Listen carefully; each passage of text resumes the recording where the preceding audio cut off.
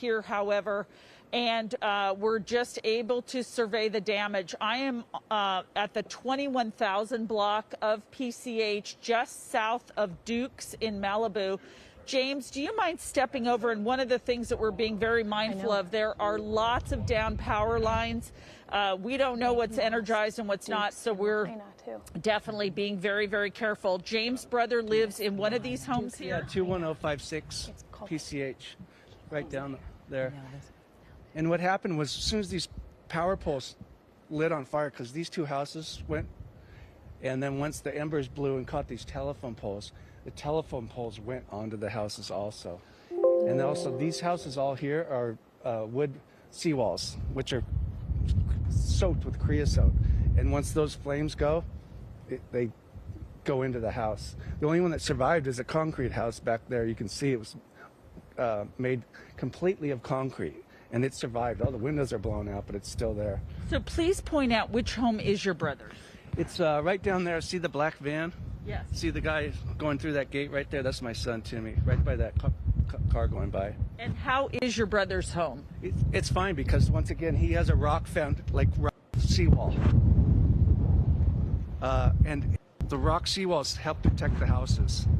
Once these houses burn and then that seawall goes, it just goes to the next house.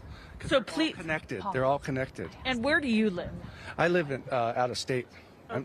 I'm just here for the winter.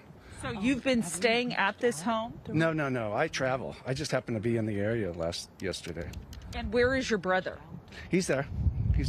So did he ride it out at home? He stayed there all night. He was up all night. I had to leave because I have a dog, and I couldn't put the dog. It got so smoky it was not healthy for the dog or anybody. All right, so what is your brother doing now? We just, a few blocks away, there are still homes that are burning on the water here. There's still houses right across from the fire station here at Carbon Canyon that they're putting out right now. They've got trucks on it, water dumping on it, but the houses are still burning on Carbon Beach. Okay, and it looks as though this stretch of homes along this block did survive, right? Because this house here is the first one that has a rock seawall. This one is the only wood seawall that survived. I think it's all stucco also, which helps. But all those houses, except for a few in between, have a rock seawall, and it helps.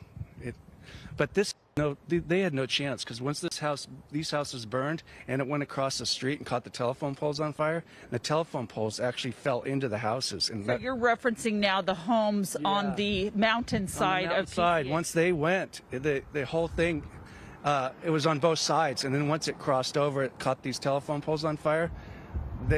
It was just a domino effect. There was no way to stop it. Also, the fire department is very smart about getting in between these fires when you have fires on both sides. So they were very smart to stay pretty much away from this area. Now, were you here watching when these homes were? I have photos of this one. And when was this? What time? 10 o'clock last night, 9:30. Wow. So this was one home here that we're looking at. I see the front door. That's the gate to that one house. And there's Randy, my friend. Those are his cars right there. That's Randy's Jeep, the gray one that burnt. And I don't know whose car is behind it, but that's Randy's house with its chimney sticking up with the big retaining wall in the back. So where is Randy? I don't know. He works at a restaurant in town here, but I think he evacuated if he was smart. Now, we had heard something about some people here in Malibu who were running to Dukes. You said that we're just south of Dukes, running to Dukes, and that they had been burned in the fire and they were trying to get help. Did you I didn't hear anything about that, but I know there was a lot of ambulances circling this area looking for people that potentially got hurt. I would be surprised if people, if there was people that didn't get hurt, because it was that bad.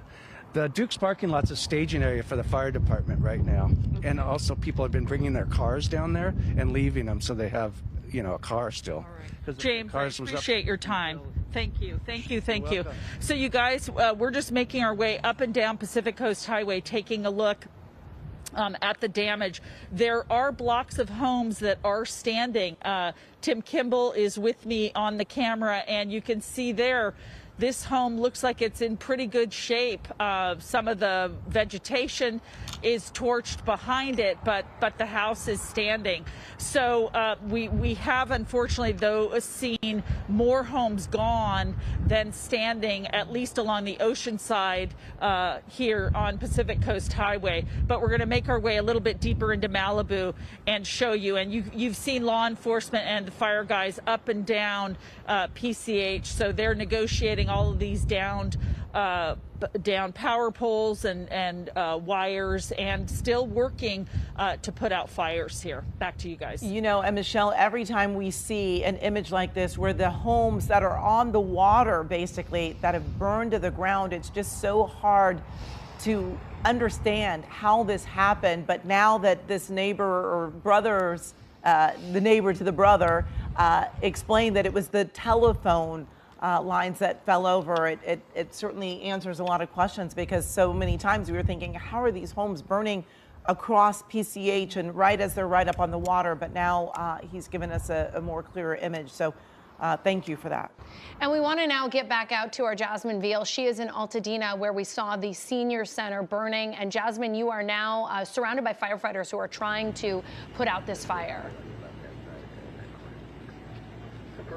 Yeah, this is quite the firefight right now. The senior center here in Altadena up in flames, and they've been putting water on this. And I'm with the battalion chief, Brenda Simonian, talking about the challenges with this. They've been trying to save the more than 100-year-old deodar cedars on Christmas Tree Lane as well. Chief, thanks for the few seconds here. I heard there are fire extinguishers, or those haven't been able to get turned on or used. No, ma'am, we're at a complete, we're losing water pressure up here. We have a lack of resources. The wind, as you see, is pushing it very violently. And the lack of water is a huge, huge hurdle that we're trying to overcome, so we can save as much as we can. So lack of water, like no pressure in the neighborhood. All the hydrants have run dry. Oh no. So what do you do now? So we send our water tenders or our engines down to shuttle water from further away, different hydrants that still have water. This is bad.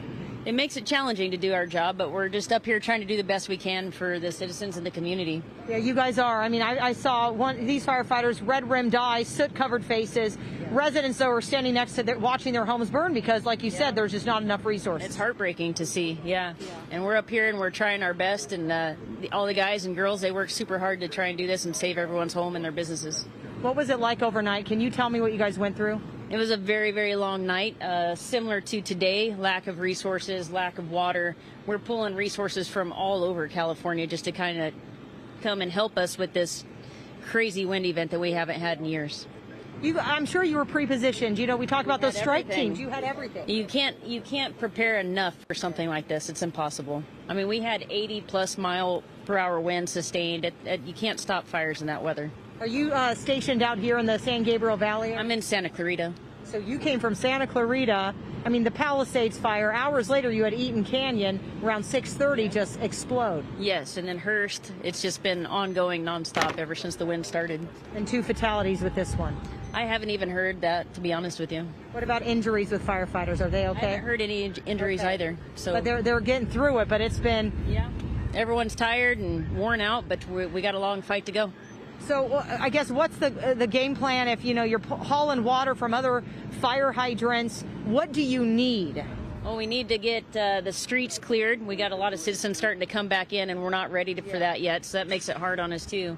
And then we do need to get water, and we need our resources to be able to get to the incidents. So residents need to stay out. I have seen so many people, neighbors, like you said, coming back to try to check on their homes, and they need to stay away. It does make it very hard to navigate the streets already with the smoke, the wind, and everything else, plus wires down, and now we're trying to navigate through residents and I get it, they want to come back and see if their home is there, but we have a lot of work to do. Can you share any stories that you've seen, or rescues, or just something you've come across that has just been, you know, that we haven't been able to witness? So last night, I mean, from the initial get-go, once it broke out, we had immediate structure defense issues, immediate evacuation issues, and the amount of effort that came from sheriff, fire, everybody to come together and try and get these people out of their homes. It was very, very touching, and we were scrambling to get people out of their homes to make sure we saved as many people as possible. So going in physically lifting up, I mean, some elderly. Yes, very much. A ton of elderly we people. We had convalescent homes that had to be evacuated because some people are non-ambulatory, so we had a lot of work. Yeah. So.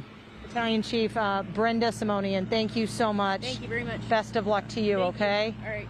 I'm going to make my way down to John Schreiber. He has been right up close to these flames just to show you. I mean, again, they're putting water on this, but this looks like, I mean, it just looks like a fruitless effort, right? You have a tree exploding in fire right now because, you know, they just can't put water on it. And I can definitely tell the pressure is down. I mean, you can only put so much water, and then you heard it from the battalion chief, they have to go haul it from a different fire hydrant just to get back up here. And she's now talking to some of her other firefighters here, trying to form another game plan on how to keep this from spreading, although the winds are blowing west, but try to keep it from the Altadena Library and then from catching all of these other homes here on Mariposa. So I'm right at Mariposa Street, St. James Place. A home behind me is now up in flames here. But wow, the challenges, Amy and Christine, that these firefighters have faced, unprecedented. Resources, water, evacuations, traffic jams, and the wind.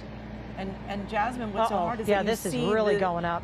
Similar images on so many of these streets, and it just it's hard to imagine so many structures on fire all at the same time. In so many different parts of our Southern California, in the county. You know, you've got the San Fernando Valley impact with Sylmar, you have the San Gabriel Valley, then you have Palisades. And by the way, we now know that the Palisades fire is the worst fire in LA County history. Yeah, which says a lot because there have been a lot of terrible fires here, and we just keep watching these structures go up in flames. And you know, a lot of residents have been left with a lot of uncertainty as they rush to evacuate and wondering what they should take with them, what can be left behind. KCAL's Ross Palumbo is at the Red Cross evacuation shelter in Pasadena, where evacuees are reliving those tense moments. And Ross, what are people telling you? Well, you know, these are the tense moments specifically from the Eaton fire, and what a horrible situation. We already know at least 2 people have lost their lives in that fire, more than 2,200 acres burned, and hundreds upon hundreds of people evacuated. We're at the Pasadena Convention Center right now, and I just wanted to show you what it looks like just around the street. People keep walking in and arriving by the busload sometimes. People bringing these U-Haul trucks to bring down donations. Some people actually in trucks when they arrive because they managed to pack up some of their belongings. But look at how many people are still streaming in here at this hour. So far, since they've been open these last 12 hours, it looks like there are some 1,200 people on the inside. And there are food donations coming in and out like this woman is just bringing. We're going to go in right now and show you exactly what's going on. You're going to see here in the hallway of the convention center a lot of people in wheelchairs in this section here, some in gurneys. This is because several assisted living facilities had to be evacuated. You know, the entire area along the foothills, a large section of the city already evacuated, and these people have been brought here. They are receiving medical attention, and there are care workers on scene here to help them. You'll see in the distance too, there are plenty of animals here, and this is such a wonderful thing. At this shelter, they are allowed to bring animals. The Humane Society is on scene to help them. You can see here on this pallet in front of us, in fact, that there is cat litter and food being brought in to take care of these animals. Back over here, the first exhibit hall A, right here is the only one that has been opened so far, but the other 2 are about to be opened. And out of respect for these people's privacy, we're not going to go inside there, but that's primarily where all these cots are. You know, we have spoken to a few people since arriving here just a little while ago, and take a listen to this woman's horrible story. Her name is Marina Solis, and she was here at the shelter last night. She did the right thing evacuating with her family. She lives on a property with 2 homes, her family and her sister's family. She left the shelter this morning to go see what happened to her house, both houses. Take a listen. I work over here at the local ice cream shop, and I rushed out about 7:30. By the time just going up the hill up to our house, it was just traffic you've never really seen before. There was just a lot of smoke, a lot of dust, and it kind of seemed further away at the time. And I know our family was really lucky and got like more time than a lot of other families did, but it kind of felt like, I don't know how to explain it, but everything was just like dark and smoky, and the air was just bad, and we just kind of went in and grabbed what we could, situated our dogs, and then, yeah, from there. But it kind of felt like, I don't know how to explain it, but everything was just like dark and smoky, and the air was just bad. What were you able to take with you? Just like comfortable clothes, a pair of shoes you could grab, like keepsakes from like family members who have passed on before, because I think honestly we were kind of underestimating it. It's such a horrible story, and that is one of more than 1,200 stories here in just this one facility. And you guys, these are just the people in this facility. There are countless others that have gone to families' homes or left the area to shelter in other ways until the immediate danger passes. Here, they are about to serve lunch. The Red Cross is helping out and providing food, and that's what's about to happen here. They're providing meals, clothing, blankets, cots to people. They say, come. Anyone that needs to come can come, and you can bring your animals. Right now, briefly, we just want to talk to this woman. Yeah. Taisha, how are you doing? I'm okay. I'm so sorry to hear. I understand that you went back to your home and My grandma's home was burnt to the ground. I'm just looking for my aunt right now, and I can't currently find her. So if anyone knows her, we're looking for her. What's her name and how old is she? Her name is Carolyn Burns. She's 57. Okay, and she evacuated on her own, and you're just trying to be reunited with her at Yes, this to point. see if she's okay. Okay, I'm so sorry you lost your home. Did you see the fire come, or did you just see the aftermath? I just see the aftermath. But everyone got out of the So home, far. and your pets and everyone. We didn't have any pets, Okay. but so far they did. We're just looking for my aunt right now, as of right now. Okay, and one more time, what's her name? Carolyn Burns. Okay, and she can come here, meet you here. Yes, if anyone knows anything, because their house is burned to the ground. Yes. Yeah, I'm so sorry Yes. what happened, but the good thing is that you're okay, and hopefully Yes. she's okay too. Yes. Thank you so Thank much you. for talking to us. So you guys, it's really unbearable, the stories. All of these people living it and just thinking about it as they're waiting to find out what happened to their home. She unfortunately knows what happened. Many other people just trying to meet up with family members. This is the place to be. This is where authorities are. This is where help is. This is where food is, where cots are, where you can bring your animals. So please, if you need any help, come down here. This is the place to be. And maybe this woman will see if we can reunite her with her relatives. For now, though, that's the very latest live in Pasadena. Let me send it back to you. All right, Ross, thank you for that. And we're so glad that the American Red Cross is there for so many people. Now, the intense and powerful winds have really turned sparks into infernos. The speed that these fires have escalated is seen as alarming. Governor Newsom says fire season has become year-round in our state, despite this not traditionally being wildfire season, but it is now. Yeah, so to help us understand the impact of this extreme weather and its effect on the ecosystem is Dr. Helen Holmlund from Pepperdine University. And first off, I want to thank you for joining us, because I know that everybody in Los Angeles right now in some way, shape, or form has been impacted by this. How might the increased frequency of these fires themselves influence our climate? Well, what's really critical here is that the intersection with drought, right? Because these severe winds are coming after a prolonged seasonal drought here in Southern California, chaparral shrublands. Approximately 6 months is the normal seasonal drought for this region, but we are now looking at about 8 months since we've had any meaningful rain down here. So the plants are really dry. And it's getting worse because the low humidity of this current wind event is drying out the plants even further, which makes them easier to burn. Another thing to consider is the impact of past drought, right? A lot of the area burning in the Palisades fire hasn't burned in at least 30 years.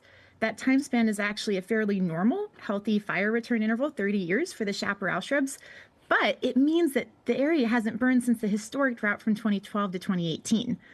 That drought was really problematic for the chaparral because it actually killed a bunch of the chaparral shrubs. And chaparral shrubs don't normally die during the summer. They are evergreen, which means that they are so drought tolerant, they can stay hydrated with green leaves all summer long. But that multi-year drought was just so bad that it actually killed some of the shrubs. And so now that hillside has dead shrubs intermixed with the living ones, and the dead plants can ignite more easily than the living ones, and they increase the fuel load, as we saw with the 2018 Woolsey fire, which burned such a large area. And so that's how the past multi-year drought might continue to haunt us in terms of more severe fire today. In terms of fire frequency, we also have the issue as fires become more frequent. Basically, the chaparral shrubs, they don't have time to regenerate before the next fire. And when that happens, the chaparral shrubs get in place with these invasive annuals. And unfortunately, those invasive annual species, they die in early summer. They spend the summer dead. And so then they can ignite even more easily and contribute to even more frequent fires. Let's talk a little bit about urban planning and how it can actually mitigate some fire risk in what are traditionally high-risk areas. You know, I have to acknowledge I'm not an expert on urban planning, but I can talk about how Pepperdine has designed their campus to be as fire safe as possible. I really appreciate our Pepperdine leadership and our local fire authorities because they've collaborated to make this really safe environment for us, right? The campus was designed with fire in mind, right? Because essentially our campus minimizes that perimeter, that wildland urban interface, because all the buildings are bunched close together. And of course, our landscaping team follows local guidelines for clearing the appropriate amount of vegetation. And that just makes our buildings very much easier to defend during the fire because there's such a limited perimeter between the buildings and plants, and it's easier to defend. And of course, Pepperdine also keeps a massive holding pond on campus as a resource for the firefighters. So I think those aspects of Pepperdine's campus design really help me feel safe when we shelter and place on campuses as our policy. You know, we talk a lot about what we can learn from these disasters. Are there lessons from fire-prone ecosystems elsewhere that could help save our state? You know, my expertise is primarily, of course, in California. I have to say, I think, you know, action on a large scale, of course, is everything we can do to mitigate climate change, right? These severe droughts just have such a big impact in worsening fires. And then, of course, anything we can do to limit ignitions, right? Because most of ignitions are related to humans in some way, shape, or form. And the chaparral is not designed for frequent fires. They're adapted to fires coming decades apart, and that would be good for us too. But it's just such a difficult intersection with the droughts that can make the chaparral more prone to these massive fires. And so anything we can do to limit those ignitions is really important. All right, Doctor, thank you so much for joining us. We certainly appreciate your time and your insight, and what is happening at Pepperdine has really been amazing to see. Thank you. We want to go back to our Joy Benedict, who is by the Pasadena Waldorf School in Altadena, which has just burned down. And Joy, you know, that's just so hard to hear because a school is a community. And so to have a loss like that is really, really devastating. Yeah, it really is, Christine. I mean, you said it right. We hate to see anything burn, but when you see things like the senior center and the libraries and the schools go down, it is really hard for so many who have memories here, either of going to school here or attending right now. But this is sort of the north side off of Altadena of the Pasadena Waldorf School, and there is not a building that I can see that has not been gutted, a middle and high school out here. That is basically what they have. So certainly tough to see, but it's not just the school. As our photographer turns around, you can see all the homes over here on the north side of Altadena. They are also completely gutted. We're starting to see a few homeowners come by. They're trying to look through things. And as we've heard the fire department say, this is not the time yet. There is still active fires burning, as we showed you just a few moments ago out there on Lake. And so the crews have got to be able to get through what little crews that we have, just in case some of these flames continue to burn. But as you look over here on the north side of Altadena, there is not a house left standing. And I don't know how many driveways there were at this point. You kind of just start counting the fences as you go by, because whatever was behind them is no more. And as if we come down here on Highview Avenue, unfortunately, it looks the exact same. It is destruction on both sides of the street. I did not see one home still standing here on Highview Avenue on the west side of this school, as everything is just gutted. Every car, every house frame, every rooftop, everything. And these homes look like they have been burning for several hours.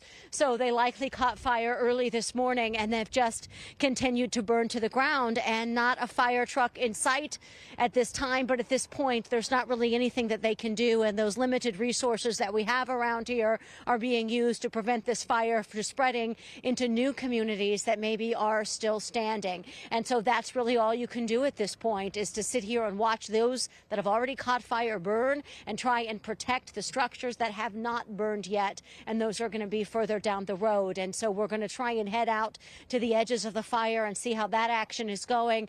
But it's certainly just heartbreaking to look around and see the school gone, the homes around it gone, people's livelihoods, their memories simply just going up in smoke right now. And you still see a few of those embers getting in the air, and that's not what we like to see either, when there's already so much destruction and so much ruin really in all directions around us here in this Altadena community. So guys, we're just going to keep looking and trying to show as many of these streets to so many people who live here, because when you are in an evacuation area, that is the first thing I get asked. Can you check my home? Can you see, is it still standing? And unfortunately it's not. I also want to show these cars, because I've covered a lot of fires, and I have yet to see as many people in the community as I do right now, just simply driving around, taking photos and looking. I know it's natural and it's curiosity to do this, but one, it's dangerous, and two, it can hurt the efforts of the firefighters to get in and out of there quickly. I mean, we as the media, this is our job, this is what I have trained to do, but to have people just driving around already looking for your homes, as we heard that battalion chief say earlier in Jasmine's live shot, this is not the time. It is not the time to be doing this. If you are somewhere safe, we suggest that you stay in that safe location and let the fire department and the first responders do their job. And I mean, text me, call me, I'll check on your house. I've been doing it all morning for folks on social media. I am happy to do that for you if that is what you were worried about, but please stay in a safe location. I'll send it back to you guys. Absolutely, Joy, and this is a perfect example. We see those cars coming through, then we see a first responder trying to get through it. It makes it very dangerous for everyone that is involved. And I tell you, when I look at these images, it's so heartbreaking when you see the buildings going up in flames. But then, Joy, when I see them already burned, I think, gosh, what is more heartbreaking, seeing the ashes, the devastation there, or seeing them up in flames? And it is just all just so heartbreaking. Thank you for showing us what is happening out there, keeping us up to date. There are a lot of cars going by. First responders, be careful. And we'll check back in with you in just a little bit. Now we want to go back to our Michelle Geely, who is on Rambla Vista in Malibu, and well-known actor James Woods is, well, no, sorry, I'm reading here, Michelle. We're gonna just stick with you, and I'm guessing you don't have James Woods with you. We're just gonna hear what you're seeing there. Amy, you can see behind me a fire at a home that was destroyed likely yesterday, but still burning today. We just saw a firefighter up on the balcony, that tall balcony there, fighting the fire at the home next door, shooting water down onto it. It looks like they were able to save that stucco structure. Unclear what the home here was made of, but it's a total loss. And as we look across, we're just above Pacific Coast Highway.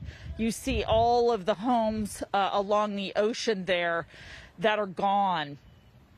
This is pretty much the scene that we've been seeing for the last couple of hours. In this neighborhood on Rambla Vista, there are some homes that are standing. You can see this one behind me here. This is at 21349 Rambla Vista.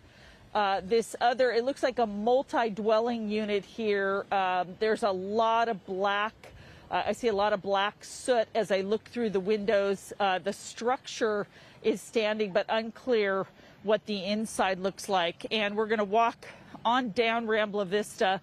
This home, you can recognize, of course, a few things. This garage door that is caved in. There's water there spurting out and dripping down. You see the tall chimney just really heartbreaking. A burned out car here on Rambla Vista, a staircase that led up to either this home or the house next door. And then a couple houses down, we see that they have managed, those homes managed to survive. The cars are in the driveway. They look like they are untouched by fire. So just so interesting and curious why it is that one home is standing and the other isn't. I don't know enough about the neighborhood and the building codes and the things to really get deep into it. But we wanted just to come here and show you these pictures and share with you that firefighters are still going up and down all of these streets, looking for flames and putting fires out as fast as they can. We were just at Duke's, which is a well-known place on PCH just below us there, and we saw some fire crews that looked like they were in their trucks resting, catching up on some much needed sleep. And there were also some classic old cars parked there that are intact, so perhaps the owners there raced down when the fire started and thought that maybe that would be a safe place to keep those. Here, I can't tell what kind of car this is, but it's melted. That looks like a Tesla. Just so terribly sad to see all of this here in Malibu. When we drove from Santa Monica, as I had indicated earlier, you could barely see down PCH, but the smoke started to clear a little bit and we can see some blue sky, which is certainly a good sign. But then, you know, you come upon a neighborhood like this one. Again, we're on Rambla Vista, the 21,000 block, and homes are still burning. We see no residents up here. Thankfully, they are out, and the fire crews are able to make their way in and out. And there's that firefighter that I was referring to. He's back on the balcony. I'm going to have Tim Kimball show the firefighter, Tim, back on the balcony fighting the fire. Oh, now he's left again. So this is the scene here in Malibu, you guys. We're right near Duke's, and active fire still burning, piles of debris. You see the flames there. You know, and Michelle, I think it's important to bring up what that resident or the brother of a resident said earlier, that the homes that were still standing on PCH were made of cement and stucco, and the homes that immediately went down were made of wood. And we just talked to, you know, a climate expert at Pepperdine, and I think that what we're learning from this is that we're going to just have to start building things differently. Exactly. You know, I remember when there used to be wood homes all over California, and we even had those shake shingle roofs. We no longer do that. And, you know, I think this is a good example of how we're going to have to adapt and change the way we build in Southern California. Absolutely. And there are going to be a lot of people that are rebuilding, unfortunately, after these fires. And something tells me that the homes will be built quite differently. Yeah. Well, we want to turn now to well-known actor James Woods. He is one of the thousands of people who had to evacuate the Palisades fire. Yeah, he broke down when recounting the last 24 hours. Let's listen. When we couldn't get our garage door open because the wind was blocking, because our door goes up like this, I said, oh my God, we're up in the hills here. And we got to walk out. I'm 77 years old, man. I can't walk up these hills. It's like Mount Everest here. It's like, you know, pretty steep. So, you know, it's just, I posted this on X, but Sarah was on with her 8-year-old niece last night. And she came out, I'm sorry, just, you know, one day you're swimming in the pool and the next day it's all gone. But she came out with her little Yeti piggy bank for us to rebuild our house.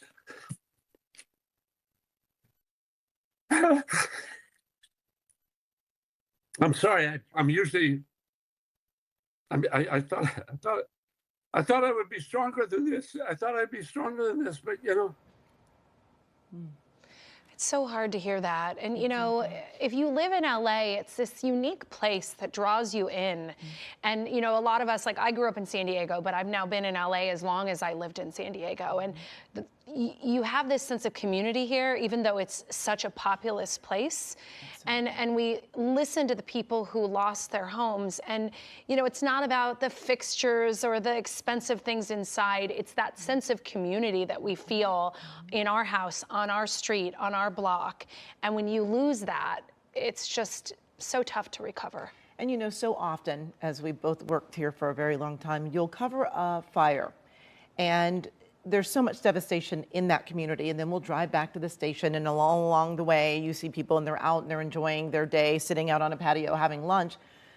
But in this situation, the fires are in so many different parts of the area that it seems like everyone has been touched by someone who has been impacted, whether they're evacuated, their home has been destroyed, but so many people have been impacted by these fires, 4 fires burning in our area. And we can all see them. Regardless of where you live in LA County, if you look out a window or you're driving on the freeway, you can see the different fires, you can see that smoke. And assignment manager Mark Liu has been tracking it all. In fact, he was on with us yesterday when the Palisades fire broke out. And you're going to show us, because I think people might not realize, we still have very active fire activity. We do, and I'm going to show you something that we haven't looked at yet today, and that's a different set of data, and it's from infrared imaging and heat sensing satellites in orbit. These fires that are currently burning in our region are certainly large enough and putting up heat blooms that can be seen with specialized equipment by satellites in orbit. And it's data that is available to view in the form of a website and a map, and I'm going to take you out to my screen now. What you're looking at here is a website called FIRMS, the NASA Fire Information for Resource Management System. And it is a collection of data from satellites that can sense heat signatures on the surface. And what we're looking at here is the heat signature over the last 24 hours of the Palisades fire. Now, there's a lot of data to go through here. The lighter colors, these orange and almost yellow areas, that's fire heat activity from 6 to 12 hours ago.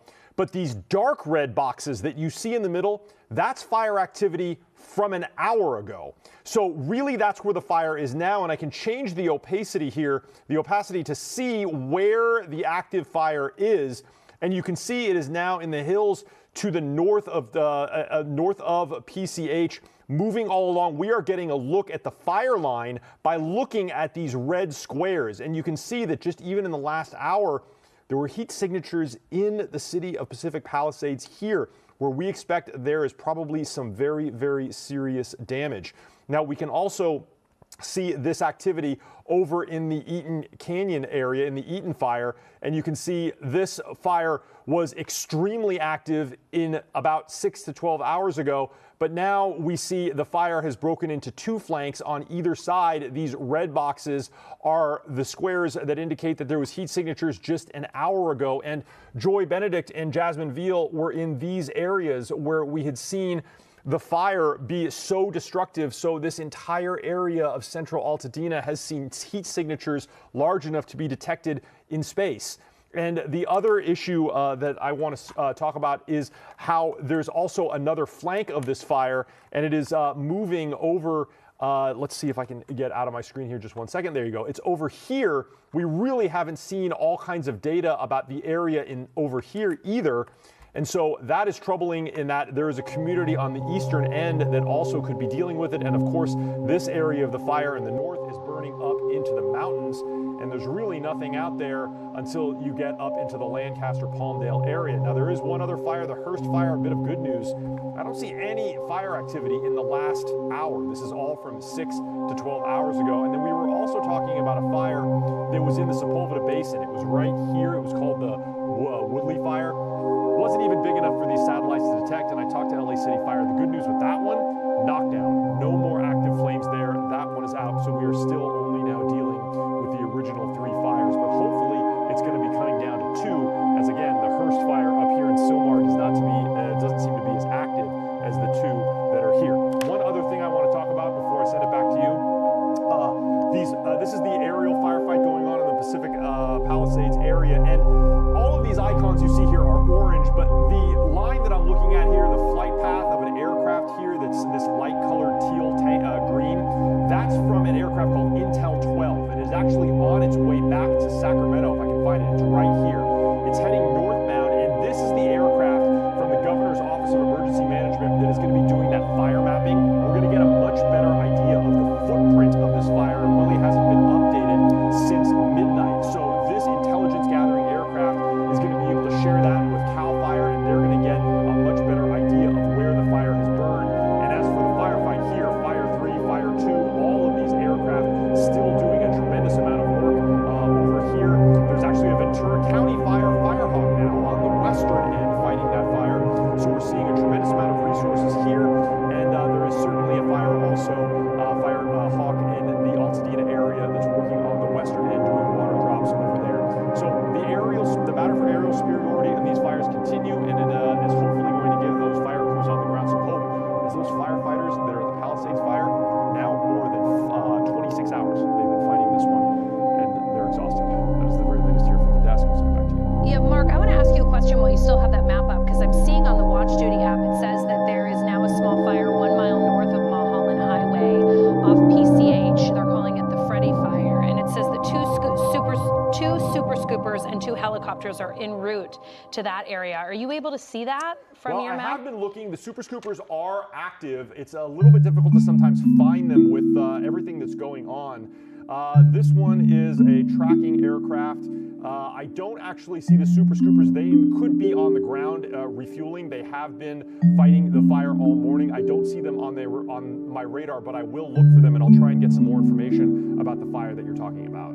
It's right on the border of LA and Ventura counties. So, you know, again, this could just be an extension of the Palisades fire. We know those embers can go, you know, miles at a time. But this really speaks to the fact that our resources are so stretched thin with so many different fires going on. And Mark, thank you so much for continuing to show us this view from the air. I think this gives people some peace of mind when they realize that even though we don't have enough boots on the ground, there cannot be enough firefighters to handle all of these fires. We do have a lot of aerial support, and that is some good news. Absolutely, and you know, when you have more fires like we've had, they've had to spread those resources so thin. So as we get, you know, a handle on one fire, they can then send those resources. Or the gusting winds really have been driving these fires. We've been talking about it for really almost a week now about these winds that are coming.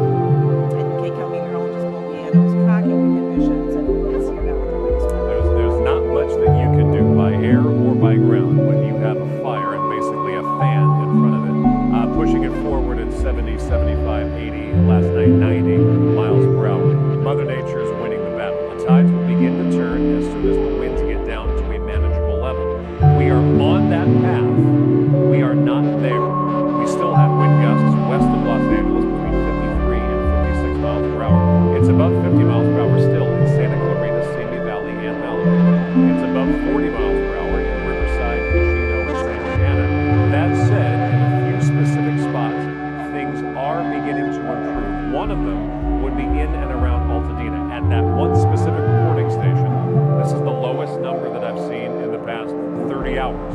That would be a 19 mile per hour wind gust. That said, just to the west, we're still looking at 39 miles per hour in Burbank, 54 in Santa Clarita and Silver. So the wind is still there, but in a few specific spots, it is beginning to markedly decrease. One of those spots is not Pacific Palisades. In and around the Palisades and Santa Monica and Brentwood, west to Malibu, north across the Conejo Valley up towards Simi Valley, the winds are still anywhere from 39 to 53 miles per hour. So we're heading toward having the winds calm down. We're off of the peak, but by no stretch at all can we say that the winds have relaxed to a point where these fires will not continue to spread. High wind warning expires at 6 o'clock. That is because typically the winds will relax during the evening, right after sunset. Sunset's a couple minutes after 5 o'clock. So we're already seeing the winds taper down a bit. Then we'll get to sunset, and then after the sunset times, we will likely see the winds relax out of the warning threshold at 6 o'clock. It'll still be breezy to windy overnight tonight, but it won't be as bad as it has been, where valley wind gusts have been up to 75 miles per hour. It's been up toward 100 miles per hour for the mountains. Now, we have to go another day, perhaps another 2 days, before we get rid of the red flag warning for critical fire conditions. Why? Because even if the winds are 15 or 20 or 25 miles per hour, a little bit more manageable, the source of our air is still coming from the north and northeast. It's still an offshore wind. It still hasn't rained. Relative humidity will still be low, so even a breeze will keep the fire danger elevated. And we may see winds pick back up to 40 to 50 miles per hour coming up on Friday. The biggest problem is this, the almost complete lack of rainfall. You now have to go back to 1964, 61 years ago, the last time we were this dry to start off a winter. We should have 3.5 inches.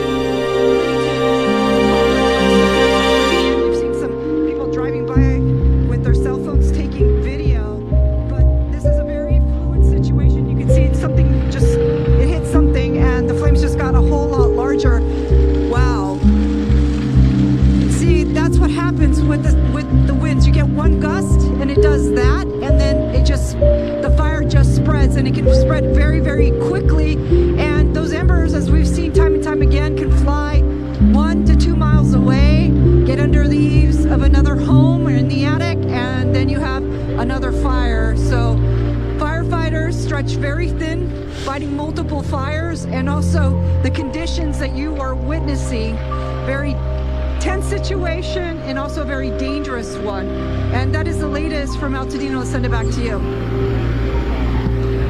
From all the residents that you guys have been talking to, frustration and then numbness, one person said, and just utter shock, and then sadness, of course, for losing all of this. But you see the difference in the terrain in Altadena and Pasadena. You're looking at a lot of mature trees.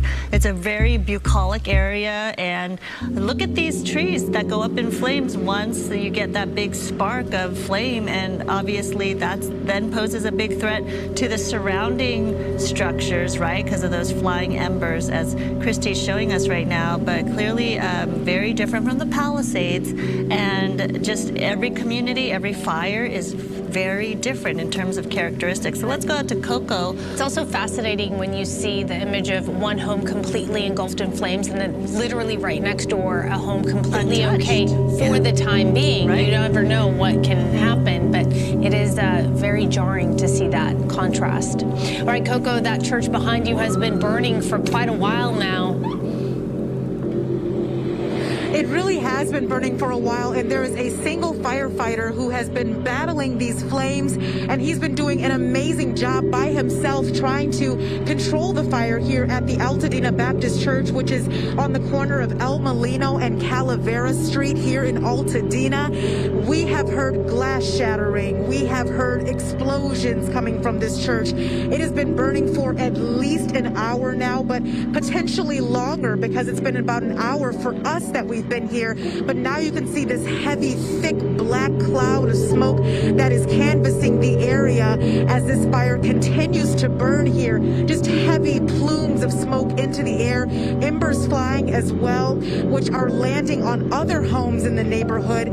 That's the devastating part, is not only is this church burning, but there are also a couple of homes that are down the street. You can't see it right now because the LA County fire truck is blocking that home, but there is another home that has been engulfed in flames on this street as well because of the embers that flew from the church and ended up landing on the roof of that home.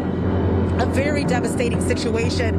We've had a few people come our way talking to us, telling us that they did evacuate, but they had to come back for a few items here and there. We're also not very far from Santa Rosa Street, which is known as Christmas Tree Lane in Altadena, a place that hundreds upon hundreds of families go to every year to see the Christmas lights display.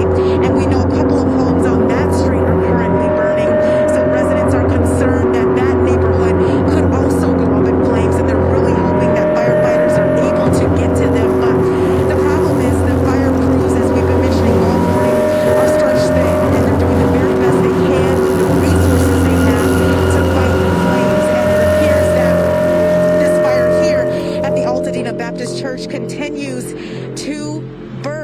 However, the LA County firefighter did put out a lot of the flames, and he did do his best. He might be trying to take a breather now because he's been out here battling this fire as well.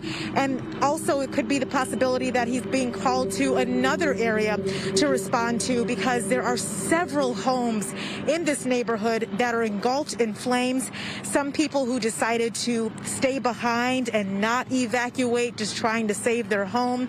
But again, that is against the orders of nearly everyone, against the orders of every county leader, also the fire crews, the police officers out here as well. The smoke is really heavy, so it's important for people, if they are out here, to have protective gear, wear a mask, wear gloves, not gloves, glasses, goggles if you have them, or gloves if you are picking up items, to try to protect your hands as well, especially from the embers. So it's just important to be safe out here if you are returning to the area for important documents or medications. But again, you're looking live at the Altadena Baptist Church that continues to burn. I'll send it back to you. Oh, wow. Tough to see all of this. That's for sure, Coco. Thank you for being there, and stay as safe as you can. A live look at Altadena right there. Eaton fire, 10,600 plus acres burning. There you see the towers on Mount Wilson, I believe. Is that Mount Wilson? We do know that Mount Wilson did send out a message saying that the area is safe for now. They are on a skeletal crew as they let a lot of employees and workers leave the area, obviously because of the danger, but it is safe for now. Obviously, a lot of the communication towers are right there, so it is a vital artery for communications and necessary to be protected, but a skeletal crew does remain, and it is safe so far. All right, so Palisades fire, 11,800 plus acres at this point. Lots of devastation, of course, 1,000 structures, and who knows how many, in addition to that update, have been destroyed. Archie Organi lives in the Palisades, and Archie is joining us over the phone right now. A good afternoon to you. How are you doing? Yes, we're doing as best as we could throughout this entire thing. Where are you right now? Tell us your story. What happened? Did you evacuate? What's your situation like? Yeah, so we're safe in the city. We have incredible friends who have lent their home to us, to my family. We saw the fire start right as it did at the top of Lockman area below Highlands around 10:30 in the morning, and I want to say a big thank you to my father, Val, who equipped us after the Woolsey fire and helped our family and our cul-de-sac to at least protect our homes as much as we could.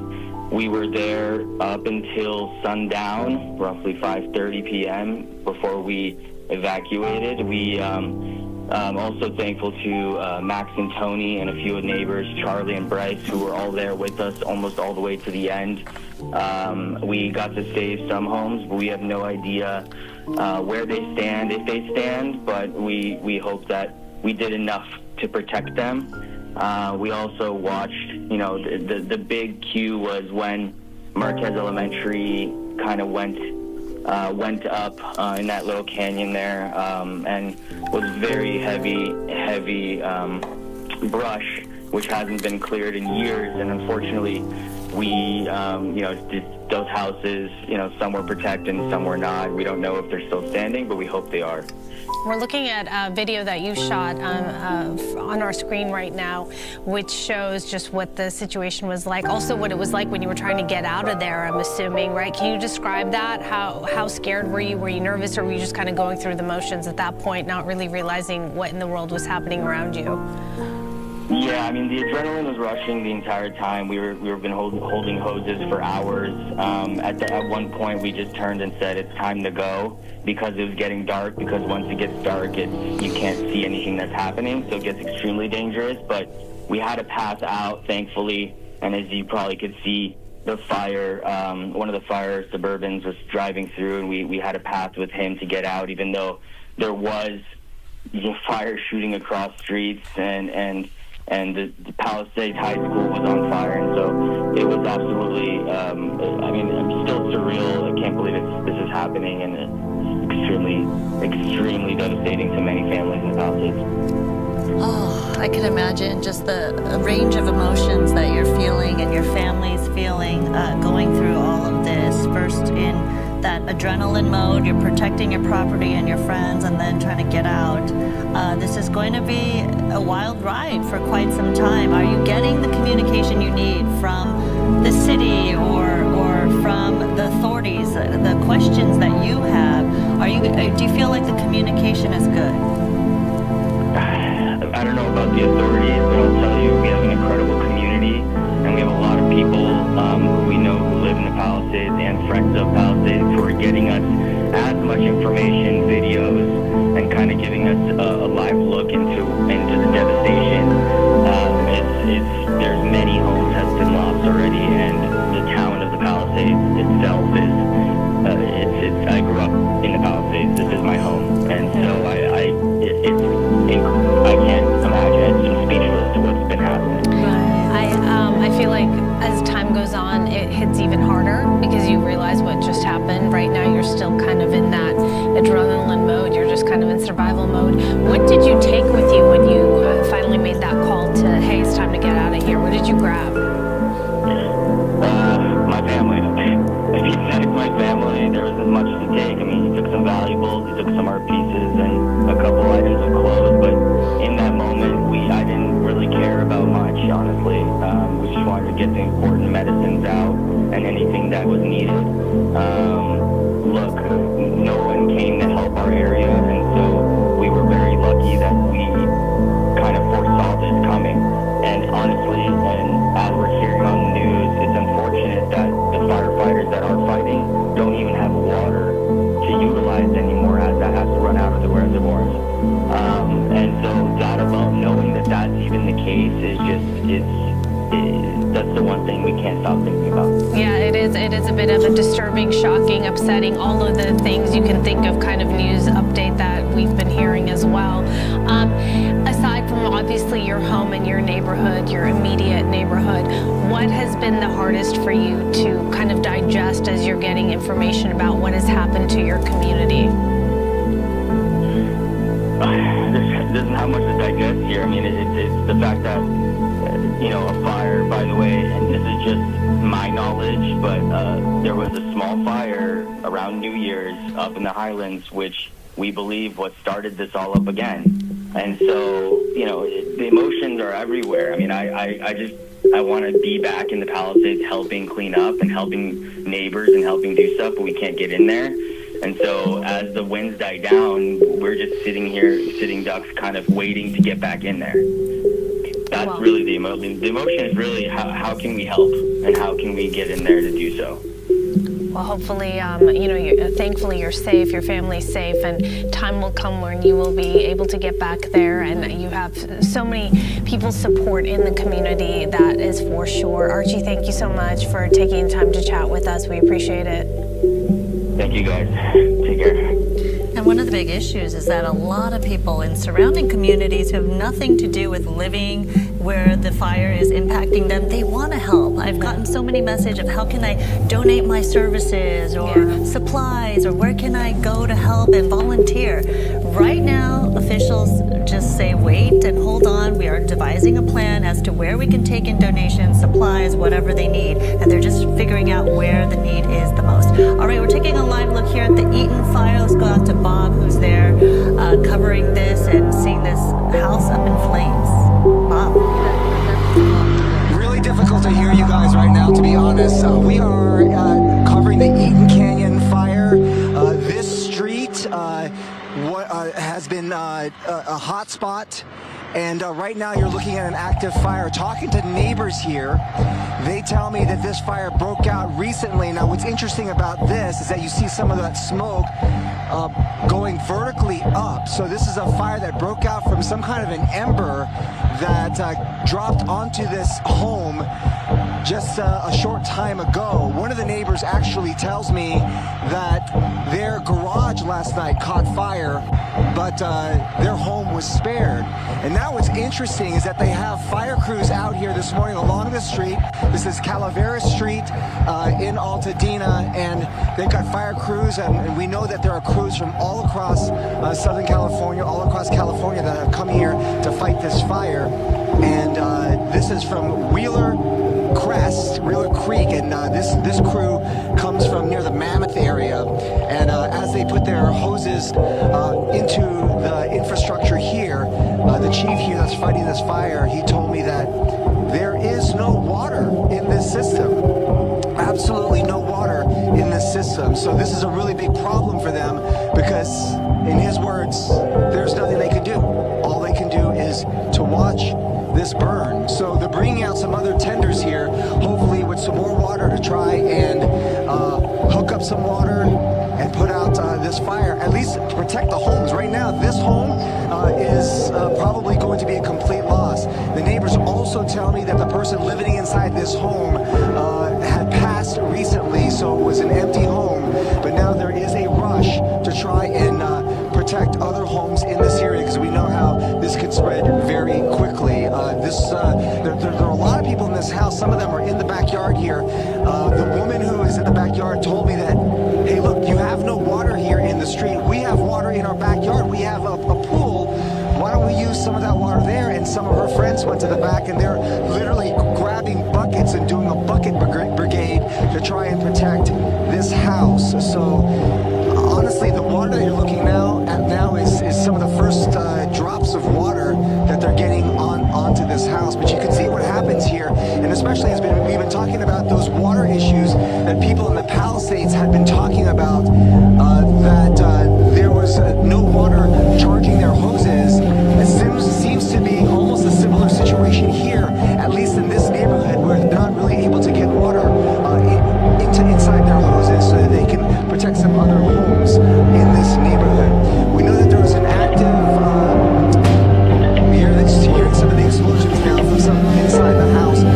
Obviously, there's some gas inside the house. The person had lived inside this home for a long period of time, and they just closed up the house, and he hasn't been living here for a while. I'm going to see if I can come to the backyard here. Maybe these folks can show us what's happening here, if they don't mind. Hello?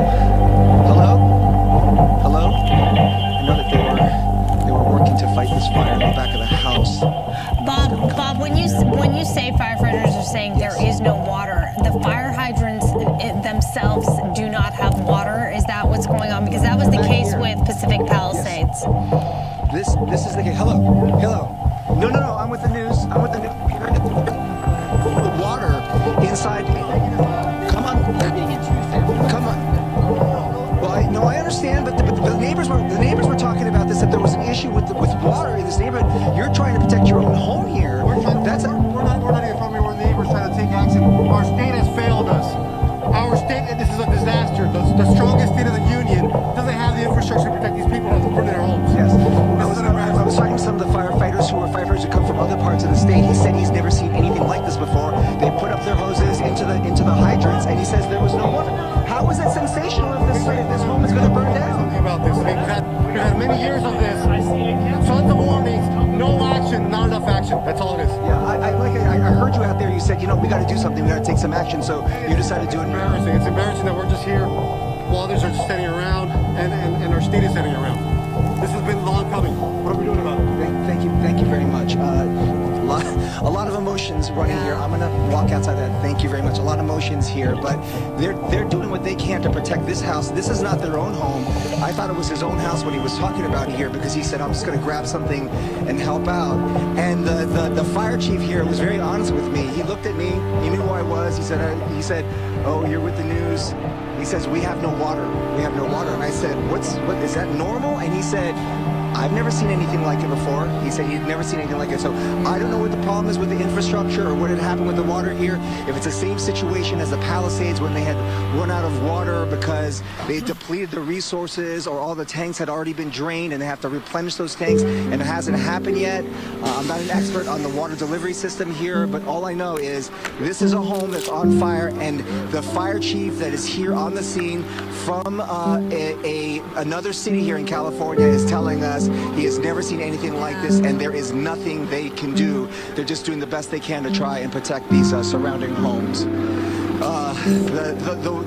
The winds, I will tell you right now, they've let up quite a bit. So that is the good news, but it's just surprising.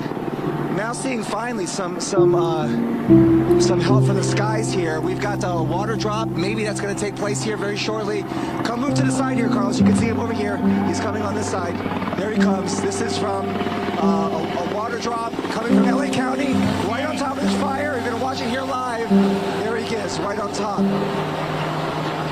How is that? Just as I said that it was better here, that the winds weren't had subsided a bit, that maybe it's time that they brought out some of the air assets, and that looks like what had happened here just moments ago. We just saw that airdrop, the first airdrop that I have seen here since we've been out here for a couple of hours, and really a sight for sore eyes for the neighbors here, the residents on this street who said, you know, you heard me talk to the resident before, who said he was here protecting his own home since 6 o'clock last night until 2 o'clock in the morning, and he didn't see any firefighters up here. So finally we do have some help here. These are all firefighters from Wheeler Crest. Again, that's an area near the Mammoth Lakes region, and they came here to try and fight that fire. So they have a small little contingent here, but they wanted to do their part. And the chief here, he says they're just trying to do their best with the equipment, with the tools, Bobby, with the infrastructure that they have here. So about an hour ago, Bob, there was aircraft from...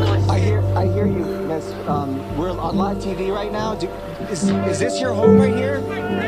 This is your grandmother's home. You finally got a water drop. That must be... Here, the water drop. There is a water tank around the corner. They're acting like they can't... She's acting like she can't even move her car. I don't want to be on camera. Okay. All right. A lot of intensity here. Obviously, the family home here. She's very upset about this home and what she sees as a lot of inaction by the firefighters here, or their inability, at least, to really do something when there's imminent danger to your home. So that water drop helped just a bit. We're just hoping that perhaps another helicopter comes here and helps with the situation, is able to drop yet another water drop on this fire. The hose it's not putting out any water. Hey, Chief, is that water coming from the tender here? The water that we just saw that came out of this hose, is that coming from the... Okay. And this just has about 300 gallons. There's about 300 gallons there, so all 300 gallons you've already put onto this fire, and so you don't really have anything left? 300 gallons. All day. Okay, thank you, Chief. Thank you, Chief. So they've been rotating the water tender here to try and get more water. He says they've been doing their best here, but the fire continues to burn. Obviously, there's a lot to go here. I'm going to come to the other side so you can see just the other side of this fire. The neighbor's home to the other side, she said last night they had lost their garage, so there were some embers that flew here last night, and who knows where how this fire had popped up over here and started burning this home. But so we saw that aerial drop right over that house, but it made the fire die down a little, but you could see all the active flames just pop right up. So it didn't do anything. Right. I mean, you're gonna have to get a continuous water drop or some continuous fire. There they got this hose on now finally. So he's got 300 gallons in this tender. He said that they just brought out here right now. How long could that last? And is that really enough to put it out? Again, I don't think necessarily they'd like to put it out, because putting this fire out would protect the nearby homes. And one of their biggest goals right now is just to protect the homes on either side. You heard that woman with some intensity here saying that this was her grandmother's home, and you know, they've lived here for quite some time. So to see that their home in this imminent danger has got to be has got to be so worrisome for that family. Lots of folks on the street here, and it's interesting because if you look down the street, it doesn't look like there were many homes that were damaged at all. So it's interesting that these spot fires really just went and picked and chose which home was going to be the next target. And right now, even without the winds, we're still looking at some homes that are still burning on fire. Also, you understand people are very emotional and frustrated, and they don't have much patience right now. I give you, and I think you're with Carlos, right, a lot of credit for being out there. I know it's tough to be there and to ask the questions when you know they're in the middle of a very dire situation. So thanks, you guys, for the work you're doing. Yeah, part of the job is to talk to people on their very worst day, and that's what you're seeing right there. And of course, emotions are high, frustration's high. Who knows where the anger should be directed, because it does look like fire officials are trying to do the right thing, but the infrastructure may not be there. Those are questions and conversations that are going to be had later on after this is all done with, but clearly there is a problem when the resources aren't available. So certainly big questions to be answered much later. Let's check in with Christy Fajardo there on the scene as well. Christy, what is happening at your location? Well, unlike where Bobby is, instead of neighbors fighting the fire, we actually have firefighters. There were 3 fire engines. Now we're down to 2. I did want to ask the battalion chief about the water situation. They're using a truck right now.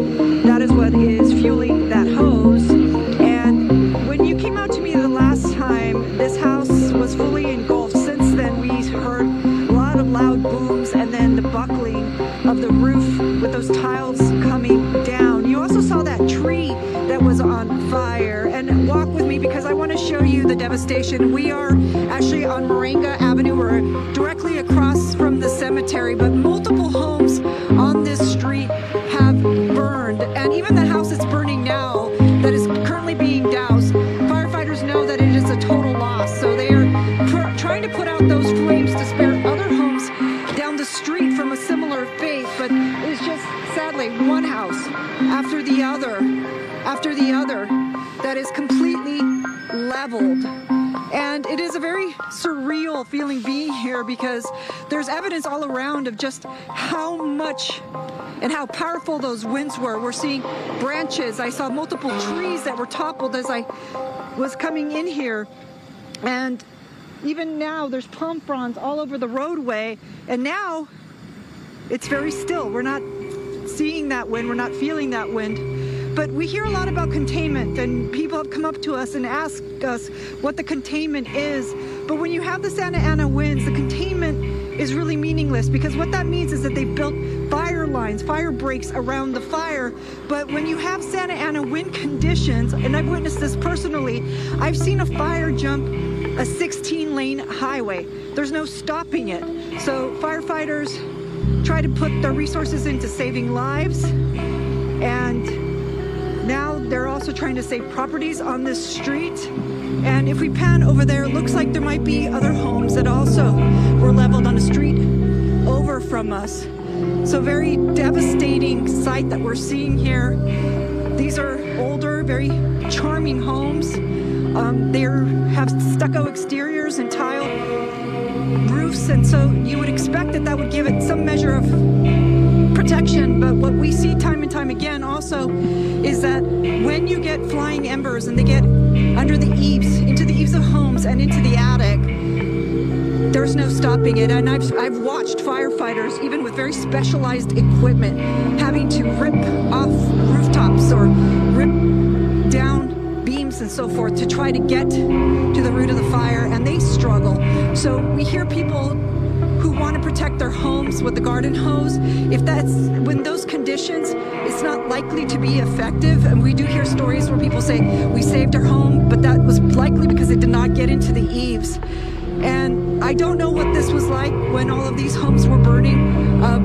As I mentioned, we are witnessing the other house down from us burning, and there are no neighbors around. We are, however, seeing people walking down the street and even cars coming through. which surprised me to see. You'll see one going by now, which indicates that there are many people in this neighborhood who did not evacuate and are leaving now. So the roadblock is maybe about 2 blocks down from us. So very strange to see this. You have people's homes burning, and 2 blocks away from us, life is going on as normal. Let's send it back to you. All right. Thank you so much, Christy. Let's get an update from Star, who can tell us how the winds are shifting and what we can expect. Yeah, so, one of the things that we've been continuing to talk about are, the potential not just for the spread, but also for the growth of these fires. And, this is something that we're seeing with all of our live shots with our reporters out in each location of these fires. And so that's going to be one of the dangers there. You're taking a look at the winds, the current sustained winds moving across the area right now. And we do still have a good portion of the area where numbers are definitely kicking up in the double digits. We have gusts that are bursting, especially across those contoured areas. And we are talking anywhere from, I'd say, 25 to close to 45 miles per hour. And again, we are talking about, with our watches and warnings in place, the winds getting as high as 40 miles per hour and those gusts going anywhere from 40 to 80 plus. And this is going to be a situation that we'll be tracking for, I'd say, at least through the rest of today, wind-wise. We have our wind gust as early as tomorrow here, and I wanted to show, this is our map indicating that winds are not really going to be letting up. When we look in terms of double digits here, we are talking winds pushing across the area continuously, and this is going to carry us on our screen there over into tomorrow evening, where some of the area still seeing those winds get it over 45 miles per hour. In addition to that, our humidity is on the lower side, those single digits across a lot of the region. I'm going to fast forward us into late tonight, and we do still see the continuation of that. And all of this is just very poor when we think in terms of our drought conditions, but also how dry it is out there. I took a look at the water year for not just last year, but the year before that, and we did really well. We had numbers well above where they should have been, and that is just not the case rolling into this water year. You'll see back, the water year does start in October, and it stretches all the way through September, and we have only received 0.16 inches there. So that is well below where we should be. It is giving us a huge deficit, especially when we think in terms of, January being the second wettest month of the season, and we've not received anything for this month. Our average does put us over 3 inches, so we're well behind where we should be year to date. There we go. There's that number I talked about, 0.16 inches. So, and it's reflecting in our conditions today. So we're not just talking winds and, allowing for those embers to fly across the area, but we are also talking plumes of smoke just really enveloping a lot of the area. I myself live in the San Fernando region, and with that, we don't have much of that fire there, with the exception of what's happening with Woodley fire, but also across portions of the Sylmar fire. We have a lot of the inland still impacted by that air quality. It places a lot of us in that unhealthy category. So this is going to be for all of us that do suffer from those sensitivities. If we have those respiratory issues, our elderly, our young. And so, not just here, with the Fox 11 team, but also with the National Weather Service, we are just advising for anyone that did have those plans to be outdoors to just go ahead and play it safe if you can. Do all of the working that you can indoors, inside of your home, where you're not going to be impacted by the air quality. This is a look across our region where we do show not just the reds, but also the yellows as well as the oranges. And so that does just create for unhealthy air quality. Being out there in those elements, it is not safe. I myself, I'm an Angelino. I've been here all my life. I, stepped away for a few years, but, I have never seen anything like what has been unfolding since yesterday. And so it, leads me into how rare is the situation that we've been seeing unfold since yesterday morning. It is extremely rare. We have something called PDS, the particularly dangerous situation. This is put out by the National Weather Service. It is reserved for the most dangerous or, extreme situations when it does come to our fire potential across the area. The last time we saw this issued was last last month, and previous to that was back in November. So we've seen this issue not just for January, currently where we're at right now, but 3 months in a row. But previous to that, the last season that we had one of these issues put out was back in 2020, so over 4 years ago. Our red flag warning, it has been extended. It is in effect from today, stretches through portions of tomorrow. This is not just going to be across portions of the Pacific Palisades, Sylmar, the Woodley location where we have that fire burning, and Altadena. This is all of our highlighted pink region here. So it's stretching as far up as our high deserts, through our low deserts, our mountains, our canyons, our passes. If you are in this highlighted pink area, it does let you know that you too are included in this red flag warning, where we have the potential for some critical fire weather, dry and windy conditions. It is the classic setup with our Santa Ana wind event pushing through the region. There's a look at our weather alerts for our winds, not just that wind advisory for portions of our high deserts, but a big portion of our area is going to be included in this high wind warning. Our winds gusting upwards of 80+ miles per hour. Again, we are talking hurricane force winds.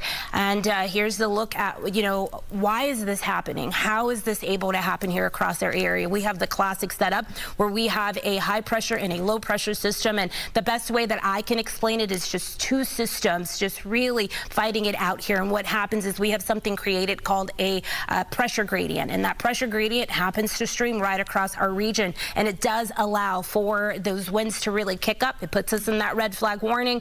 And this has been going on since yesterday, and it's going to continue through today and into portions of tomorrow. Our headlines are going to include the fact that we have this widespread damaging wind, the extreme wildfire danger, but as well as the high potential, not just for the down trees, but also the power lines. And so it's so good to have you all joining us back this evening. Marla and Alex, I was able to catch you all through the evening and rolling into this morning, and things still looking very bad out there. Yeah, I mean, thank you, Star, for everything you just informed our viewers of and took us back over the years and really put into perspective how dangerous this PDS, particularly dangerous situation is. And we're seeing that play out in real time on our air.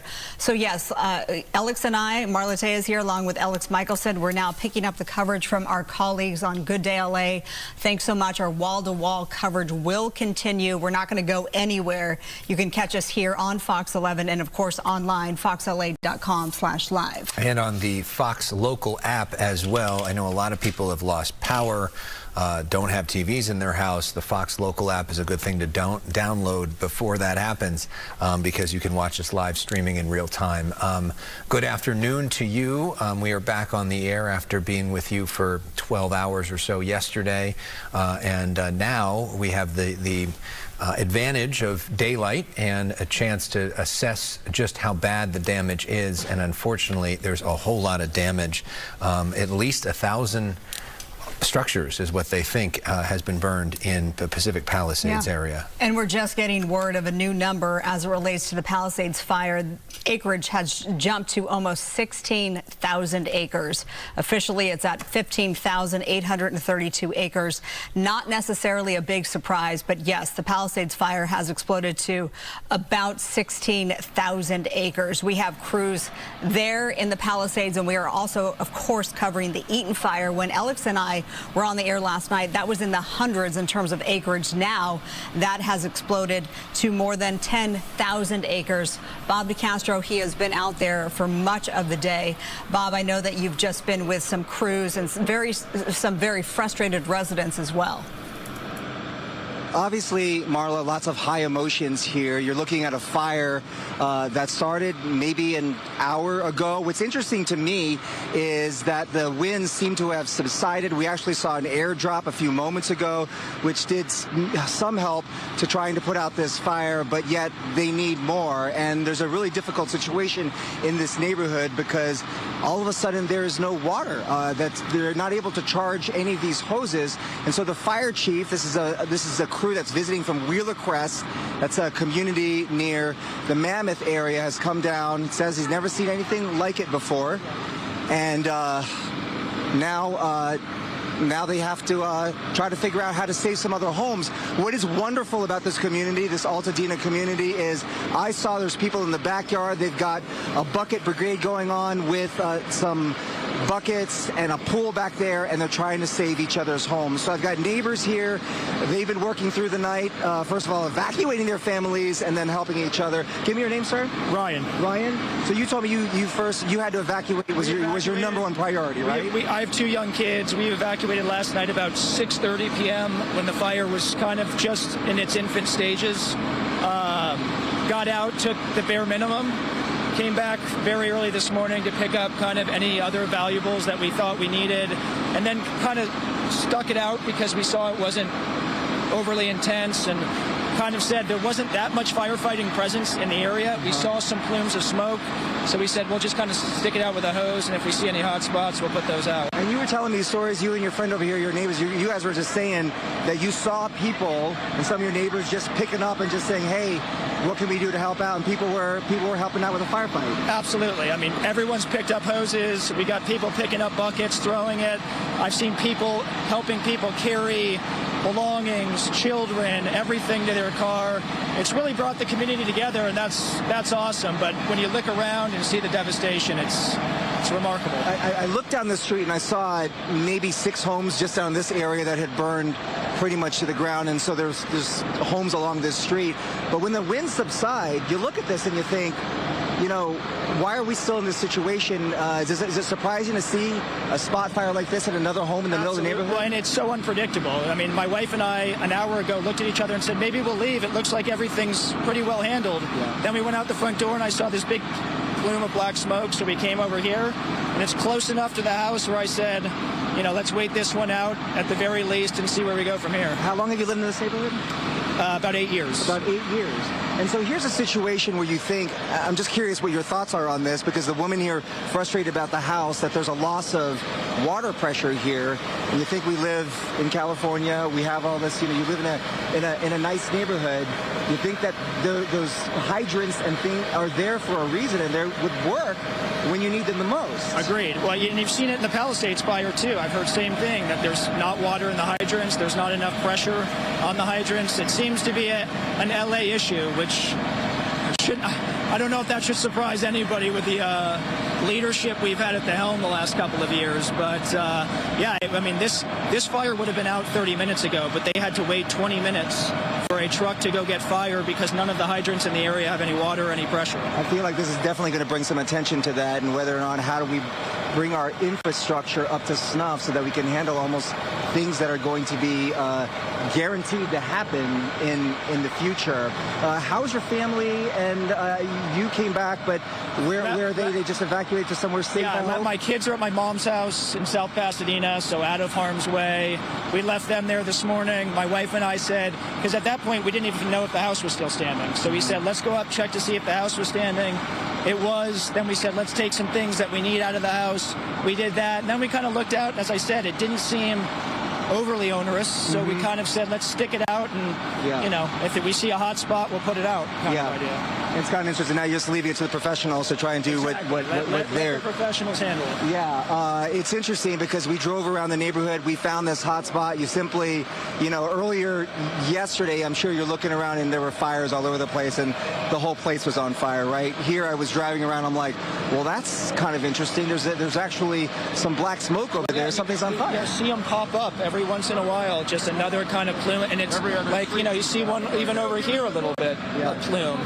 And it's so, you know, just unpredictable. As they said, those embers, you get a little bit of an ember and it flies. And I think this fire started because this back lot was pretty heavily on fire earlier this morning. I imagine that's what triggered this fire. Yeah. Well, you have homes that are not, you know, the embers aren't completely put out in those homes. If an ember can travel 3 miles, traveling across the street isn't that hard. And quite frankly, when you drive around even some of these streets up top, there's still a lot of fires burning, even on houses that have been fully destroyed. So, Ryan, I appreciate you talking to us this whole time. Yeah, appreciate it. Stay safe. Hats off to you and your neighbors for helping each other out. And at the end of this, let's hope we can figure out how we can try to prevent all this stuff from happening again. Bring water back to Altadena, please. Thanks so much, Ryan. We appreciate it. So there you have it. I didn't want to go to the backyard because they were feverishly trying to protect the nearby home. There's a pool in the backyard of that house nearby, and some of the neighbors are actually back there, like I said, with a bucket brigade, dipping those buckets into the pool and trying to just protect the house. At this point, one of the things they're trying to do is just protect the surrounding homes, because this home right here is going to be a total loss. The good news is that we are told that this house, again on East Calaveras, was empty at the time, not occupied, that the gentleman that was living here had recently passed. It was closed. And now this home, just about a short time ago, caught fire, even with the winds dying down. We saw one water drop, and everyone here hopeful that we're going to see more of those air assets up in the air, and they're able to put out these hot spots as they pop up. Bob DeCastro, thank you. We'll check back in with you. Let's go to Christy Fajardo in Altadena, where unfortunately we see more flames. Christy. Yeah, this is actually an Aldi food market that is on fire, and this is at the corner of Lake and Calaveras, and all around us we're seeing devastation.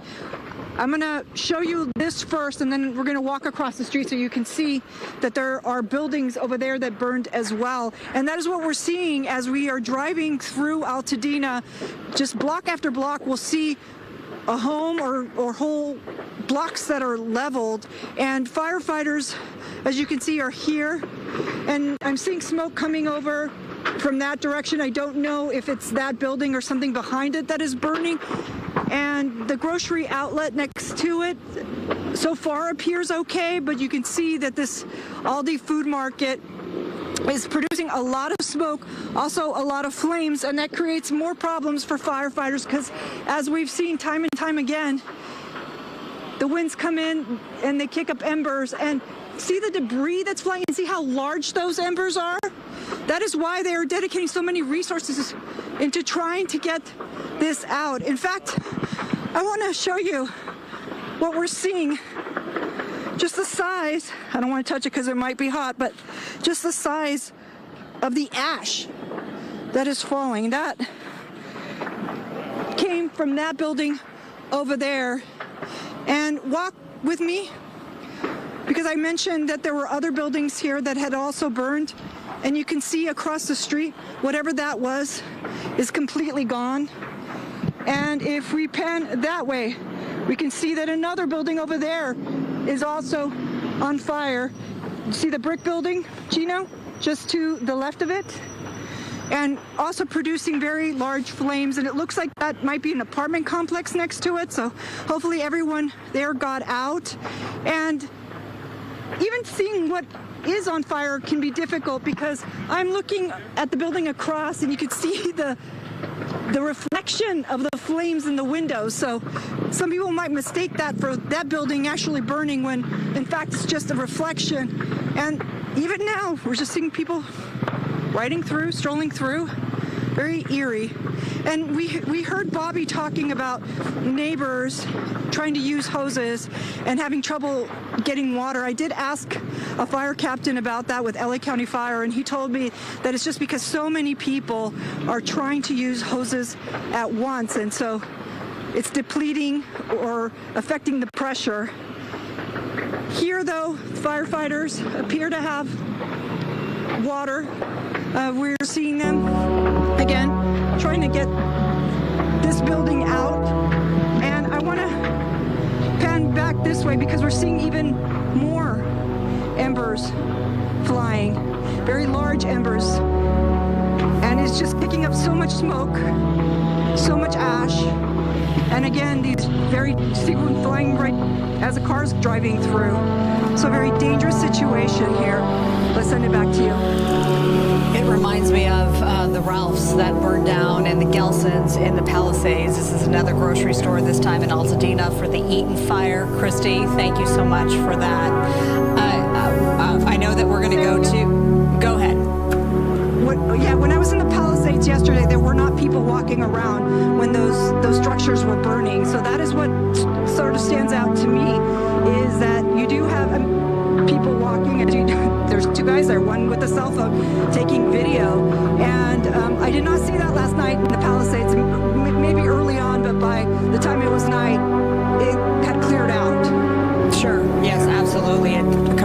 difference between night and day, literally.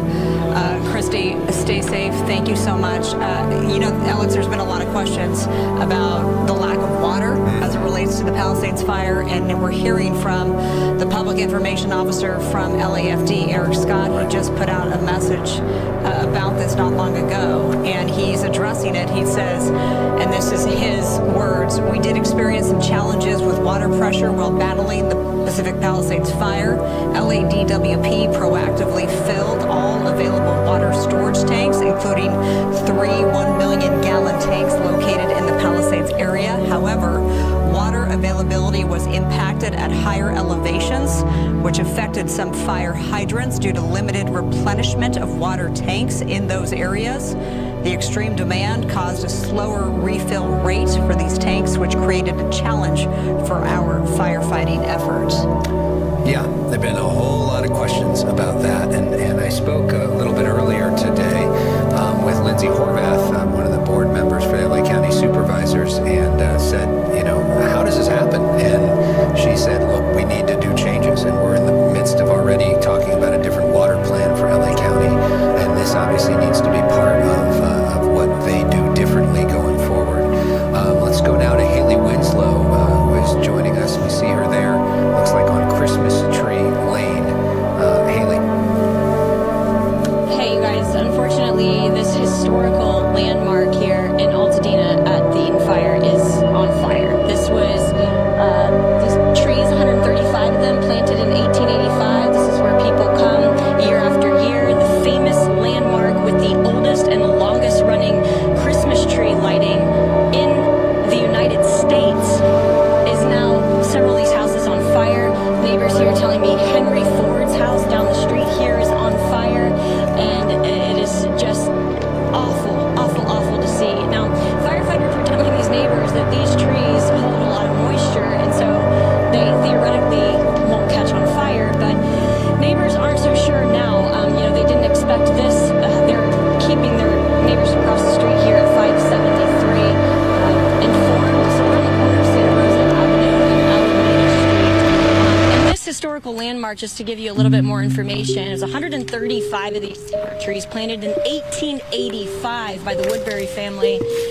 First organized by Nash in 1920, so Mile of Christmas Trees, 105 years old, and it was registered as a historical landmark. I remember I've been here. When we would, you know, talk about the best Christmas trees, best Christmas lights, excuse me, in Southern California, you know, on a weekly basis. I've been here many times. I've seen these houses, and you know, it's obviously a very joyful time. The neighbors here are amazing. I'm going to introduce you to these two nice people, Patrick and Julie, who just keep, for 6 hours, they've been spraying water on Julie's home here. Patrick, we're on Fox 11. Thanks for being so kind.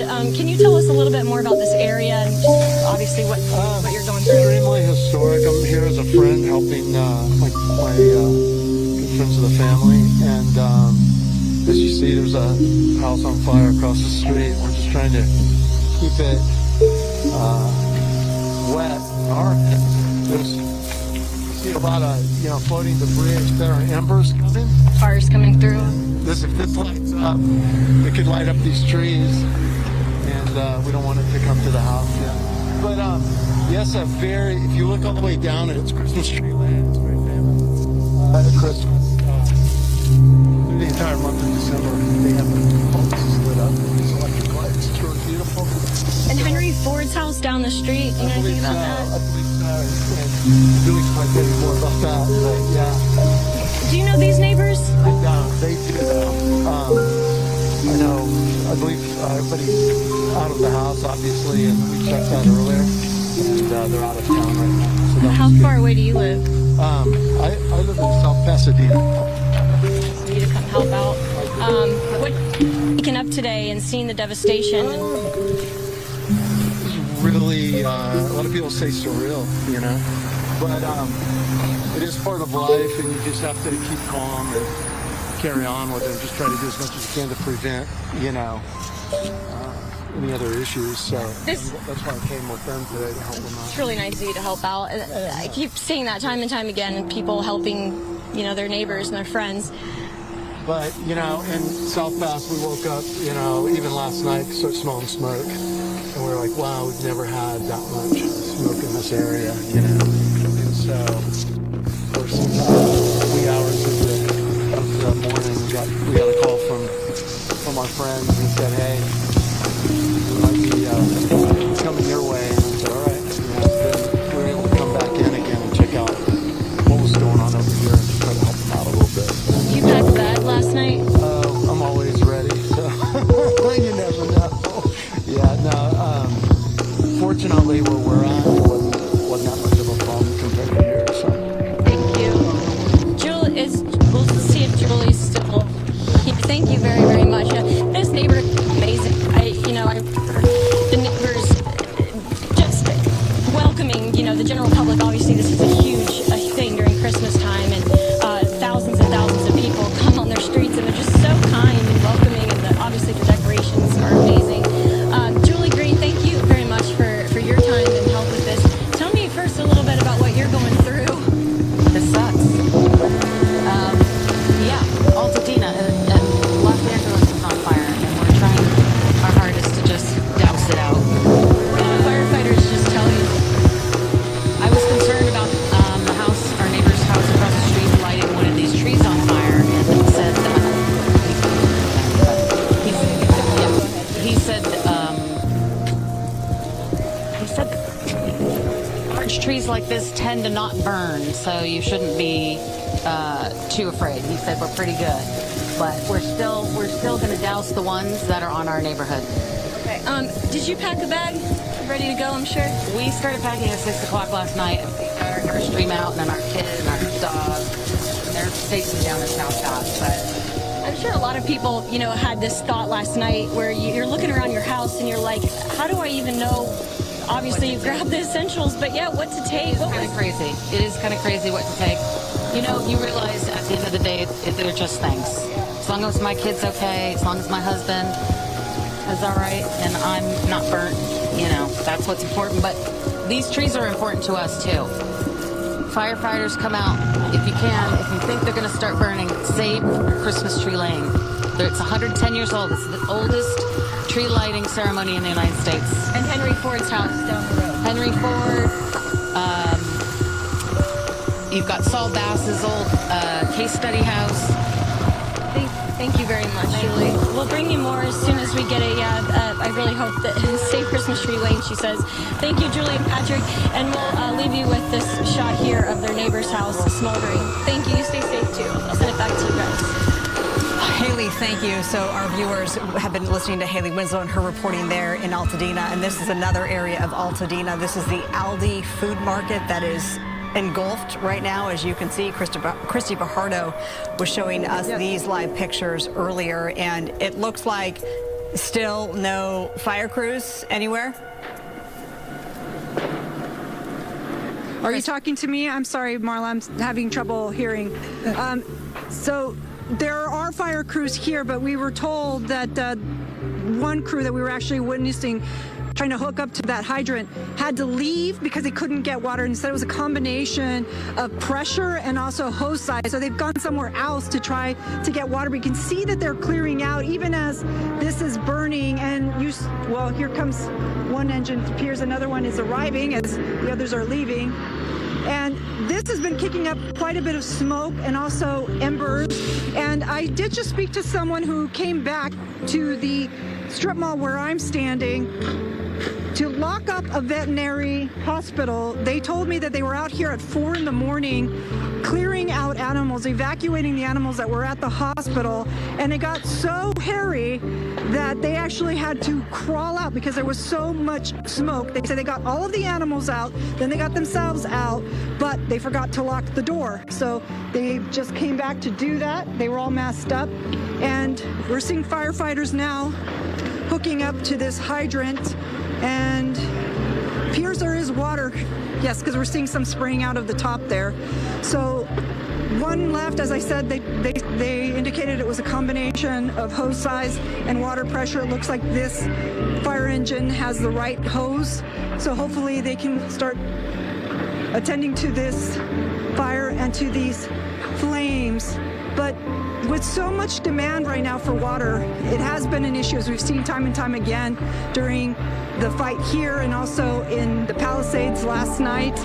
And I want you to walk with me, because if we walk over here, you can just see how much devastation, and that the people from the veterinary hospital, which is right there, when they had to leave this morning, this over here was what was on fire. And you can see just how much has been destroyed here. Building after building, cars also leveled, but there are no buildings blocking our view right now. So that is how many businesses, possibly homes as well here, that have been destroyed. It's just unbelievable to look at this. Let's send it back to you. Yeah, it's mind-boggling.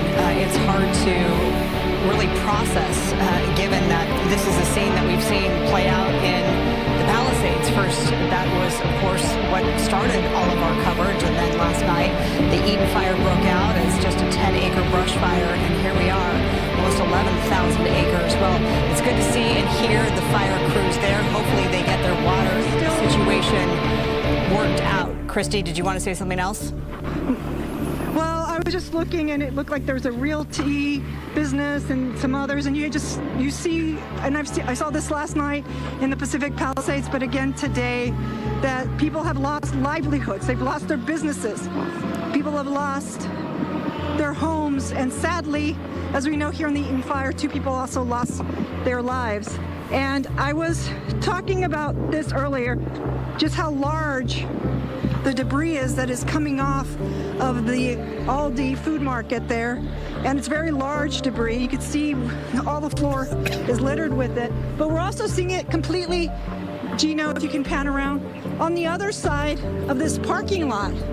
So those very large pieces of burning ash, those embers are flying all the way across the parking lot. And right now it isn't that windy. So you can imagine what it would be like when we have those really strong gusts. And Gino, can you pan towards the grocery outlet? Look at that. Look at all of that ash and falling debris littering that parking lot over there. Wow. It is now 2 o'clock in the afternoon. You are watching Fox 11 Los Angeles and our continuing live coverage of the firestorms hitting Southern California. I'm Alex Michelson with Marla Tejas, Christy Fajardo on the ground right now in Altadena. We are looking at the Aldi market, this food market, which is up in flames. That fire, the Eden fire, more than 10,000 acres burned.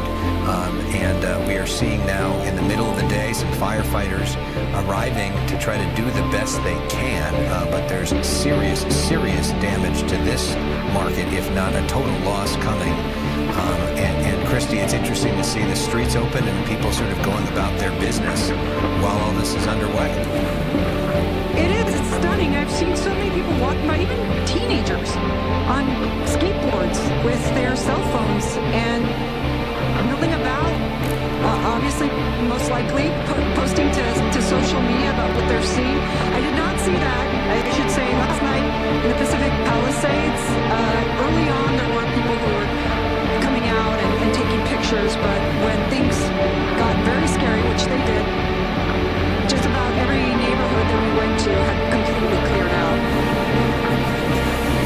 Well, I mean, that is good news because we've seen that time and time again where people haven't listened to the evacuation order, and then next thing you know, their lives are in danger. So glad that the neighborhoods have cleared out, but it's so devastating. It's an understatement, I know. But, you know, when you see these businesses, big or small, being just destroyed by Mother Nature and the flames that have erupted. And then just to hear from LA County Fire Chief Maroney today, basically said even if all hands on deck of all of Southern California crews were fighting these fires, it wouldn't be enough, which is why we're seeing fire crews from out of state, from Northern California, coming to our aid, thank goodness. And one of the highlights that I've seen today in our coverage is finally being able to see the helicopters and the water drops, because of course we didn't see a lot of that yesterday. The super scoopers were out in all of their glory and capability to drop 1,600 gallons of water yesterday in the Palisades fire, but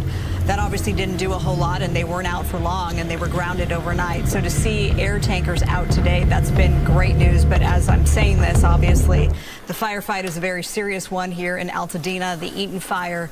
This started just sort of on one corner of it when we came to Christie, and now it looks like it's completely engulfed. And obviously, you know, big concerns because Christie reporting that when they pulled up, the hose size wasn't right for the fire extinguisher in one of the instances, and then another instance, the water pressure wasn't there. So they had to sort of get, I believe it was they got a new engine to get there with a bigger hose size, and now we're seeing that the water should be dousing this fight soon, let's hope. And the real good news. Yeah, you know, Marla, I don't know what happened with that fire engine. We did see them trying to hook up the hydrant, but by the time we came back, when I was showing you those businesses across the street that had burned, the engine was gone. So I don't know if they were able to get water. I wasn't able to follow up with them. We are seeing another engine here, but right now no one is battling these flames. And also, you know, I want to mention, because I keep hearing from people that are asking me to check on their homes, and we see this in every wildfire, neighbors who can't go home and they don't know if it's still standing. I know many have used Ring Video, but when you have power outages, that often no longer works unless it's battery powered. So we are hoping to drive around. We do have a dash cam camera on our live van, so we're hoping to drive around so we can show people the streets and what it looks like, and hopefully get some answers for some of those neighbors that are now, those homeowners that are so worried. Yeah, and that's a public service. Hopefully we can do a little bit later on. And part of the good news today, this afternoon, is that the winds are expected to get a little better than they were yesterday. And so hopefully we can start to move from the worst of this thing to, you know, trying to get a hold on this a little bit and get some containment on these fires. Haley Winslow joining us now from Altadena, and she's got a resident there with her. Haley. He's a desperate resident. Yeah, he just ran up to me right after we were on a few minutes ago. He said, please, please, please help me. Chris, tell us what's going on. Hi, I was told that my house burned down. I drove up, I needed to see it, I wanted to get some clothes for my son. The entire neighborhood is burnt down, but somehow my house does not even have a scratch. There's no fire damage, I went in, but the house next to mine is still on fire. So I'm going around begging anybody to come put out that fire to protect my home. Because there's no water. There's no water pressure. I tried to turn on the water myself, I would have tried to put it out, but I have no water pressure, so I have no way of putting it out. So you and your wife are just trying to go get bottled water? What? Yeah, so my wife went to get bottled water, I'm gonna meet her down the hill, and we're just gonna try and throw bottled water on it, but I don't know if that's going to work. You need a lot more than that. And so the firefighters said that you're basically not on the list right now? They said they had a list of places to go. They're spread thin. I understand. I really understand. Yeah, I know, but so you're just begging somebody, if anybody's got water and can help, you're about a mile down the road from here. Tell us your address. I'm at 615 East Los Flores Drive, Altadena, California, 91001. I'm begging anyone to help put out this fire. So he's got fire basically all around his house, and somehow there's no damage to his house yet, but it's only a matter of time, and there's literally no water to be able to fight it himself. Correct. Is there anything else you want to say? Help, please help. I mean, from based on the size of the fire to the east of my house, it probably will take 5 to 10 minutes for a hose to put it out. That's it, 5 to 10 minutes, then you can go to the next place. And Chris Anderson, just so you guys understand, his uncle's house burned down, his mother's house burned down today. He used to live in Pasadena. He moved to Altadena to be closer to them, and now this is what he's dealing with. This is what all of the residents are dealing with. And tell me about your family, what they're going through, too, to wake up to their house gone. I couldn't even tell my youngest son that the house was burnt down when they told me it burned down, because he was already worried, he was already crying. When I told my oldest son that it was burnt down, he's 20 years old, he started crying. So to find out that my house is still standing, I immediately told them. They are so overjoyed. I would hate to have told them that, only to come back tomorrow and now it's burned down because I couldn't get a little help. What's this like for you and your neighbors? I can't imagine the stress level that you're... Oh my God. I'm sorry. It's okay. It's terrifying. It is was really terrible. Even before they put out the evacuation notice for my neighborhood, my mom's had 3 strokes. I called my brother and his sister and my sister-in-law and told them to get my mom out of there. And I started packing even before they gave the official evacuation notice for my house. Because I've been through this. I've lived in Altadena before. I know with the wind and the fire, it was coming. It was just a matter of time. Chris, what was that moment like when you had to pack and figure out what to bring, and you're looking around and you're, knowing that your uncle and your mom's house already burned down? Take me to that moment when you're looking around. You're terrified. You just assume you're about to lose everything. I mean, that's all you can think about is the house that your kids grew up in is about to burn down, and your kids are scared, and you just want to protect it for your kids, for your family. And that's what I was trying to do. And that's what I'm still trying to do, because the house has no fire damage. I need someone just to put out that small fire next to it to make sure it stays that way. And again, the address is 615? 615 East Las Flores Drive. Just about a mile away from here on Christmas Tree Lane on Alameda and Santa Rosa. And you're obviously familiar with this area. What does this neighborhood mean to you? Oh, this neighborhood means a lot. My uncle used to own a house right at the end of Christmas Tree Lane on the west side before he moved up to the house that burned down, unfortunately, on Loma Alta Drive last night. It's a historical landmark. It's unbelievable. I mean, my stomach's in knots. I can't imagine how you're feeling. I mean, it's horrible. I hope I can get some help. To know that my house is standing and then I might lose it because I just couldn't get help, that would even be more painful than it being gone last night. So again, I mean, I know that, LAFD was asking only firefighters yesterday that are, with the force but maybe off duty to help. But maybe if there's somebody out there who's got firefighter experience and they're trying to see what they can do, anything you can do to help guys like Chris Anderson who are just begging. They're out of water and there's nothing else that they can do. I know he could really use the help. We're reporting live here in Altadena. I'm Haley Winslow. I'll send it back to you. All right, Haley, we feel for him, wish Chris the best, and hopefully the community can come together to rally behind him.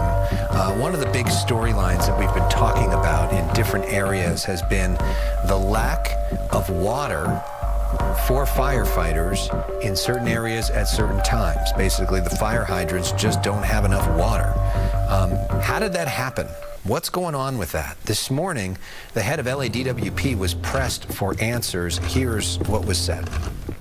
Starting Monday, we started activating an emergency operating plan, and our emergency operating plan calls for us to fill all our tanks and reservoirs to the maximum levels. So the tanks in Palisades were maxed out on water. We also fill our diesel tanks for our generators because we need energy in the pumps to move water. And so all of that was taking place before the emergency started. So we were ready for the emergency. What we were not ready for is fighting an urban fire with no air assets combating that. Fire department was fighting this fire from the ground through the fire hydrants, and the amount of water that was taken was just more than we can supply. Does that answer the question of when we were over the Palisades last night late in the village then, and Rick Caruso saying that there's no water left? Is that the answer to that issue as well? That's what she's talking about there, yeah. Specifically. Basically, that the tank was as full as it could get, and then we ran out of water, and then there was nothing else. The system was overwhelmed, and they didn't have the helicopters, which would help with a different water source, which would have come from the ocean. But still, not sure if that answer is satisfactory for the people that watched last night, or for the fire crews who really could do nothing as homes and schools and other businesses burned as we watched live on the air, and some continue to burn right now. Christy Fajardo, she's outside the Aldi Market. This is in Altadena for the Eaton fire, and what's the latest there in that firefight? Well, Marla, we've heard so much about the lack of water and hydrants not working, and what we're seeing here, you can see one engine driving off, and it's become sort of an assembly line, and we're told that the reason is that this fire hydrant, one across the street and one just down the street from us, maybe about 200 feet, are three of the fire hydrants in the general area that are actually working. So firefighters are coming, they are filling up the engines, and then they are leaving to go try to fight the fire somewhere else. They have cleared out of the Aldi. Now, we're not seeing anyone trying to defend it at all at this hour.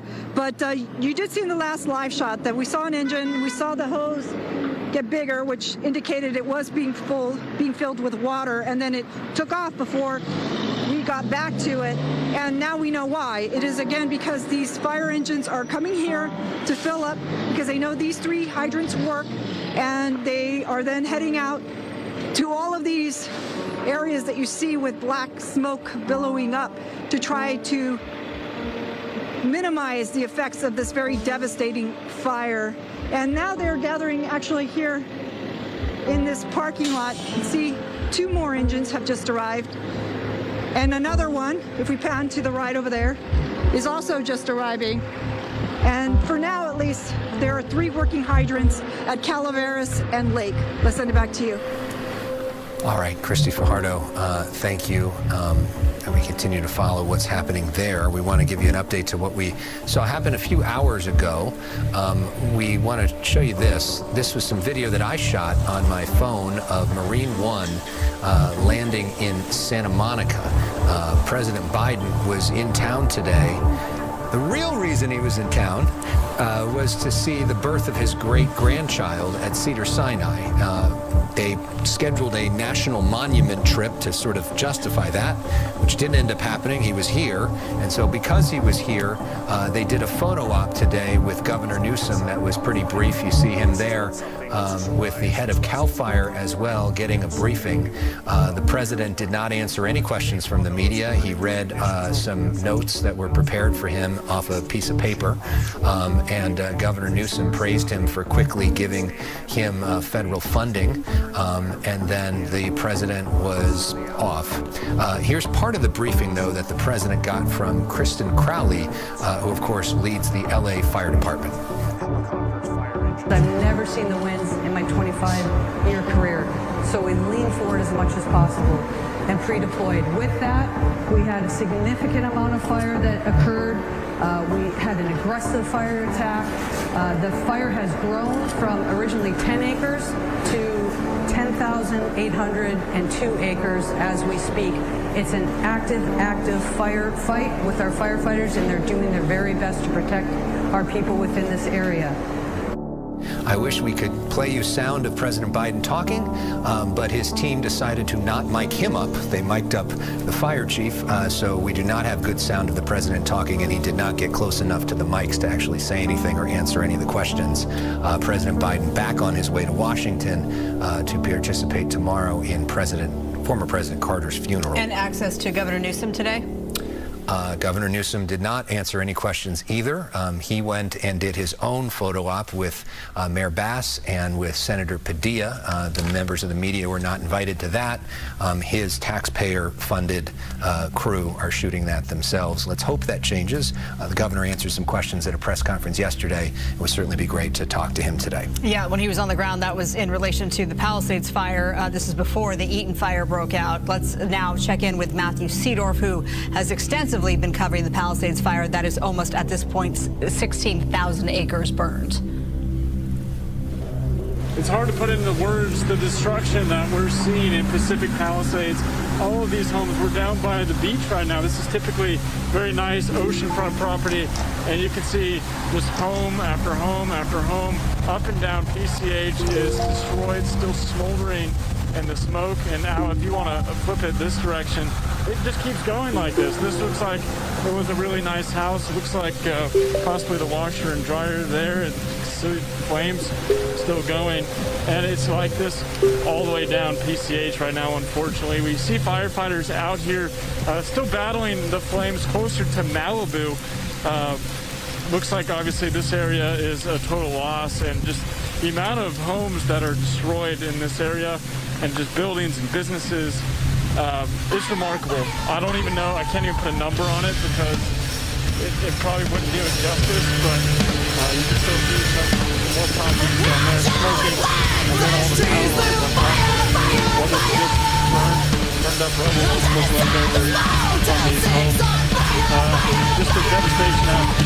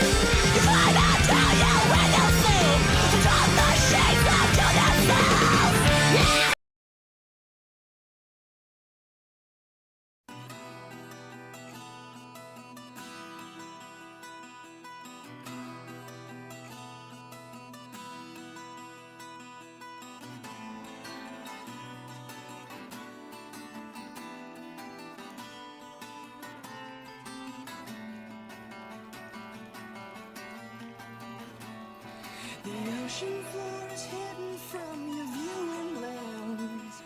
A depth perception languished in the night. All my life I've been so amused by the seed sprouting at the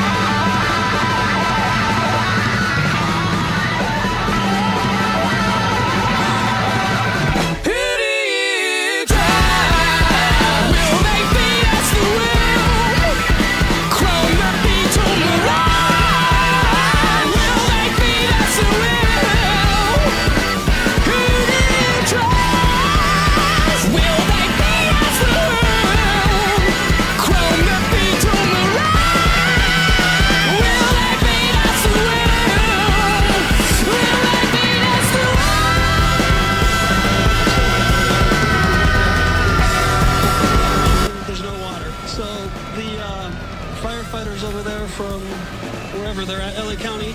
They are literally using the garden hose to fill up their truck. It's either that or they have to leave, fill up down below Woodbury, and then come back up. I saw you on the fire truck. What's this like for you? I mean, I haven't covered much news in 20 years. Actually, I'm a full-time teacher at John Muir High School. I teach media arts, and last night I was up till about 3. It's absolutely scary, and especially this is my own neighborhood. I live like half a mile or a mile down the street. So as Andrew was telling me too, anytime you see a fire hydrant, you guys, with the blue cap, that means that it's out of water. So yeah, there's no water if there's a blue cap. Some of the other ones have more pressure. The firefighter was telling me that as you go south of fire, the pressure gets worse. But they're doing the absolute best they can. And I would say the best thing that I saw from the fires last night, make sure you don't have any like debris right next to your house. That was catching on fire. I put out a few of those last night with just people's garden hoses. If you have time, stretch out the garden hose. Make it easy for someone walking by and turn it on, but like have a cap on there so it's not wasting the water. But the houses that did that, it was really easy to save and to put out fires. The other ones, see ya. Yeah, that's a good point. There's, we always say the defensible space should be 20 feet, 100 feet if you can. But waking up today, all over Southern California, there's debris everywhere from the winds, which is a very good point to clean up because that's only going to create more fuel. Did you want to say something? I just want to tell you what really happened. They emptied most of that tank on our house, and they left a little bit just for last-minute emergency. And they were sitting there, and they were nice enough to wait in case something happens. And then while they were waiting, they were using our hose to fill it up. It's not like they were desperate for water. Okay. That's what I wanted to add. Andrew was saying that there's not any water north of Woodbury. That's probably, but in this particular scenario, they left a little bit in the tank to just finish up if something happens. Well, that's what I want to add. Yeah, Pasadena has water. I don't think we have any issues. The fire hydrants, they were saying, don't have any water. That's probably something. I'm just saying this scenario. Yeah, they were waiting. They left a little bit because the fire kept coming this way, and they couldn't use all. And while they were waiting, they just went to use the hose. Okay, thank you for clarifying that. I really appreciate it. All right, we'll get clarity on the fire hydrants too. But I know that I was told earlier there wasn't any water north of Woodbury, which is what Andrew was saying too. So we'll get some clarity on that. We're going to keep going down the street and find Henry Ford's house, and we'll be back to you in a little bit. Reporting live here in Altadena, I'm Haley Winslow at the Eden Fire. Back to you.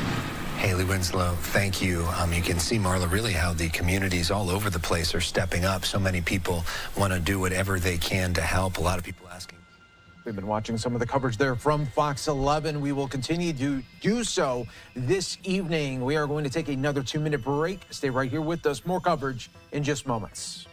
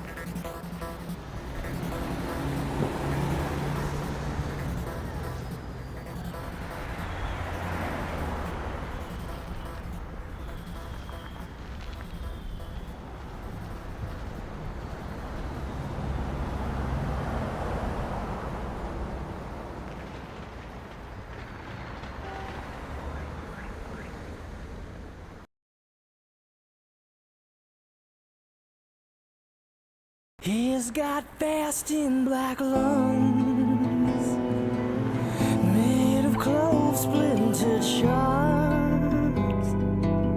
They're the kind that will talk through a wheezing of cars. And I hear him every night in every pore, in every time it just makes me laugh. Wait without an answer, break from all the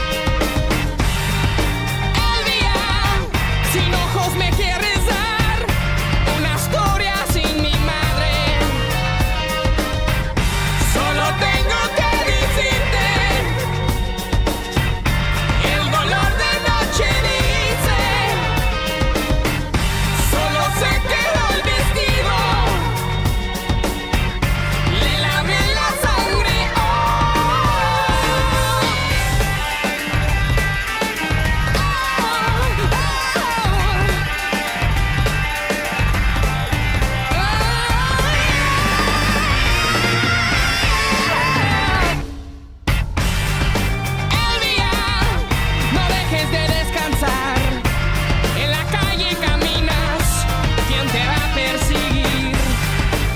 Elvia, te quieren matar, mientes de machete, sabe gallo.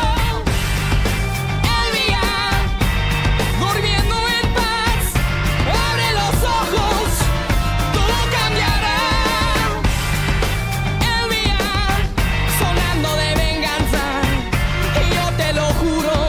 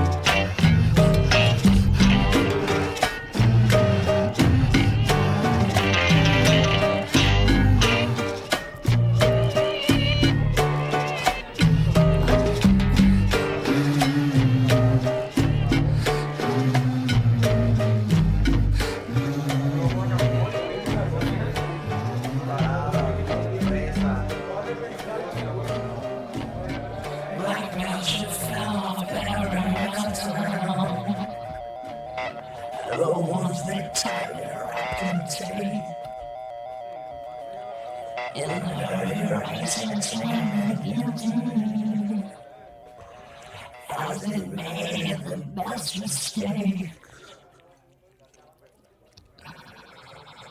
And with everybody that I find, and with every claymore that they mine, I won't forget who I'm looking for.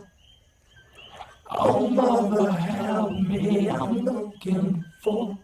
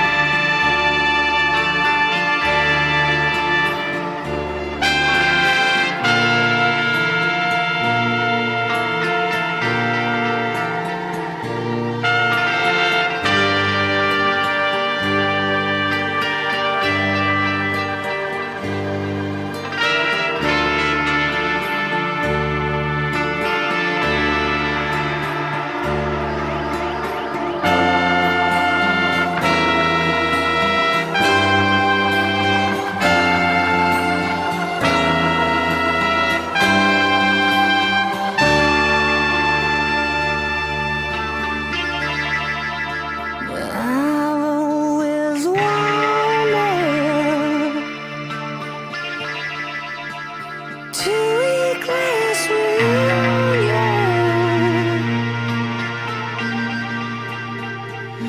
But I never knew how to talk without walls dropping on me.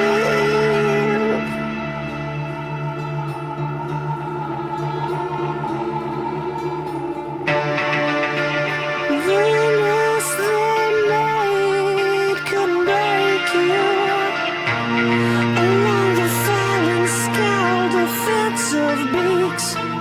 But the temple is scaling through your veins, and they were scaling through an ice pick with abscess reckoning. And when they sang, everyone turned away, used to the news they obeyed.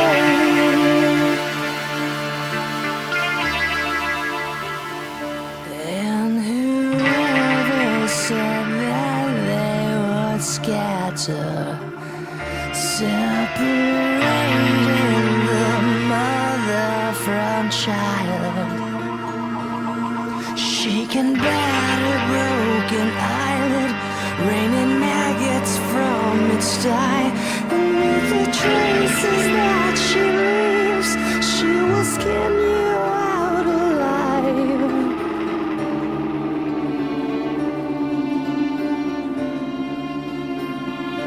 All the children go grinding their jaws. The sweet smell of their toothless canals. And the ocean will make an ocean from this lake, as they siphon off all our blood.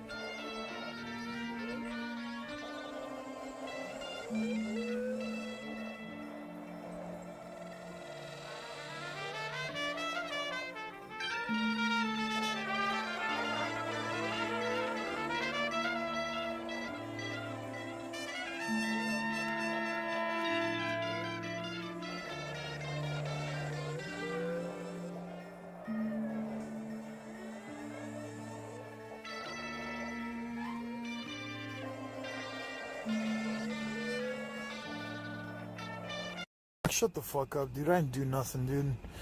I literally tried putting out the fucking fire when that shit started catching on the tree, dude. try to move her shit. You have to fucking move it. Here. Chicken!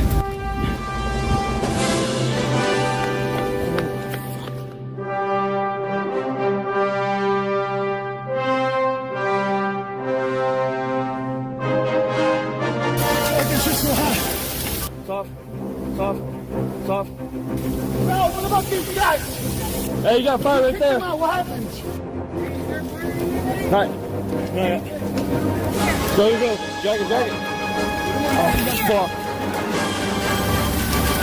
Looking so hot, dude. Can they walk?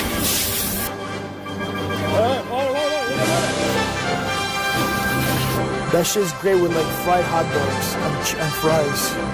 Mondo, move! Mondo, move! Mondo, move!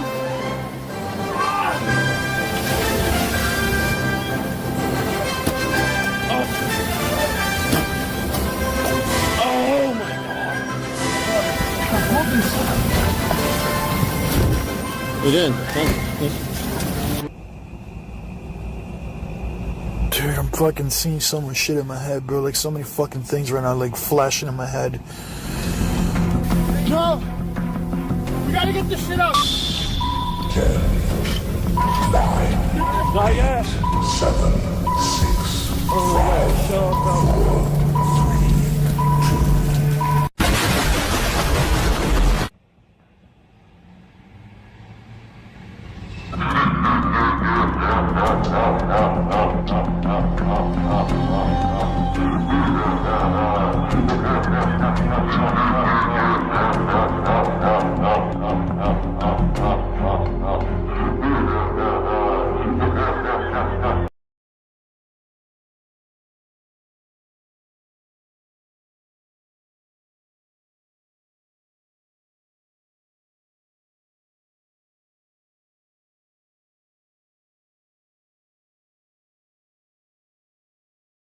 3, 2. My daddy was black. My nigga Polo would not be cool with him. My daddy was Polo. He served 10 years in federal penitentiary. My daddy was Polo. My daddy was black. You would suck his dick. Bitches fucking went to school and he sucked his dick. Talking about Polo ass nigga. My dad was a hood ass nigga. My dad was Polo, Napoleon Ragland. He served 10 years in federal prison.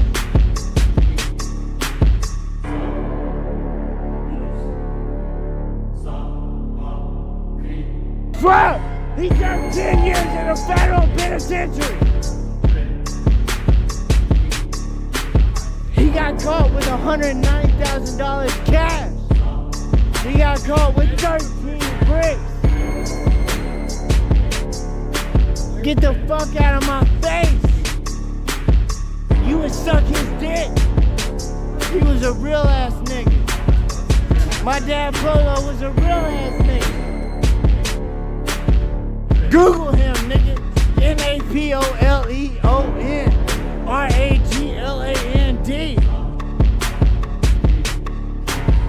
Napoleon Ragland. Napoleon Ragland. Y'all don't cross my dad.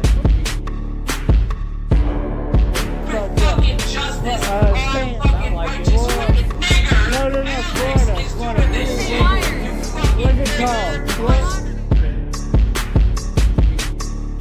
Bro, my best friend is black, and he said I can't say that shit. My nigga, I said more than you. Whoa, don't get out of my face. Get out of my face. I said I was raised in the hood. Get out, get back.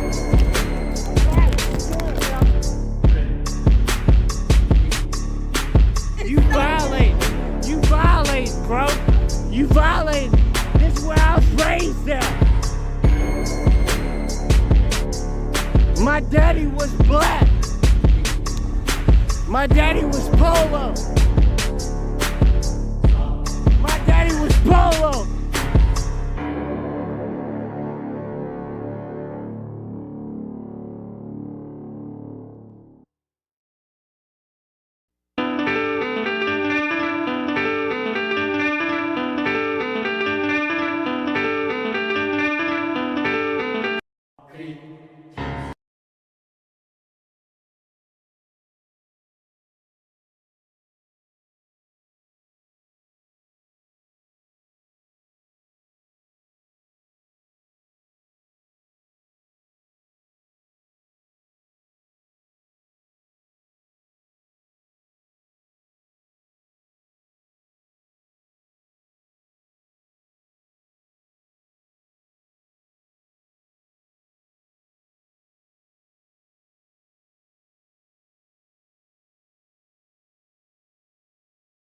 that keeps me.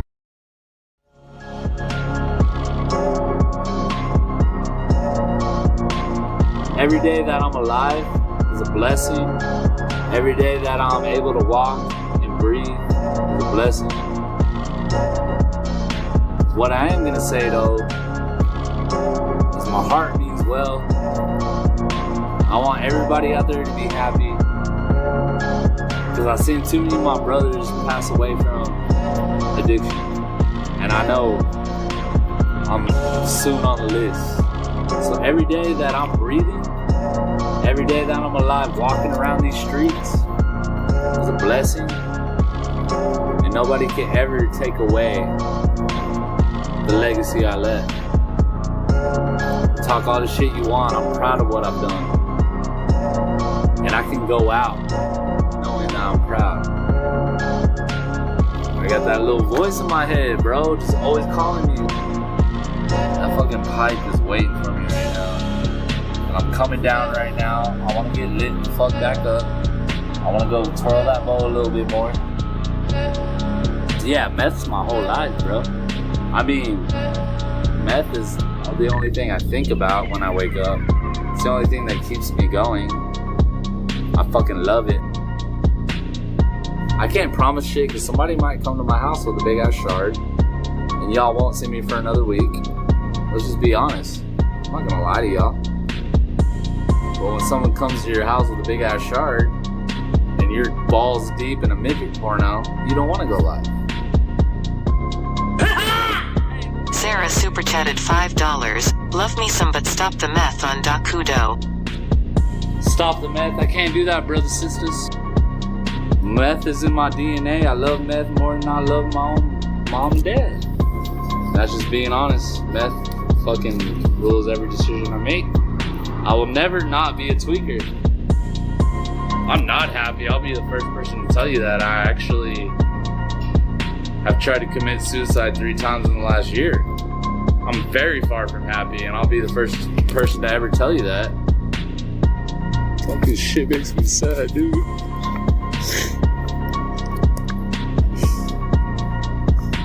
Shit makes me sad, dude.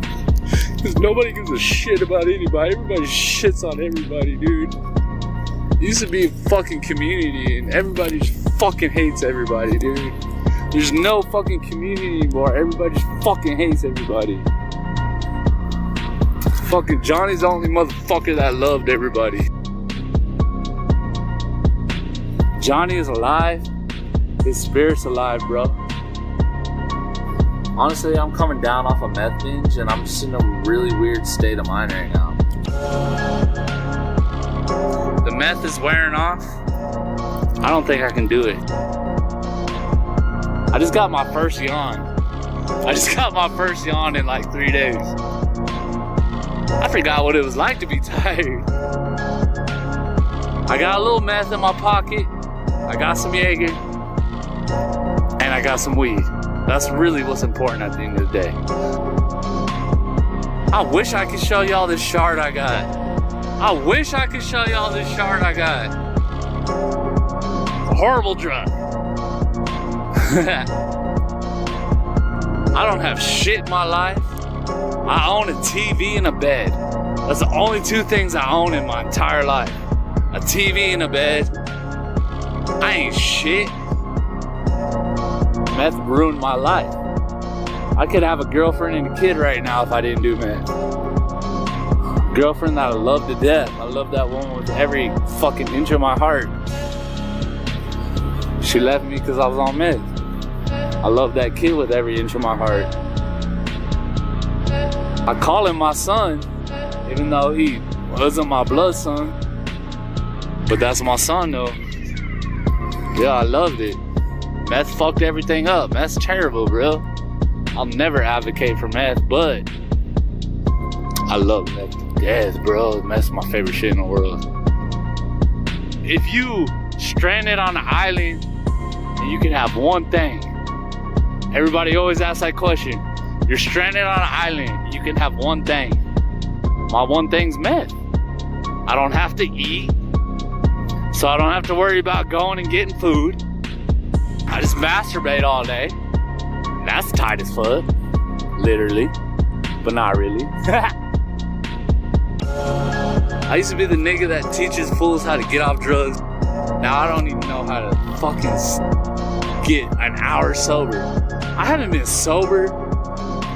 Bro, I've spent every hour of my life intoxicated for the last 2 years. You know what I mean? That's how fast your life changes, bro. And what caused that? A girl broke up with me. Boo fucking who?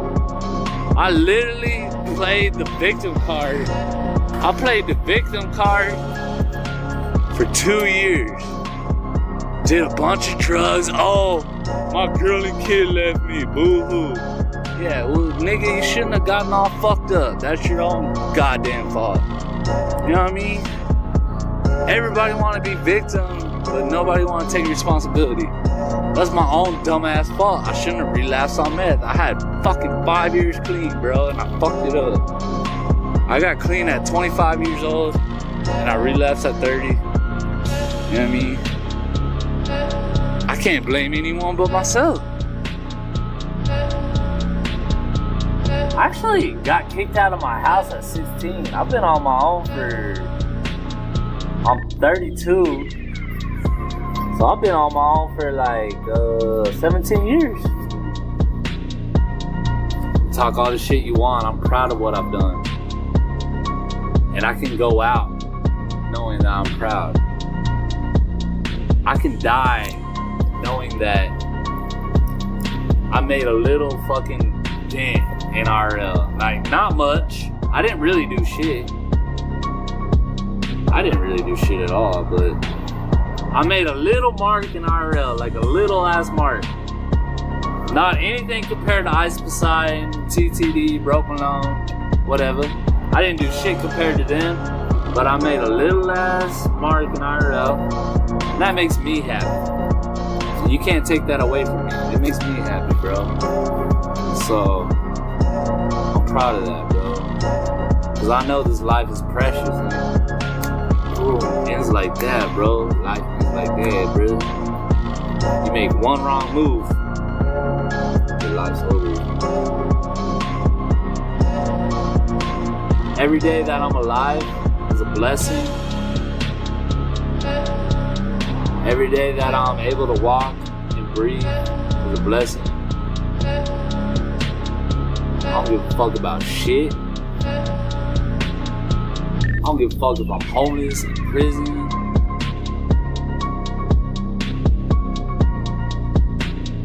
At least I'm alive. You know what I mean?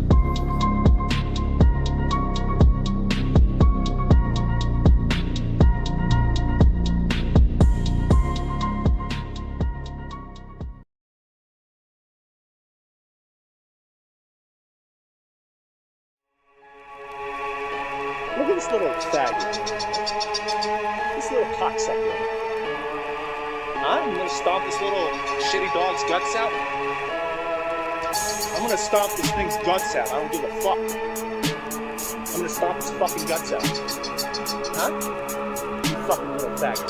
You little cocksucker. Its brains are gonna go all over my shoe. I don't give a fuck. You fucking piece of fucking shit! I'm gonna feel good stomping this piece of shit dog out, right? Hey, sir, come on. You want to pet my dog? Pet my dog. Look how cute it is. Look how cute it is. Pet it now. Come on, pet it. Come on. What the fuck are you looking at? Pet my fucking dog. It's my fucking ear. Come on. Pet my fucking dog.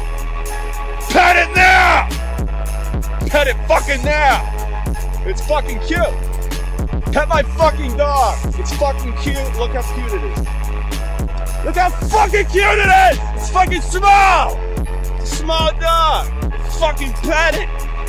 Kiss it on the lips. Kiss it on the nose. Little wet nose. Come on. Pet my fucking dog. It's cute. It's squishy. Fuck are you looking at, asshole, huh? You gonna come over here and pet my fucking dog? You gonna come over here and pet my fucking dog? Huh? Is that a problem? I don't want any problems right now, okay? I don't want any problems between you and me. I don't want any problems. Just pet my dog and there's not gonna be any problems, okay? You fucking faggots. Pet my fucking dog. Pet my fucking dog. It's fucking cute. I'm gonna fucking pet it. Fucking faggot. Huh? Pet it! Come on! Get your fucking ass over here and pet my fucking dog! What's the problem, huh? Is that how I'm talking to you right now, huh? Is that how I'm talking to you right now, huh? You fucking asshole. It's not even dirty. It's not a dirty dog. You gonna pet my dog? Hey, I'm looking for a cocksucker to pet my fucking dog. Which one of you cocksuckers want to come over here and pet my fucking dog? Huh? I'm gonna kill this fucking little piece of shit. I'm gonna kill this fucking dog. You want me to stop it out in front of you? I'm gonna make sure you're fucking dead, you fucking faggot. Hi, I'm Dog. I'm Doggy, look. I'm gonna kill this fucking dog, you fucking faggots. Gonna kill this fucking dog, you fucking faggot. You little fuckface. What's the problem, huh? Is that how I'm talking to you right now, huh? Is that how I'm talking to you right now, huh? You fucking asshole. Just pet my dog. Pet my fucking dog, it's fucking cute. Look how cute and small it is, huh? You fucking piece of shit. I don't want to start a problem, you know? I don't want any problems. Pet it now! Come on! It's cute! Pet my fucking dog! Pet it now, pet it.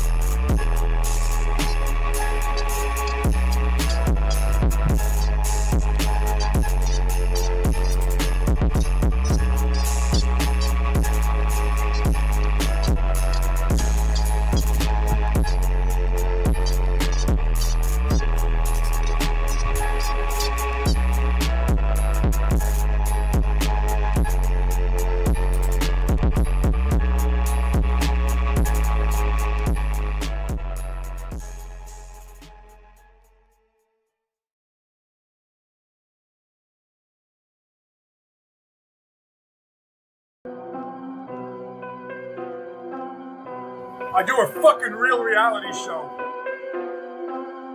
Playmate Tessie, and she's nothing but a desktop streamer. You ugly fucking bitch! Look at this fucking bitch! Look at this ugly fucking tranny looking bitch! Michael Jackson fucking looking bitch!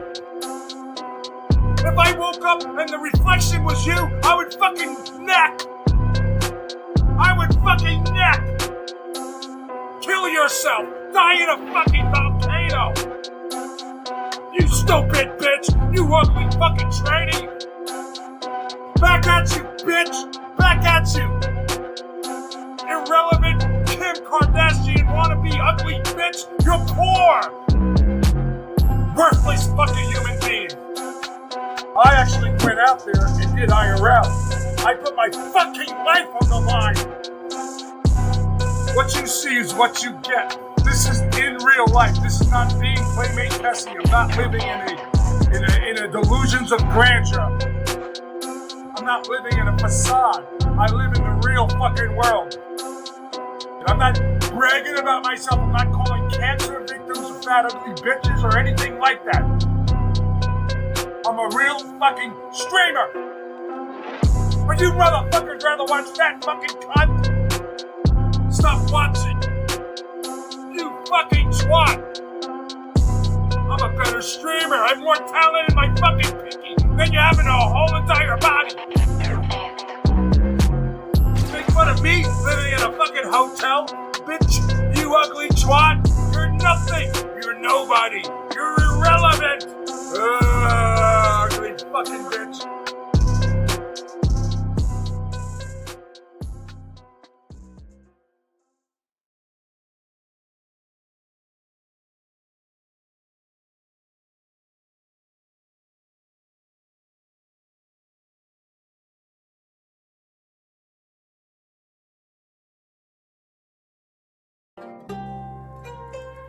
We want game.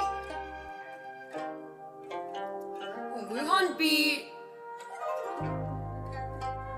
We want trap. We want trap queen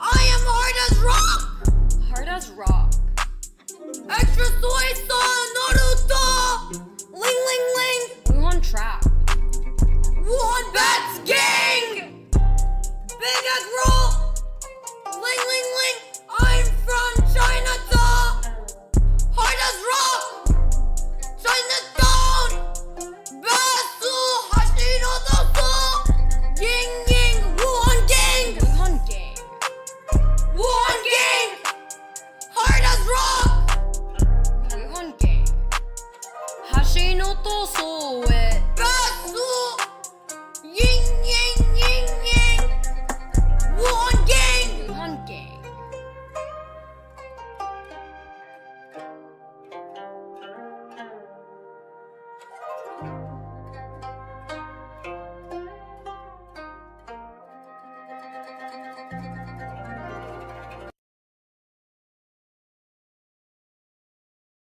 If you're not a real nigger, they're not gonna sell it to you. I'm a real nigger.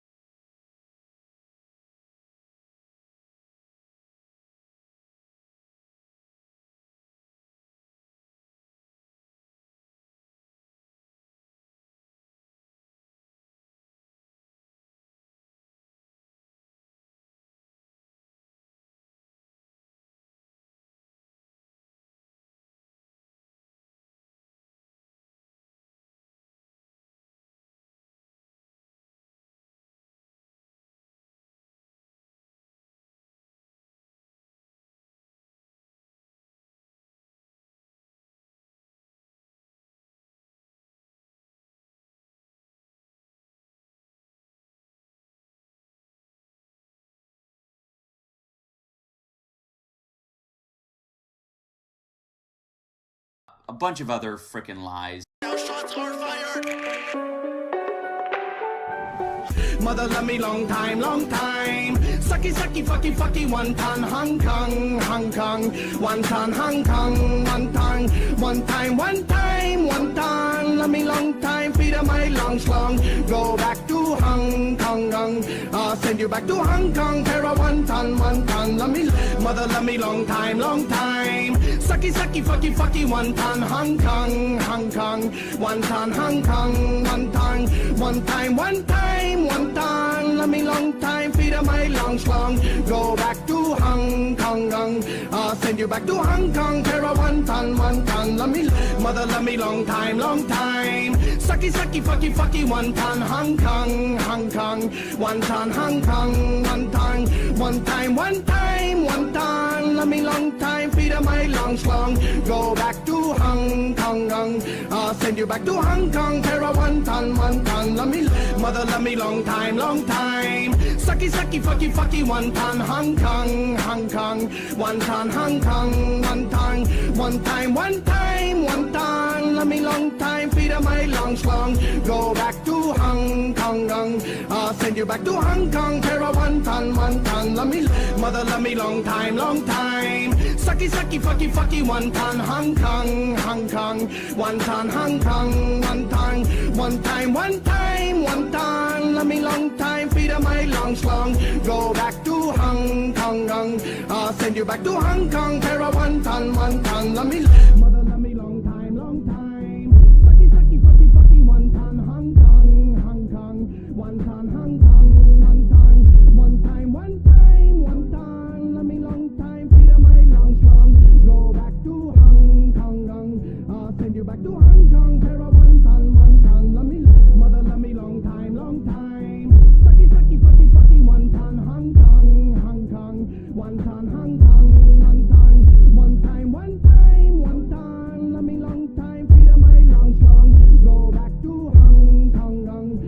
Send you back to Hong Kong, Terra one ton, love me, mother love me long time, long time. Sucky, sucky, fucky, fucky, one ton, Hong Kong, Hong Kong.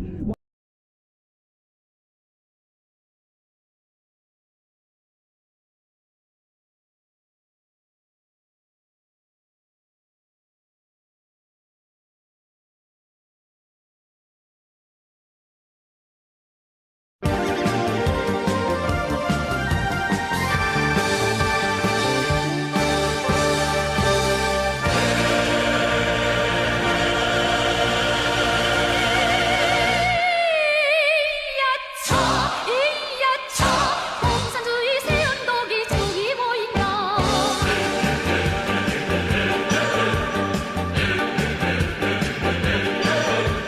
백전백승 도동강 새 시대를 열었다. 천리만리 기상을 온 세상에 떨치자. 어서 가자 빨리 가자 천리만 타고서 지기는 기행을 앞당겨 나가자. 이야차 공산주의 새 언덕이 저기 보인다. 이야차 공산주의 새 언덕이 저기 보인다.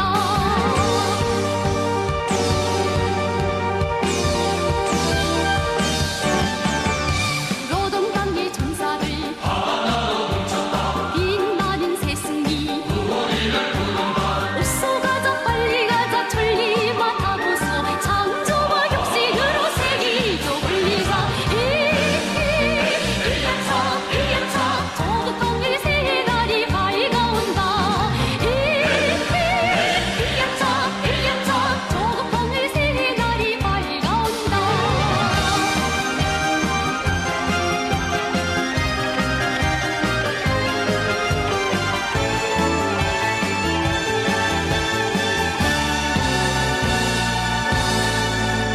수십 년을 하루로 달리어 나간다.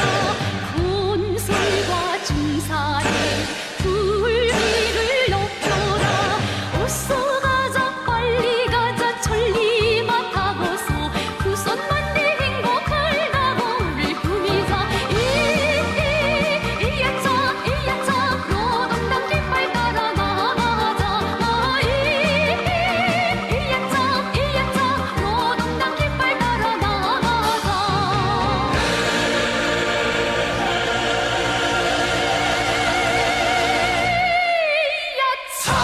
이야차 노동당 깃발 따라 나가자.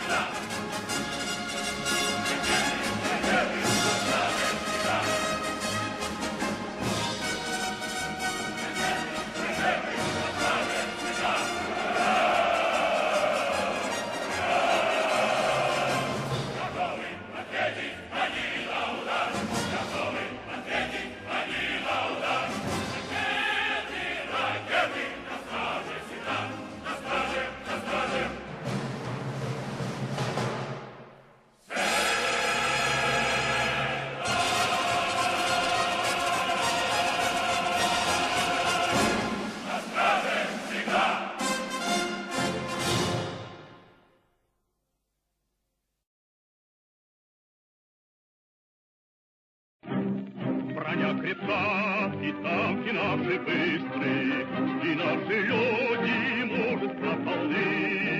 В строю стоят советские танкисты, своей великой родины сыны.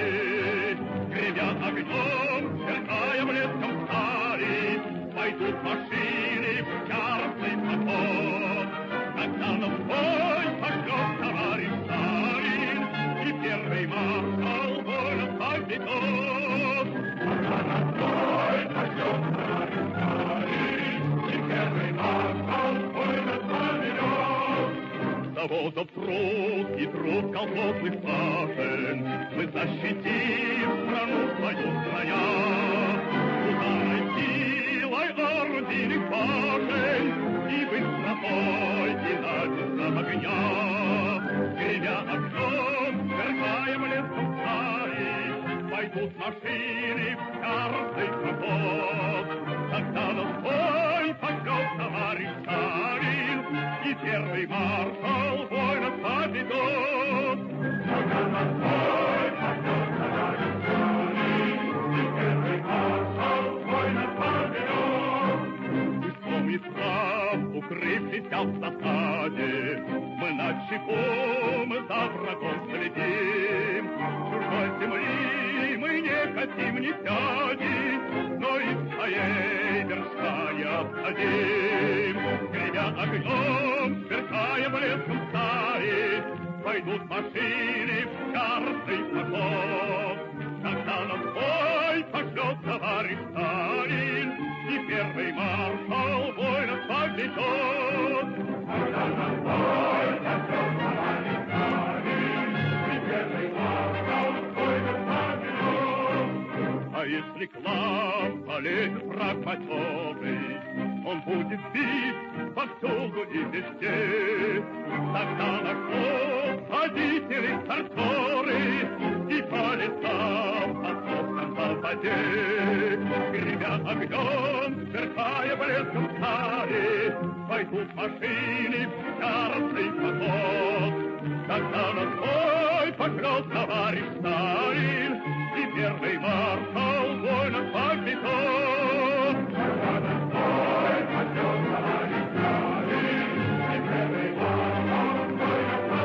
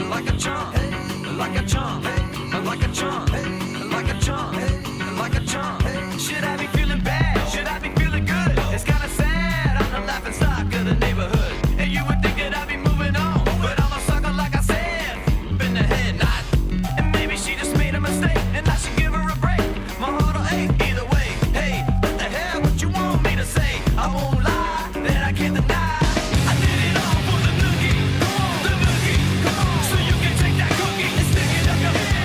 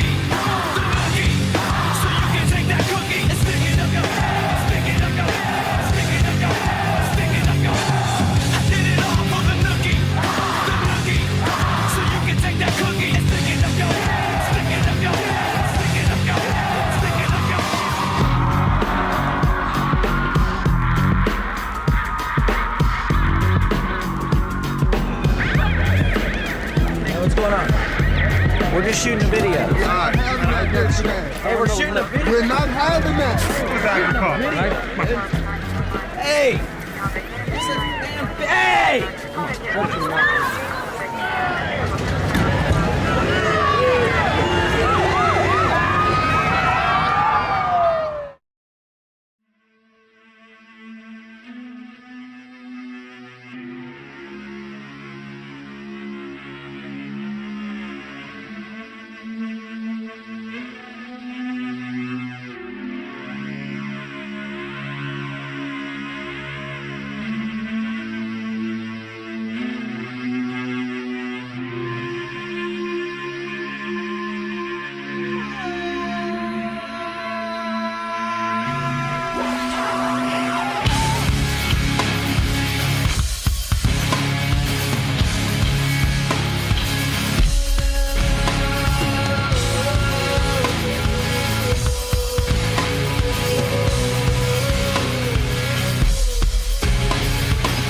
Looks like I'ma do everything myself.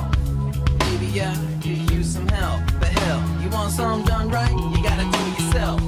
Maybe life is up and down, but my life's been what till now? I crawled up your butt somehow, and that's when things got turned around. I used to be alive, now I feel pathetic, and now I get it. What's done is done, you just leave it alone, and don't regret it. Sometimes, some things turn into dumb things, and that's when you put your foot down. Foot down. Why'd you have to come and meet somebody like you? Like you? Why'd you have to go and hurt somebody like me? Like me? How could you do somebody like that? Like that? But you know that I'm never coming back. Never coming back. Looks like I'ma do everything myself. Everything myself. Maybe I could use some help, but hell, if you want something done right, you just do it yourself. Got it? Maybe life is up and down, but my life's been what till now? Got it? I crawled up your butt somehow. Got it? And that's what got turned around. Got it?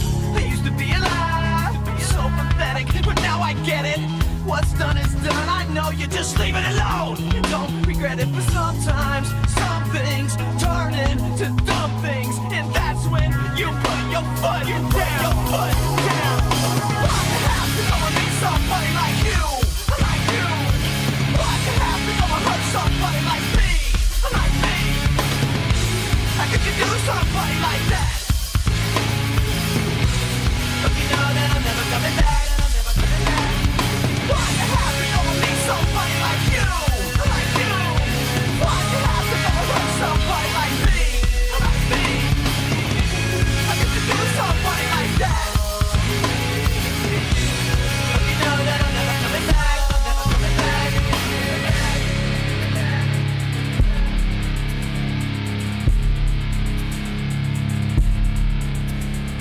Depending on you is done.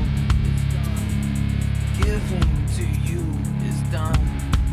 No more eating, no sleeping, no living. It's all just more giving to you, and I'm done. I'm done.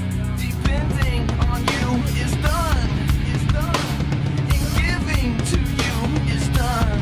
Is done. No more eating, no sleeping, no living. It's all just more giving to you, and I'm done. And I'm done. The hiding from you is done. It's done. The lying from you is done. No more eating, no sleeping, no living. It's all just more giving to you, and I'm done.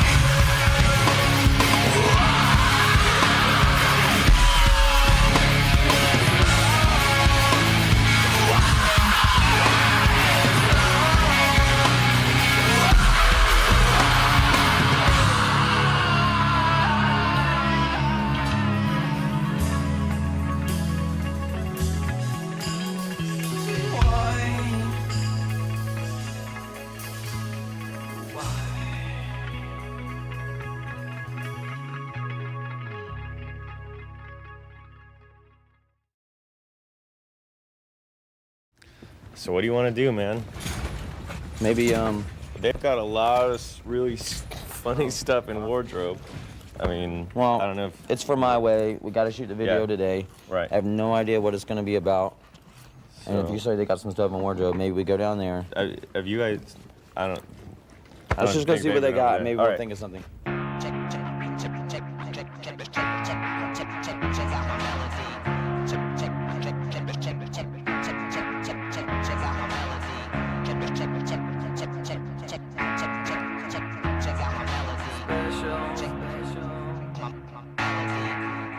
You think you're special, you do. I can see it in your eyes.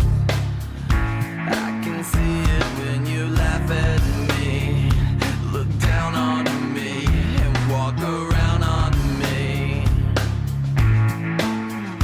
Just one more fight about your leadership, and I will straight up leave your shit. 'Cause I've had enough of this, and now I'm pissed. Yeah, this time I'ma let it all come out. This time I'ma stand up and shout. I'ma do things my way. It's my way or the highway. This time I'ma let it all come out. This time I'ma stand up and shout. I'ma do things my way. It's my way or the highway. Check out my melody. Check out my melody. Check out my melody. Check out my melody. Just one more fight about a lot of things, and I will give up everything to be on my own again. Yeah, this time I'ma let it all come out. This time I'ma stand up and shout. I'ma do things my way. It's my way or the highway. This time I'ma let it all come out. This time I'ma stand up and shout. I'ma do things my way. It's my way or the highway. Someday you'll see things my way. 'Cause you never know, no, you never know where you're gonna go. Someday you'll see things my way.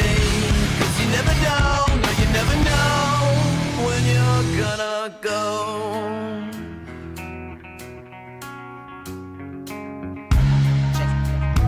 Check out my melody. Check out my melody.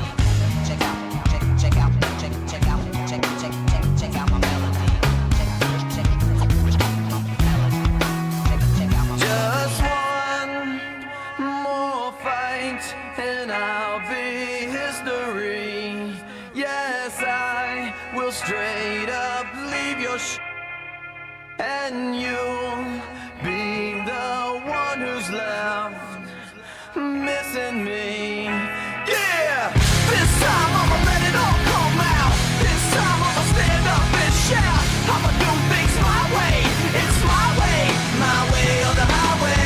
This time I'ma let it all come out. This time I'ma stand up and shout. I'ma do things my way. It's my way or the highway. Someday you'll see things my way. 'Cause you never know, no, you never know when you're gonna go. Someday you'll see things my way.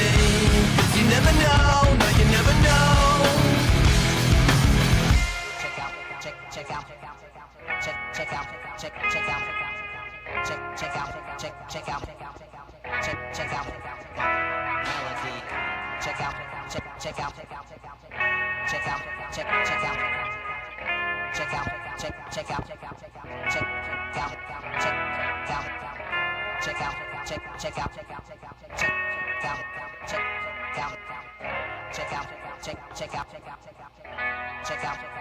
Check out my melody.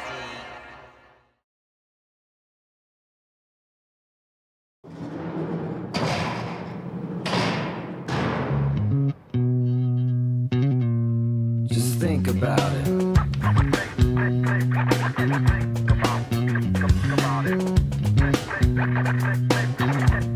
Just think about it.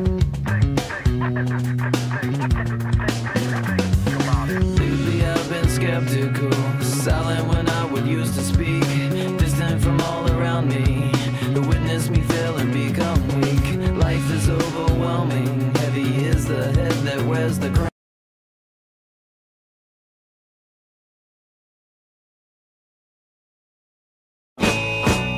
Pussy whipped again.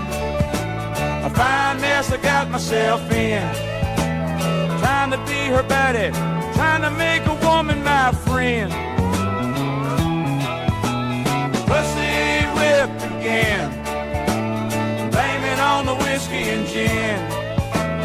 Oh Lord, I'm pussy whipped again.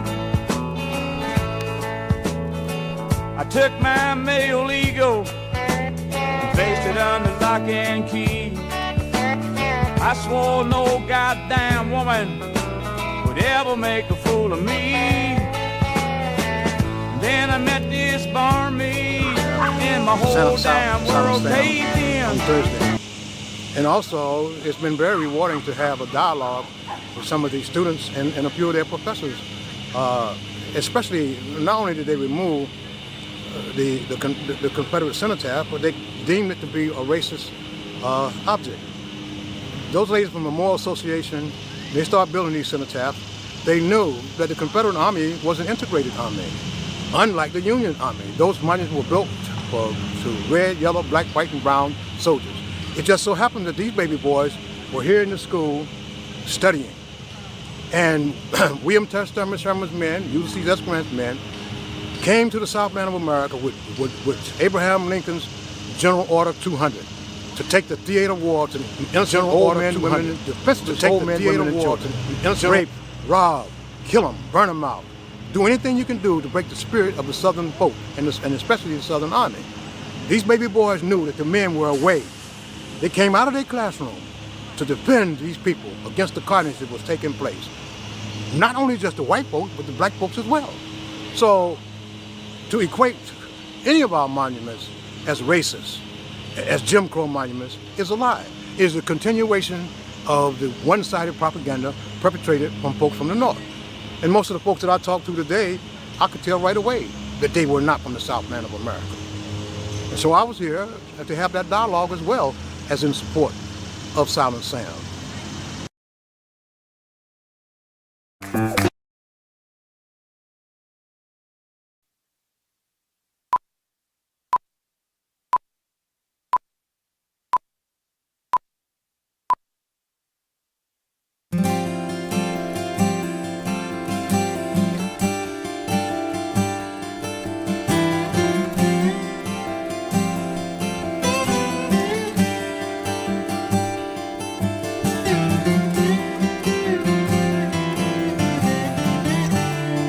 I'm a Southerner, first of all.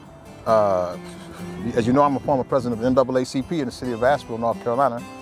And after having an illegal election run on me, my good friend Kurt D. Lyons said to me, HK, if you want to do some real civil rights fighting, your whole civil rights life will come full circle if you come out and join our organization, which is the Here, man. See what you got here. Hey, good country music. I like that. The other day I took a fishing trip, just me and my boat, an old banjo lip. Banjo was my guide, an old colored fella. He wasn't very dark, he was a high-stepping yellow. So we launched my boat, and I cranked my motor, and up to my nose came a terrible odor. I looked all around trying to find something dead, but it was Banjo with his arm up, scratching his head. Some never die. They just smell that way. I thought this guy's name was Banjo. Now the more he'd scratch, the more he'd sweat, and I'm here to say he was a choking me to death. So we loaded up, I just couldn't go on. talking I gagged all the way home. When I dropped him off, I was next to dying. My nose was a-running and my eyes were a-crying. The smell scorched the hair right out of my nose. When I got home, I had to burn all my clothes. Some niggers never die. They just smell that way. Okay, I'm sorry. I shouldn't be I laughing. recuperated quick. I was thankful for that. I was only in bed for a week and a half. The very first day I was up on my feet, I went to the supermarket down the street. I shopped all around and I filled out my order. My groceries were bagged by a fat nigger porter. The air conditioner was broken. I was ferocious. Wait, this is the second But it was hot and that nigger was sweating on my groceries. This is the second time. Some niggers never die. They just smell that way. I hope there's not a third one. I hope there's not a third one. The vegetables and greens I bought started wilting. My blood pressure rose and I could have killed him. I was gonna smash him all over that place. But he raised up his arm and I fell on my face. Now I'm here in the hospital and at the ceiling I stare. I could have whipped that nigger, except he used germ warfare. Okay, that's From funny. now on I carry a long stick. Cause if I can keep from the smell, then I'll have a lick. Some niggers never die. They just smell that way. Okay, great. Only two, man. Because you know, three is. Let me see that thing. What is it? Let me see that. Don't put that on again. I don't want you to. Well, actually, I'm not sensitive to that. I mean, you want to hear it. No, but let me see the record, man. Let me see the recording. Let me see the Johnny Rebels. Johnny Rebel Records. Good, we'll put it on backwards so people won't. Because this is Insta. Well, I don't know. This is what's that? I'm gonna put it on Instagram. Rebel. This is the name of Johnny Rebel singing. And this is Post Office Box 769 in Crawley, Louisiana. It's Jamal Music, number 518, side 1. This is 3 minutes, 3 seconds. Some niggas never die. They just smell that way. But Johnny Rebel's singing it, but this other person, Trahan, Trahan. Whoa, don't believe me. Read it for yourself. Well, what's the B-side? Stay away from Dixie. Okay, I'm with that. We're gonna stay away from Dixie. No worries, man. I had enough, man. I want to hear. Don't. Wait. What else you got there? Let me see some other records. I don't want to hear them. I just want to see them. See what else you got there. This is. I just wrote down 2. Good. Just 2. I can't. Like I said, we gotta stay away. We gotta stay away from the 3s, right? Because 3 that's a sacred number. Who likes a nigga? The same guy, Trahell, the same guys, other guys sing the same thing. See, don't believe me. Read it for your own self, right there. My goodness, what's the B-side for this? I'm not gonna say it. I just let people read it for yourself. See what it say like that. In a certain way, to tell you the truth.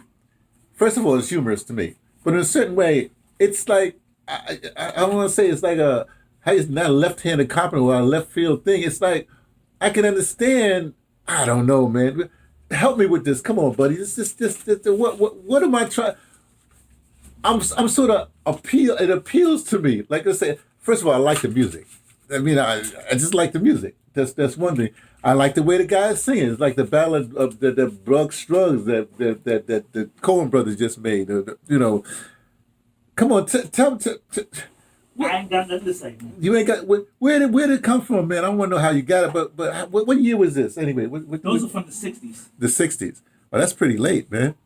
Wow. But it's South. It gets South in a whatever lapse. Okay, man. I'm bowled away. I'm gonna stop right there. I don't know what to say other than it is what it is. Thanks for that. All you can say is niggas just smell that way. No, but when he went to the germ warfare thing, I'm sorry. That's what I mean. He got me, man. I'm just saying,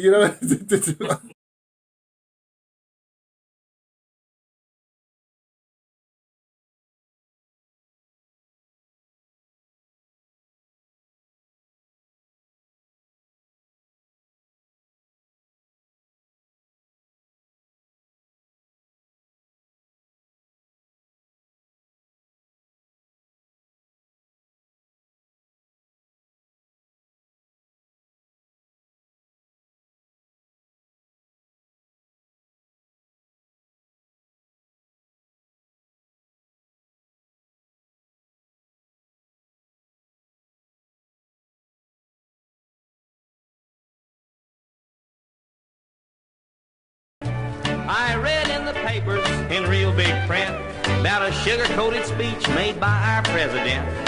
With federal aid, he thinks he'll win our trust. But federal aid, hell, the money belongs to us.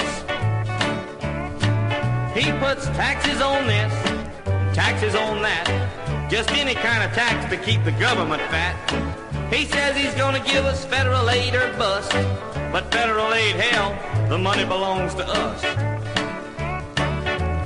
Federal aid, we hear it all the time, but it's not really federal aid, cause the money is yours and mine. The money is yours and mine. He started a new program, the anti-poverty school. I think it's a good idea, nobody wants to be a fool. Now he says he's running short of funds, and that ain't no joke. But it ain't the government that's hurting, it's us that's going broke. Now if we could just keep most of the money we've made, there wouldn't be much reason to have federal aid. Now I believe in helping the poor, I think it's a must. But it's not federal aid, hell, the money belongs to us. Federal aid, we hear it all the time. But it's not really federal aid, cause the money is yours and mine. The money is yours and mine. Now why should the president take all the credit when the money we donate is what makes up his debit? Each time a disaster strikes our great land, federal aid takes the credit for lending a hand. Now, I'd like to think that my dollar helped out, and so would everyone else, without any doubt. Cause it's really our money we place in their trust, so federal aid, hell, the money belongs to us. Federal aid, we hear it all the time, but it's not really federal aid, cause the money is yours and mine. The money is yours and mine. The money is yours and mine. The money is yours and mine. The money is yours and mine.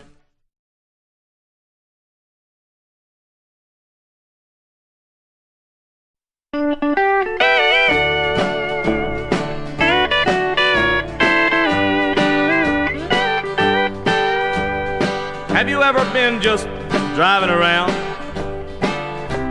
and ended up in the colored part of town, and you see an old-time one-room shack with a great big TV antenna?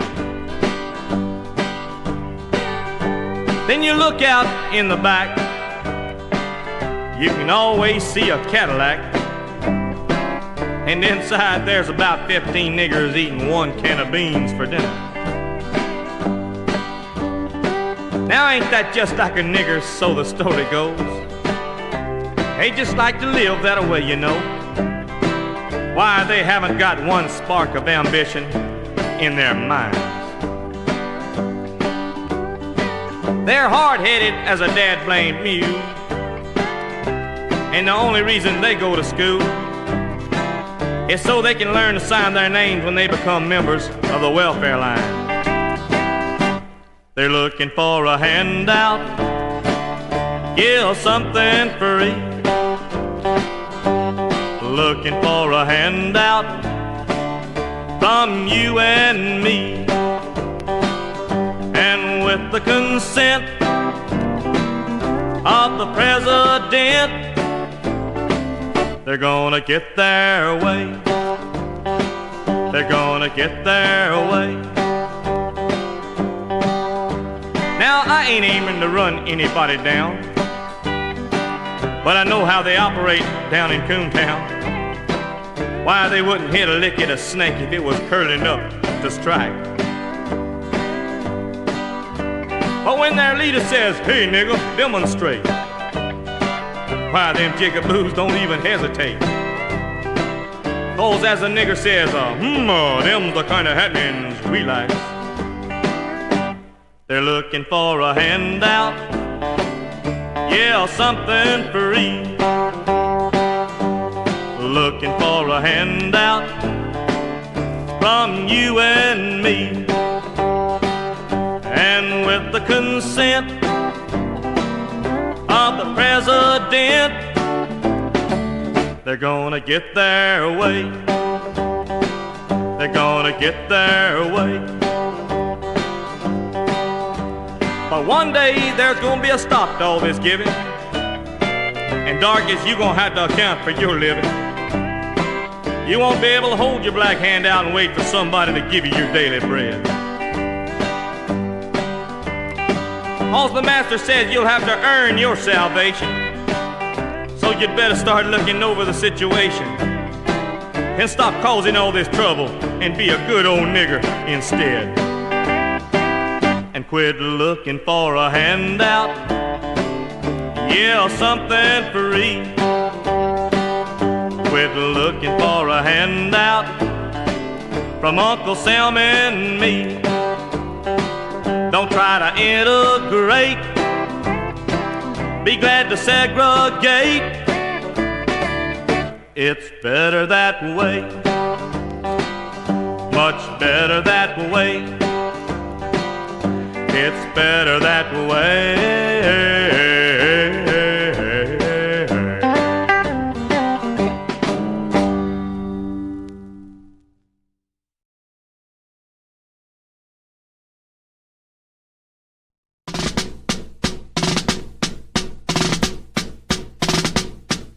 Well, lately niggers are running their mouths, saying they're gonna take over the South. Jigaboo, here's to you, if you can, try it, man.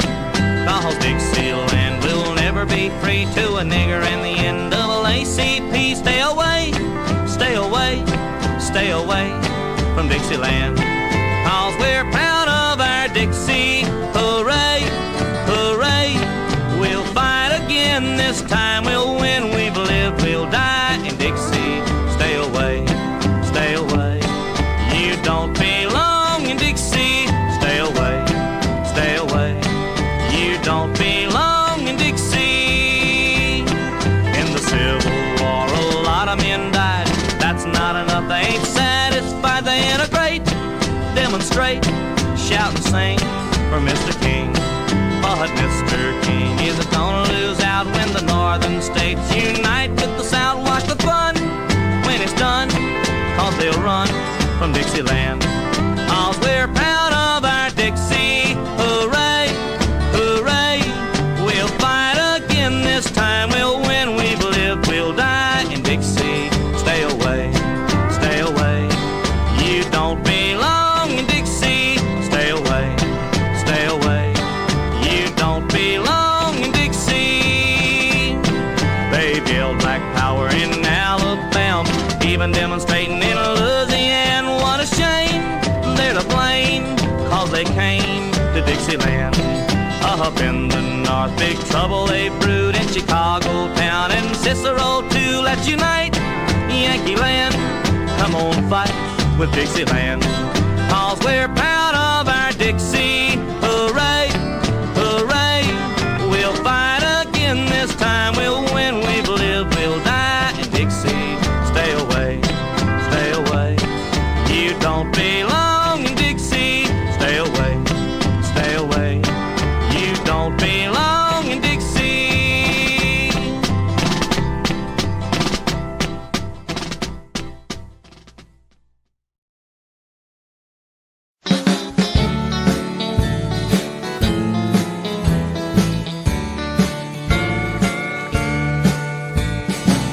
Affirmative action.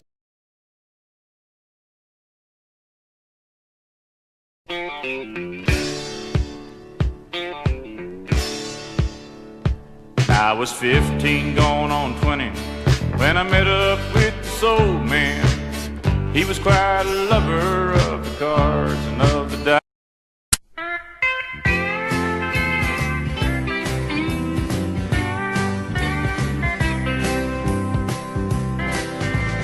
She said someday I'd understand what love was all about. She said I could have the kids, she was moving out. Said she'd finally found a man whose dick was so much bigger, and Then that scumbag motherfucker ran off with a nigger. And to think I'd ate the pussy where that big black dick had been, and kissed the lips that sucked him off time and time again. It's enough to make a man throw up. Sure is hard to figure how any decent girl could ever fuck a greasy nigger.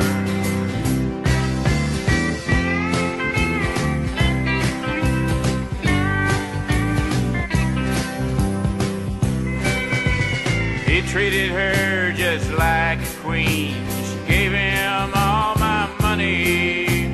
It looks like joke's on me, but I don't think it's funny. That pussy ain't worth paying for, as far as I could figure, 'cause there's nothing quite as worthless as a white girl with a nigger. And to think I'd ate the pussy where that big black dick had been, and kissed the lips, sucked him off time and time again. It's enough to make a man throw up. Sure is hard to figure how any decent girl could ever fuck a goddamn nigger. So for all you nigger loving whores, this song is just for you.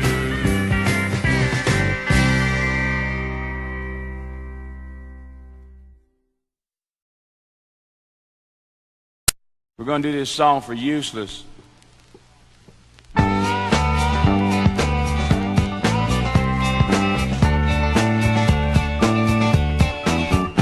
Oh, I was in the whips and things, she was in the pain, and I would beat her black and blue when she called me names.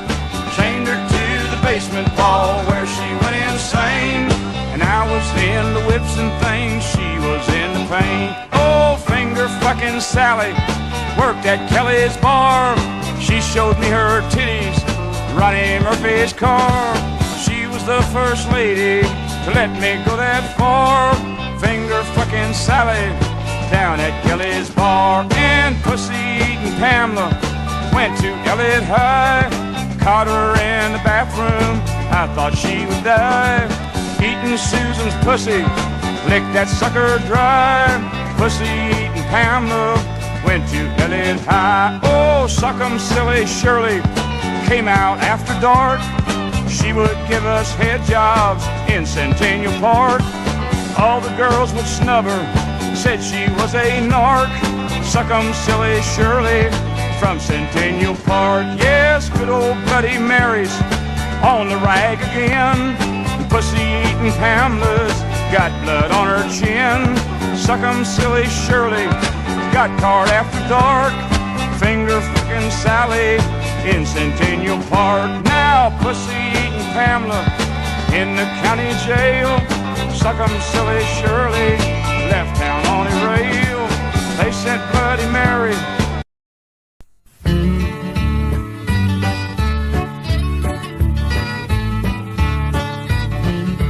I'm an Alabama nigger and I want to be free. Hell with the NAACP. I don't drink, I don't cuss, I want to ride on the front of the bus. I'm an Alabama nigger and I want to be free. Hell with the NAACP. I want to eat where the white folks eat, 'cause I'm white on the bottom of my feet. I'm an Alabama nigger and I want to be free. Hell with the NAACP.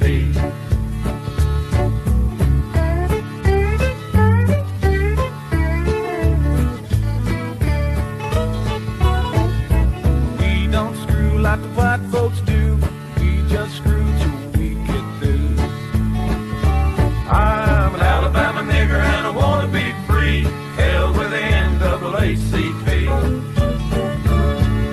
I want to be white more and more, so I can bitch at the nigger next door. I'm an Alabama nigger and I NAACP.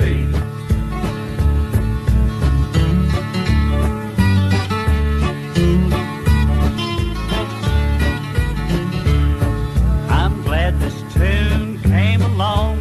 We done wore out one nigger song. I'm an Alabama nigger and I wanna be free. Hell with the NAACP. I wanna be white, don't you understand? So I can play in the trashy white band.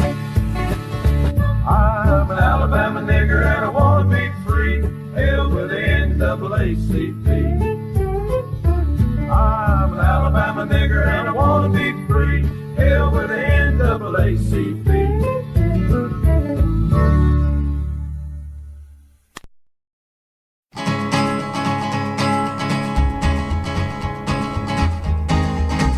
To the town of Alfria rode a stranger one fine day. Hardly spoke to folks around him, didn't have too much to say. No one dared to ask his business, no one dared to make a slip. The stranger there among them had a big iron on his hip, big iron on his hip. It was early in the morning when he rode into the town. He came riding from the south side, slowly looking all around.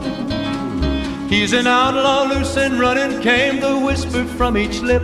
And he's here to do some business with a big iron on his hip, big iron on his hip. In this town there lived an outlaw by the name of Texas Red. Many men had tried to take him, and that many men were dead.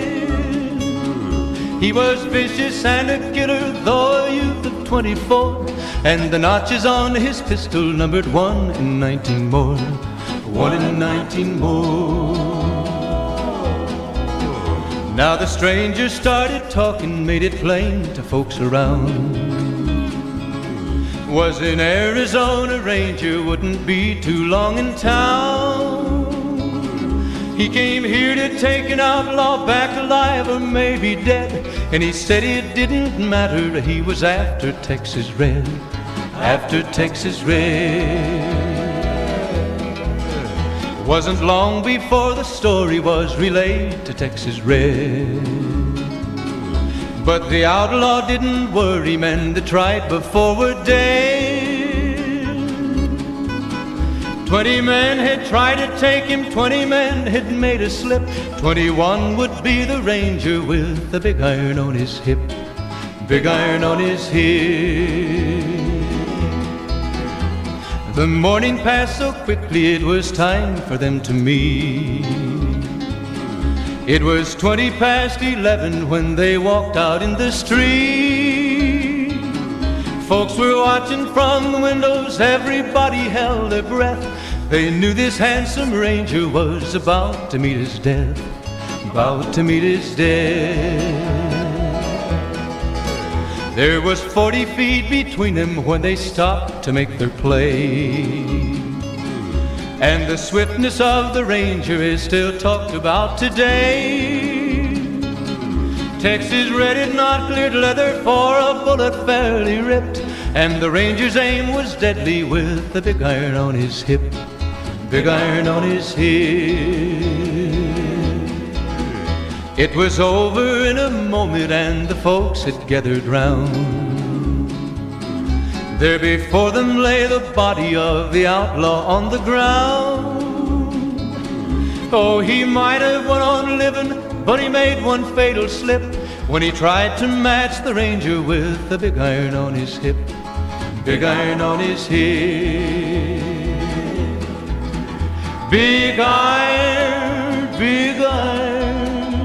when he tried to match the Ranger with the big iron on his hip, big iron on his hip.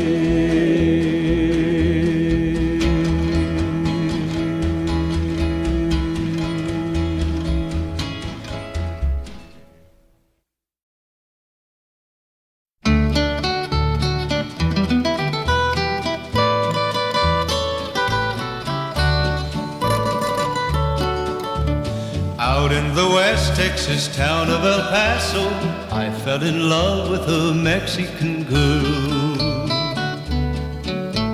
Nighttime would find me in Rose's Cantina. Music would play and Felina would whirl. Blacker than night were the eyes of Felina, wicked and evil while casting a spell.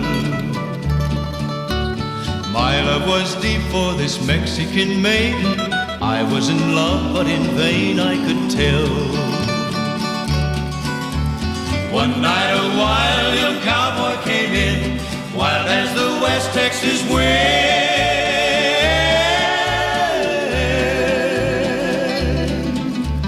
Dashing and daring, a drink he was sharing with wicked Felina, the girl that I love. So in anger I challenged his right for the love of this maiden. Down went his hand for the gun that he wore. My challenge was answered in less than a heartbeat. A handsome young stranger lay dead on the floor. Just for a moment I stood there in silence, shocked by the foul evil deed I had done. Many thoughts raced through my mind as I stood there. I had but one chance, and that was to run. Out through the back door of Roses I ran, out where the horses were tied.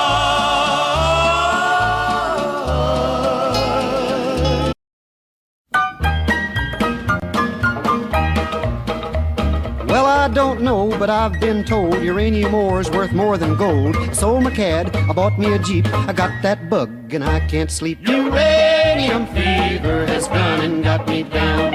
Uranium fever is spreading all around. With a Geiger counter in my hand, I'm going out to stake me some government land. Uranium fever has gone and got me down.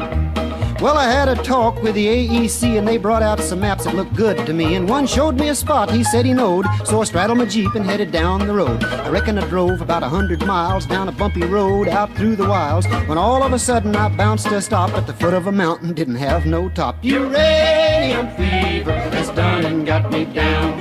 Uranium fever is spreading all around. With a Geiger counter in my hand, I'm going out to stake me some government land. Uranium fever has done and got me down.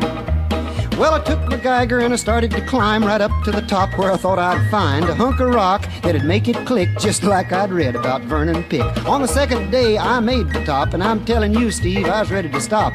The only clicking that I heard that day was the bones in my back that had gone astray. Uranium fever has done and got me down. Uranium fever, it's spreading all around. With a Geiger counter in my hand, I'm going out to stake me some government land. Uranium fever has gone and got me down. Well, you pack up your things, you head out again into some unknown spot where nobody's been. You reach the spot where your fortune lies. You find it's been staked by 17 other guys. Well, I ain't kidding, I ain't gonna quit. That bug's done caught me and I've been bit. So with a Geiger counter and a pick in my hand, I'll keep right on staking that government land. Uranium fever has gone and got me down. Uranium fever is spreading all around. With a Geiger counter in my hand, I'm going out to stake me some government land.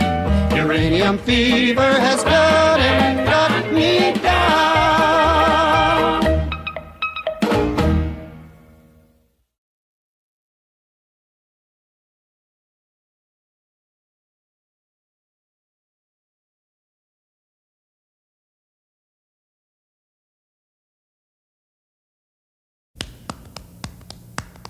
Bum bum bum bum bum bum bum bum bum bum bum.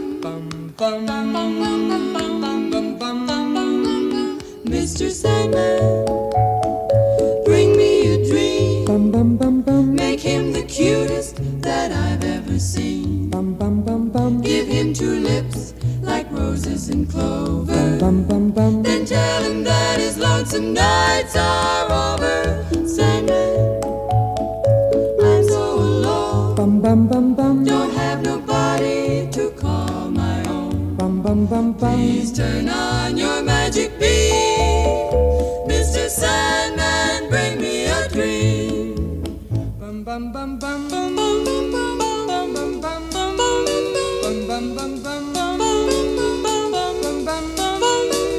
Mr. Sandman, bring me a dream. Make him the cutest that I've ever seen.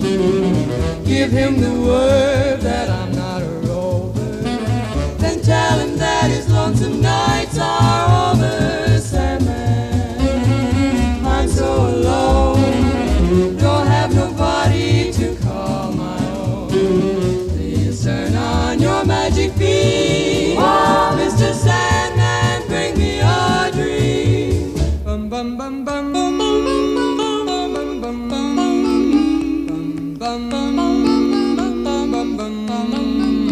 Mr. Sandman, Yes? bring us a dream. Give him a pair of eyes with a come hither gleam. Give him a lonely heart like Pagliacci, and lots of wavy hair like Liberace. Mr. Sandman, someone to hold, would be so peachy before we're too old. So please turn on your magic beam. Mr. Sandman, bring us, please, please, please, Mr. Sandman, bring us a dream.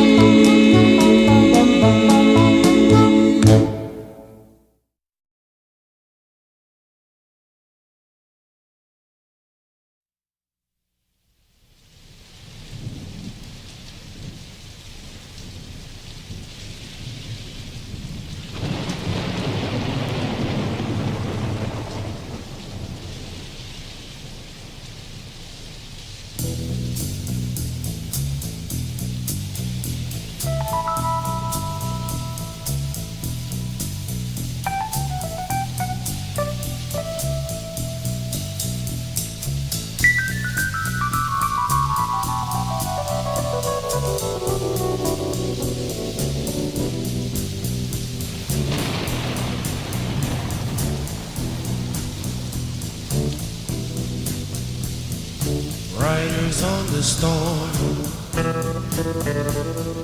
riders on the storm. Into this house we're born, into this world we're thrown. Like a dog without a bone, an actor out alone. Riders on the storm, there's a killer on the road. His brain is squirming like a toad. Take a long holiday, let your children play. If you give this man a ride, sweet family will die. Killer on the road, yeah.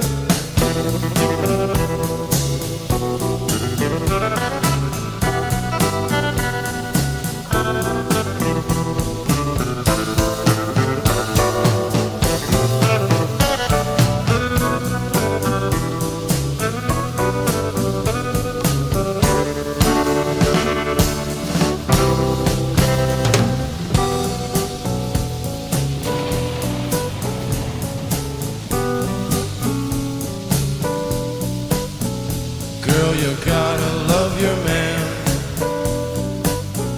Girl, you gotta love your man. Take him by the hand,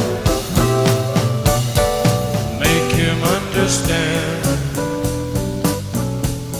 The world on you depends, our life will never end. Gotta love your man.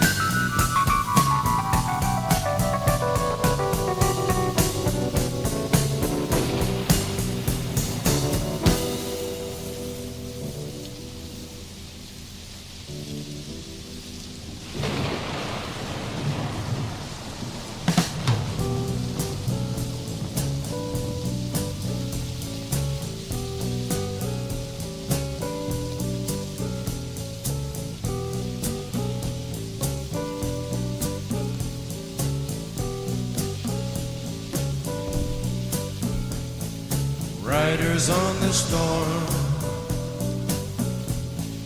Riders on the storm. Into this house we're born. Into this world we're thrown. Like a dog without a bone, an actor out alone. Riders on the storm.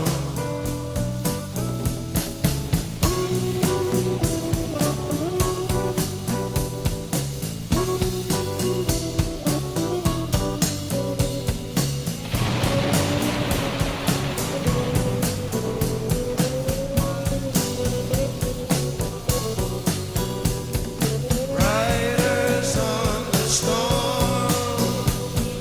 Riders on the storm. Riders on the storm. Riders on the storm.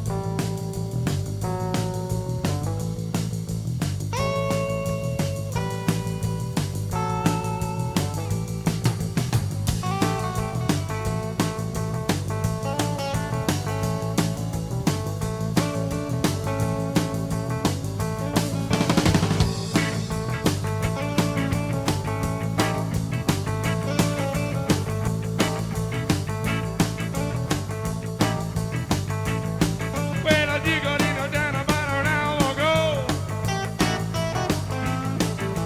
Took a look around, see which way the wind blow.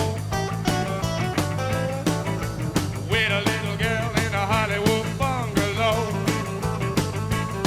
Are you a lucky little lady in the city of light? Or did you know the lost angel? City of night. City of night. City of night. City of night. Woo! Come on!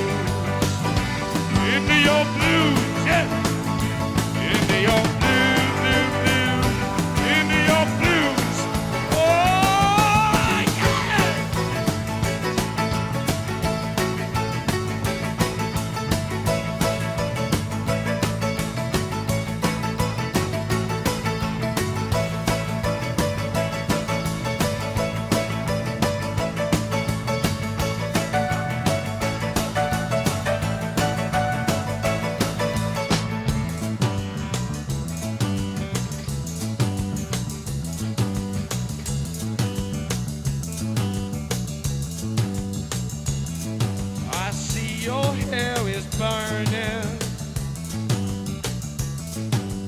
Hills are filled with fire. If they say I never loved you, you know they are a liar. Driving down your freeway, midnight alleys roam. Cops in cars, the topless bars, never saw a woman so alone, so alone, so alone, so alone. Motel money, better madness. The chain of moves from glad to sadness.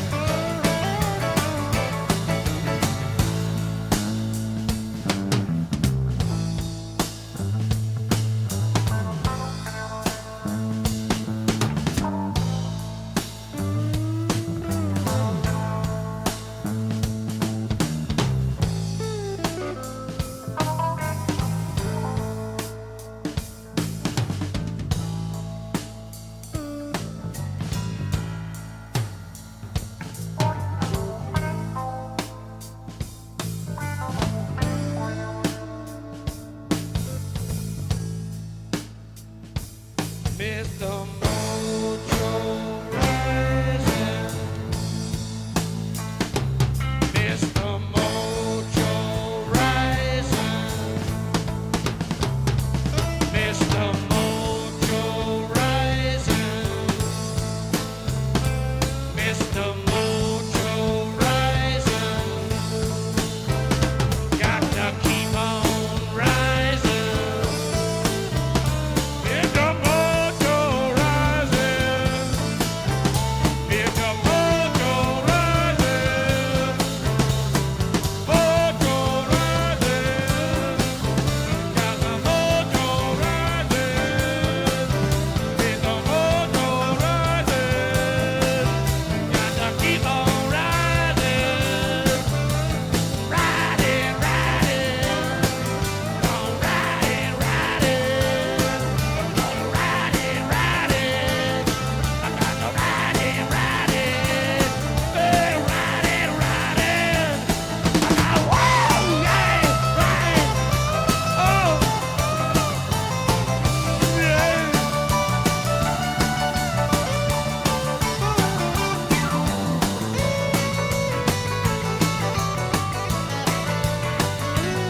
Well, you got in down about an hour ago. Took a look around, see which way the wind blows. With a little girl in a Hollywood bungalow. Are you a lucky little lady in the city of light? Or just another long thing, yo? City of night, city of night, city of night. City at night! Wow! Oh!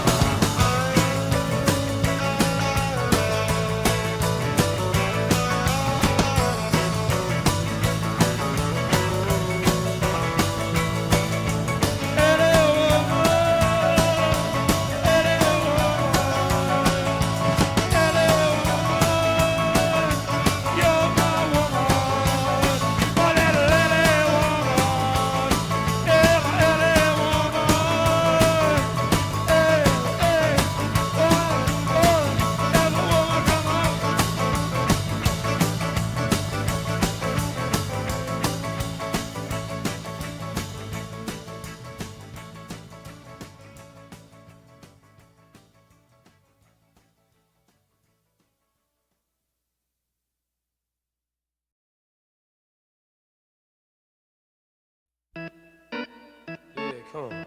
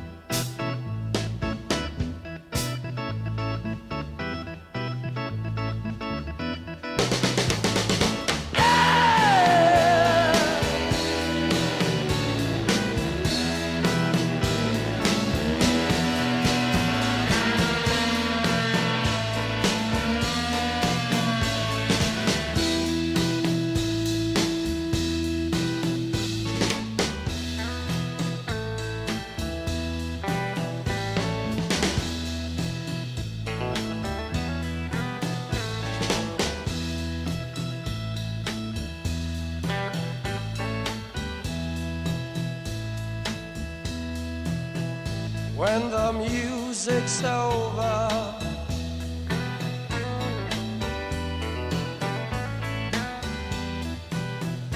When the music's over here.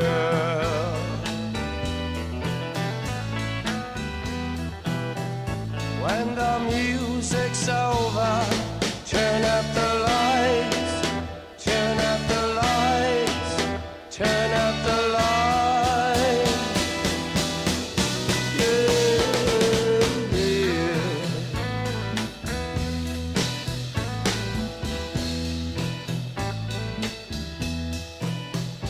When the music's over.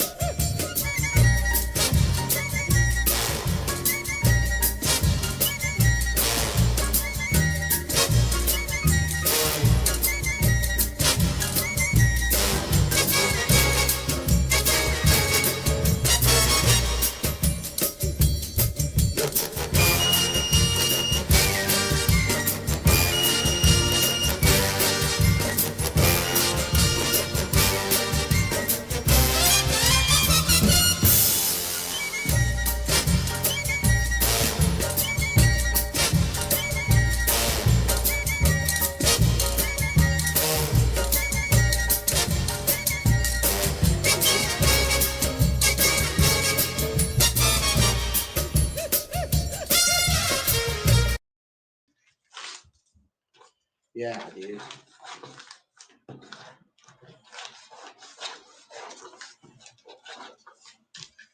So, never got a job at McDonald's. Did you wear skates at Sonic? No, I did not. You should stream an online therapy session. I no longer take the therapy classes. I was offered therapy when I went to the doctor's office yesterday,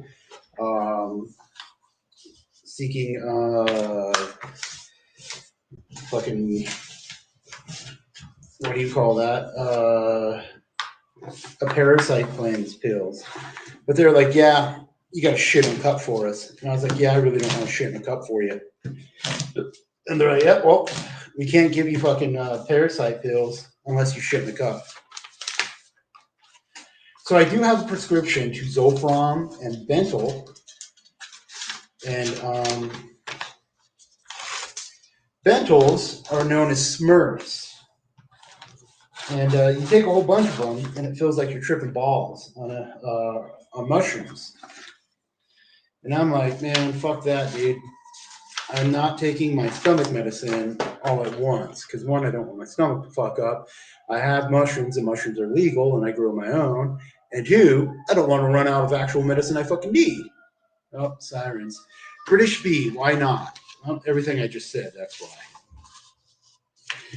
If I want to feel like I'm tripping on mushrooms, I'll go grab some off my counter. Because right here where my finger is, up there. Remember, this hand's fucked, so I can't do this. They can never find the parasites, but they try looking. I've only seen 2 girls, 1 cup. Oh, really? Isn't that interesting? What's the point of parasites? If they are straight up in the poop, they chill on the walls. I don't know what that means. What's the point of parasites? If they are straight up in the poop, they chill on the walls. Yeah, well, I bought this parasite cleanse stuff.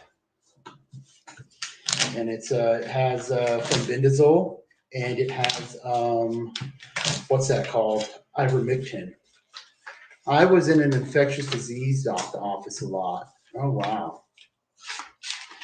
Dream Distortion. Eddie M, what's up?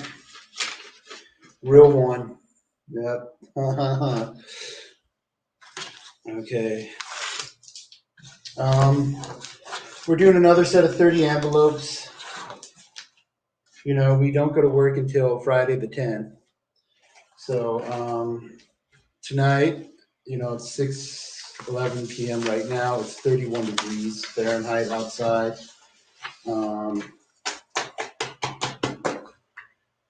The parasites live inside. Yeah, I know. So I bought my own parasite cleanse stuff because I thought it'd be a good idea. It's basically fenbendazole and ivermectin. It's called Parapurge. When it gets delivered, I'll show it off. That's for sure. You know, we got to get a workout routine going. I think we're in the wrong chat, but you look healthy. Well, I see you. What? Did you get the Sweeps? You know, I spoke to Sweeps last night. He showed up on the live stream. I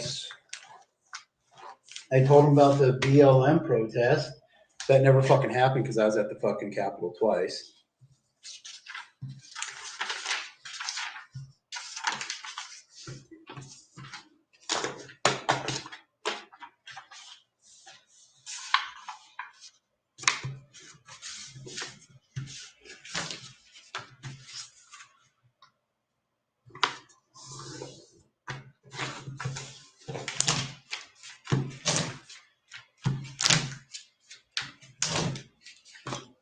Oh.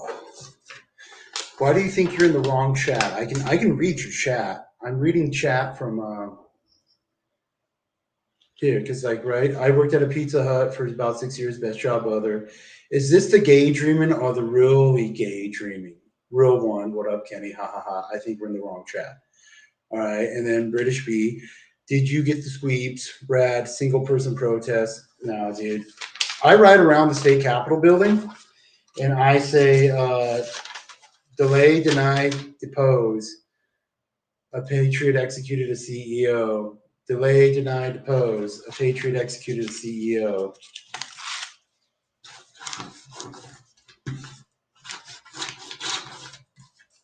Yeah, there's no more Palatard Indian protests. Nobody really gives a fuck about that. I went to the state capitol building on January 6th, 2 days ago, hoping for a little something, something. No January 6th rally. Yeah, because everybody's getting ready for Dictator Day 1, baby. Day 1 dictator, Donald Trump, motherfucker. Oh, man, I hope he carries Day 1 as every day. That would be legit.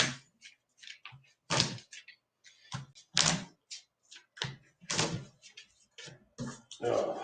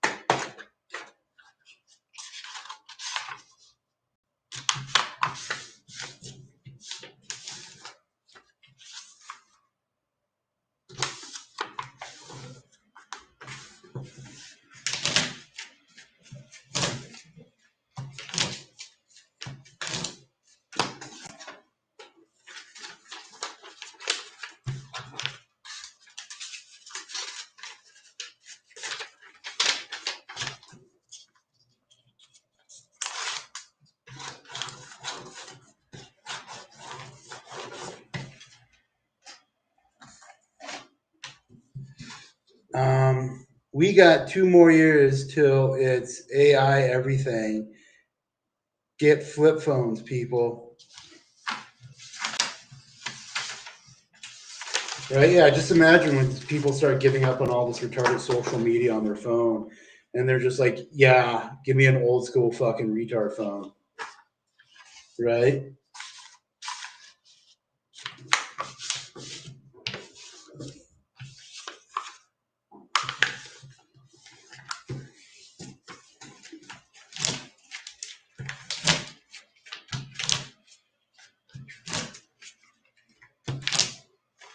Peace out. Thanks for you. What? All retired upper-ranking military elite forces have flip phones when they retire. So they don't have to read anything, right? Right? They just this normal phone. There's no email. There's no shit. McDonald's CEO should be careful now that McRib is gone. My fuck, dude. I actually look and ask for directions. It's fun.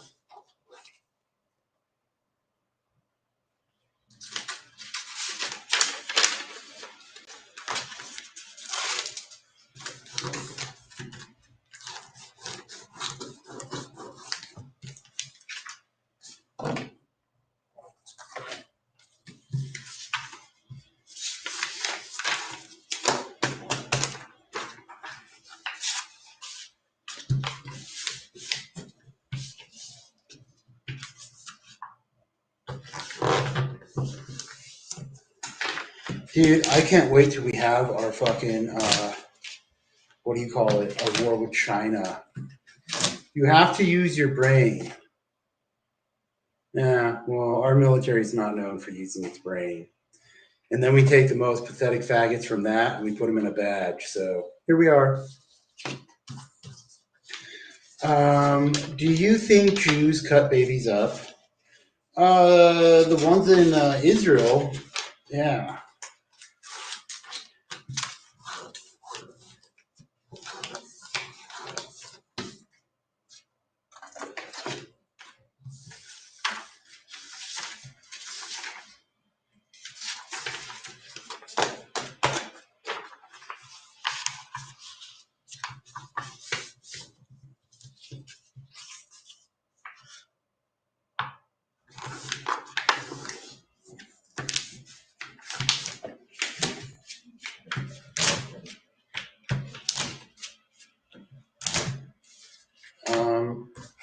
I really don't care, because, what is it? Facebook and Meta, they're no longer going to be doing fact checking.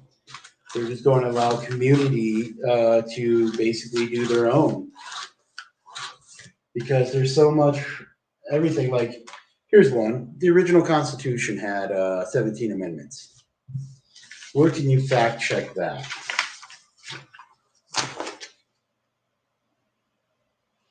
Oh, I'm farting out this chicken noodle soup that I've had in the fridge. Just heat it up and eat it. That's what I've been doing. Oh. I gotta stay with the workout plan, But I gotta work out earlier in the day because when it gets this late at night, I just don't feel like working out anymore. Oh, and I gotta get my laser regimen going. I haven't been using my hair follicle laser removal thingy enough. I gotta be using that more often too.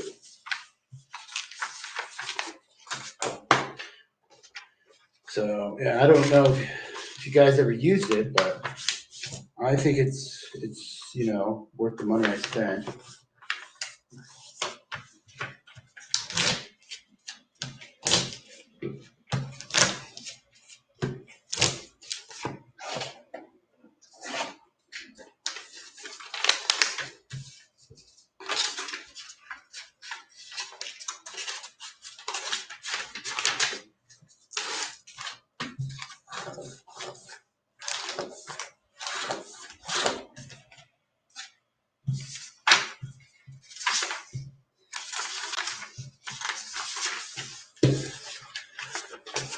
Christmas was a couple weeks ago. No point posting Christmas cards. Christmas was yesterday. Remember, I'm Orthodox Christian. Are you fucking retarded? Christmas was yesterday.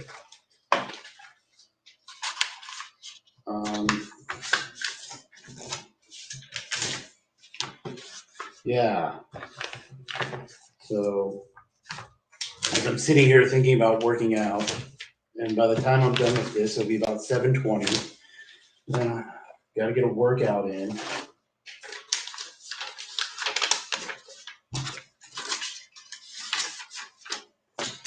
Orthodox Christmas is January 7th, or was yesterday.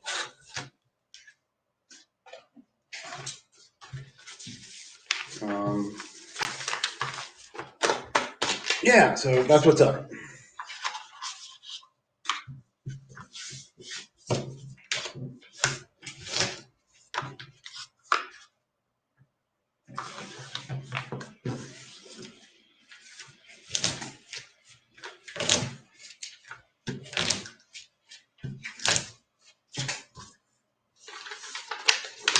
And yeah.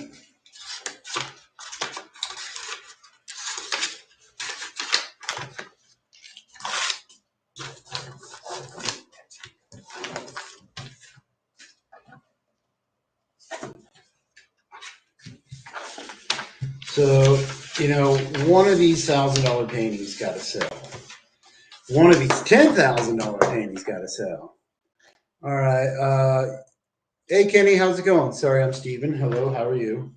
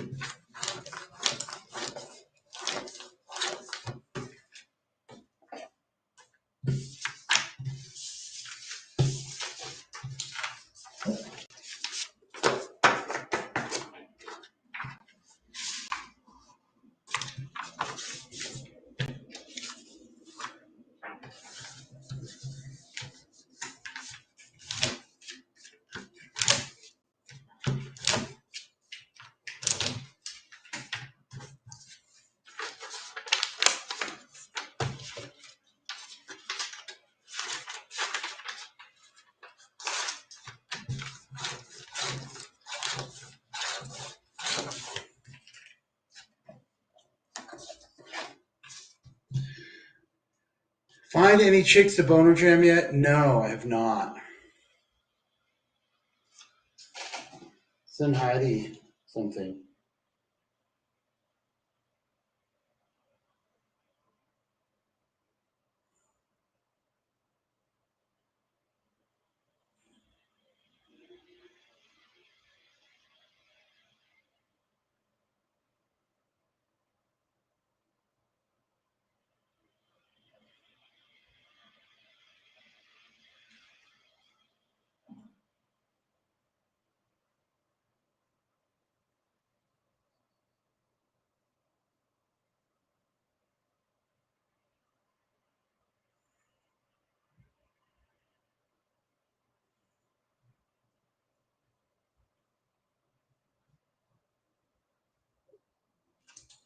There we go.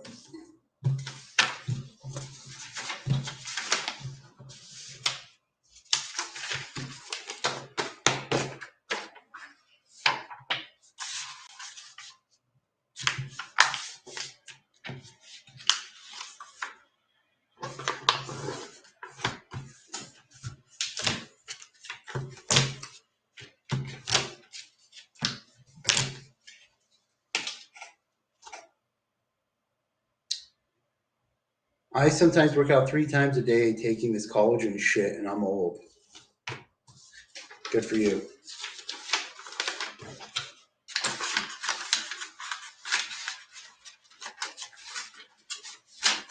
You know, when I get up in the morning, I guess I could do a workout, take a shower at night, and go from there. I just gotta start getting in bed by like 10 o'clock because I gotta wake up early now to work at 7. Well, I have to be to work at 7. So I wake up at 5:30 in case I haven't taken a shower. So I take a shower, I'm all ready to go out the door by 6:30 or earlier. Go grab me a breakfast burrito from across the street.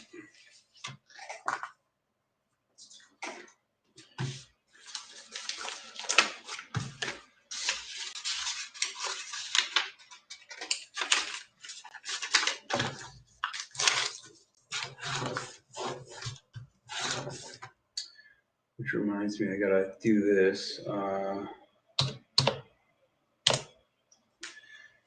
Don't say that out loud. Don't say what out loud? Like, seriously, what should I not say out loud?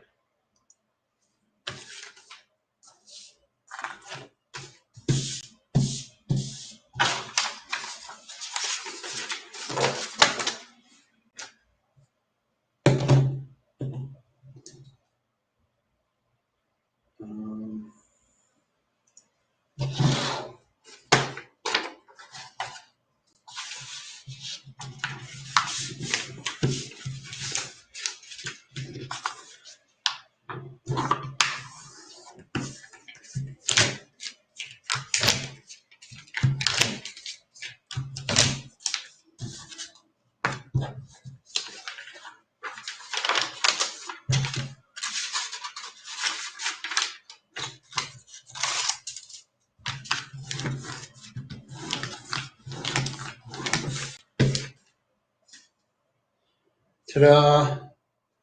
There's that.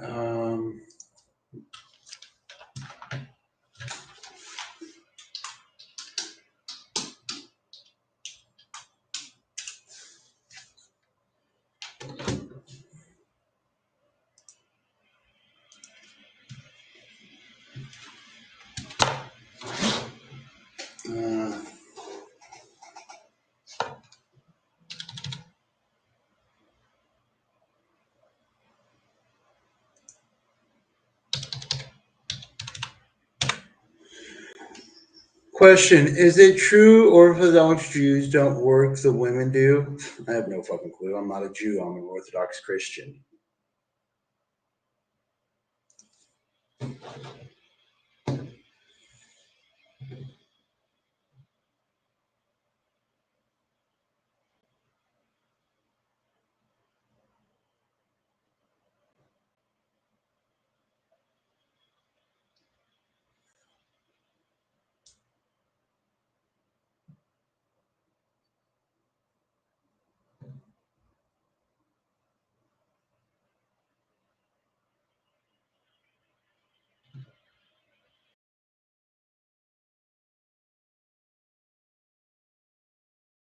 Fire condition. Also, I want to talk about a few of the challenges and adaptations. Multiple incidents throughout this region. We are going to talk about all of these fires within Southern California. We're utilizing mutual aid partners from across the region, state, and adjoining states, and firefighters are surging into Southern California as we speak. Also, the challenges with water pressure in the Palisades. Standard firefighting adaptations for water. What we do when water is limited. We have the ability to pull water from ponds. We can pull water from pools. We're utilizing as many water tenders that we have, and we're working very, very closely with DWP on this. Next, we will continue to focus. I want to make very, very clear, saving lives first, evacuations, and rescues. We are not out of danger. You can see the active fires that are burning. With strong winds that are going to continue throughout the night, I can tell you and assure you that firefighters and first responders remain focused on protecting lives and property. We urge the public to help us by doing the following. Stay informed through trusted news and official updates. Be prepared to evacuate if you live near wildland areas. Follow all evacuation warnings and orders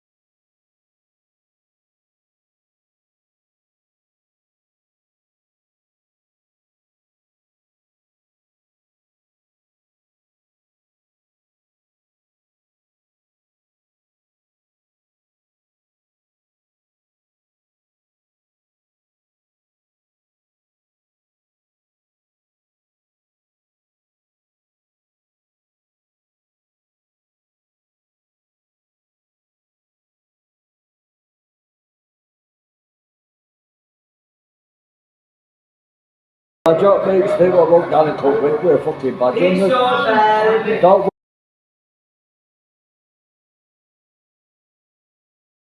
Good. What we eating, chap, mate? What we eating today? Better go get some steak pies, mate. That's what I think. Maybe to get some steak pies or something, chap. Sorry, mate. No, fucking hell. That's what I want for dinner, mate. I mean, fucking farm food. Good. Fucking bucky. Peekaboo, I see you. Okay, it's like a happy fucking weekend, this. Oh, what should we get? Oh, farm food steak bakes. Oh, we gotta get the steak bakes, chap, man. Gotta get the steak bakes. Steak bakes will do me, lad. Couple of steak. Oh, I'm so tempted. What the fuck's that? Nah, I want one of them. Get the steak bake.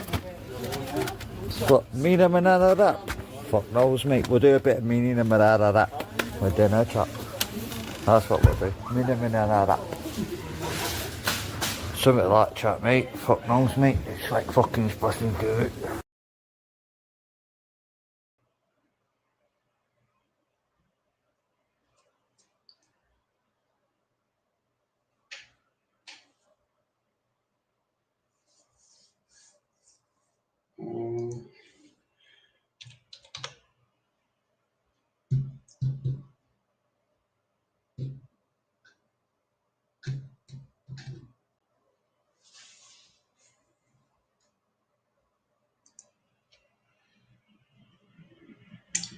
So yeah, just finishing up this little shit I have to do on the internet. We're stuffing the envelopes.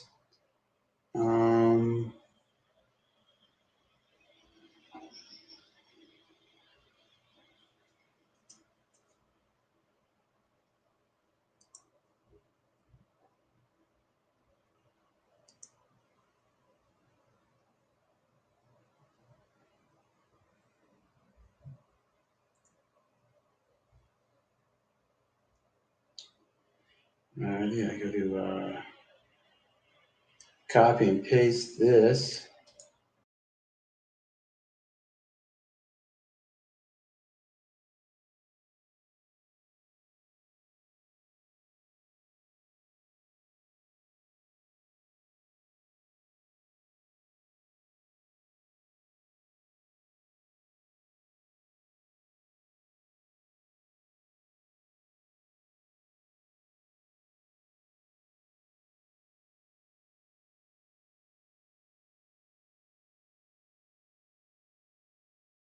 Hello, hello.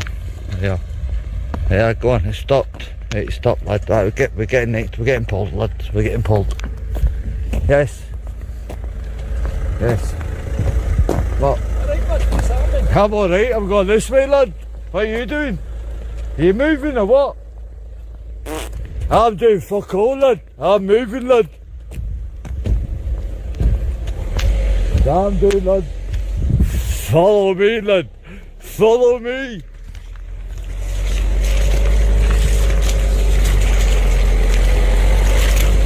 Yes, what do you want? Oh yeah. I'll still keep walking, lad. I'll still keep walking. What? Nope. Not done nothing wrong. Can't arrest me. And it's not opened. It's not opened. And follow me. Follow me. Follow me! Hello? Go on then. What are you doing out and about now? You're not supposed to be out listening. I'm going out for exercise and walking home. Exercise this time in the morning? Yes. Walking home for exercise, yes. Walking home, mate, for exercise. Yeah, 2 seconds.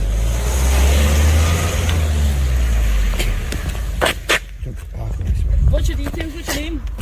Hey, I don't have to give you. Am I getting charged for anything? I'm wondering why you're Excuse out. me. Why are you grabbing me? I've already explained to you. Why are you grabbing me? You have a reason to be out at this Listen, time. I'm going out for exercise. Begging, see when we ask you to stop, you will stand over here.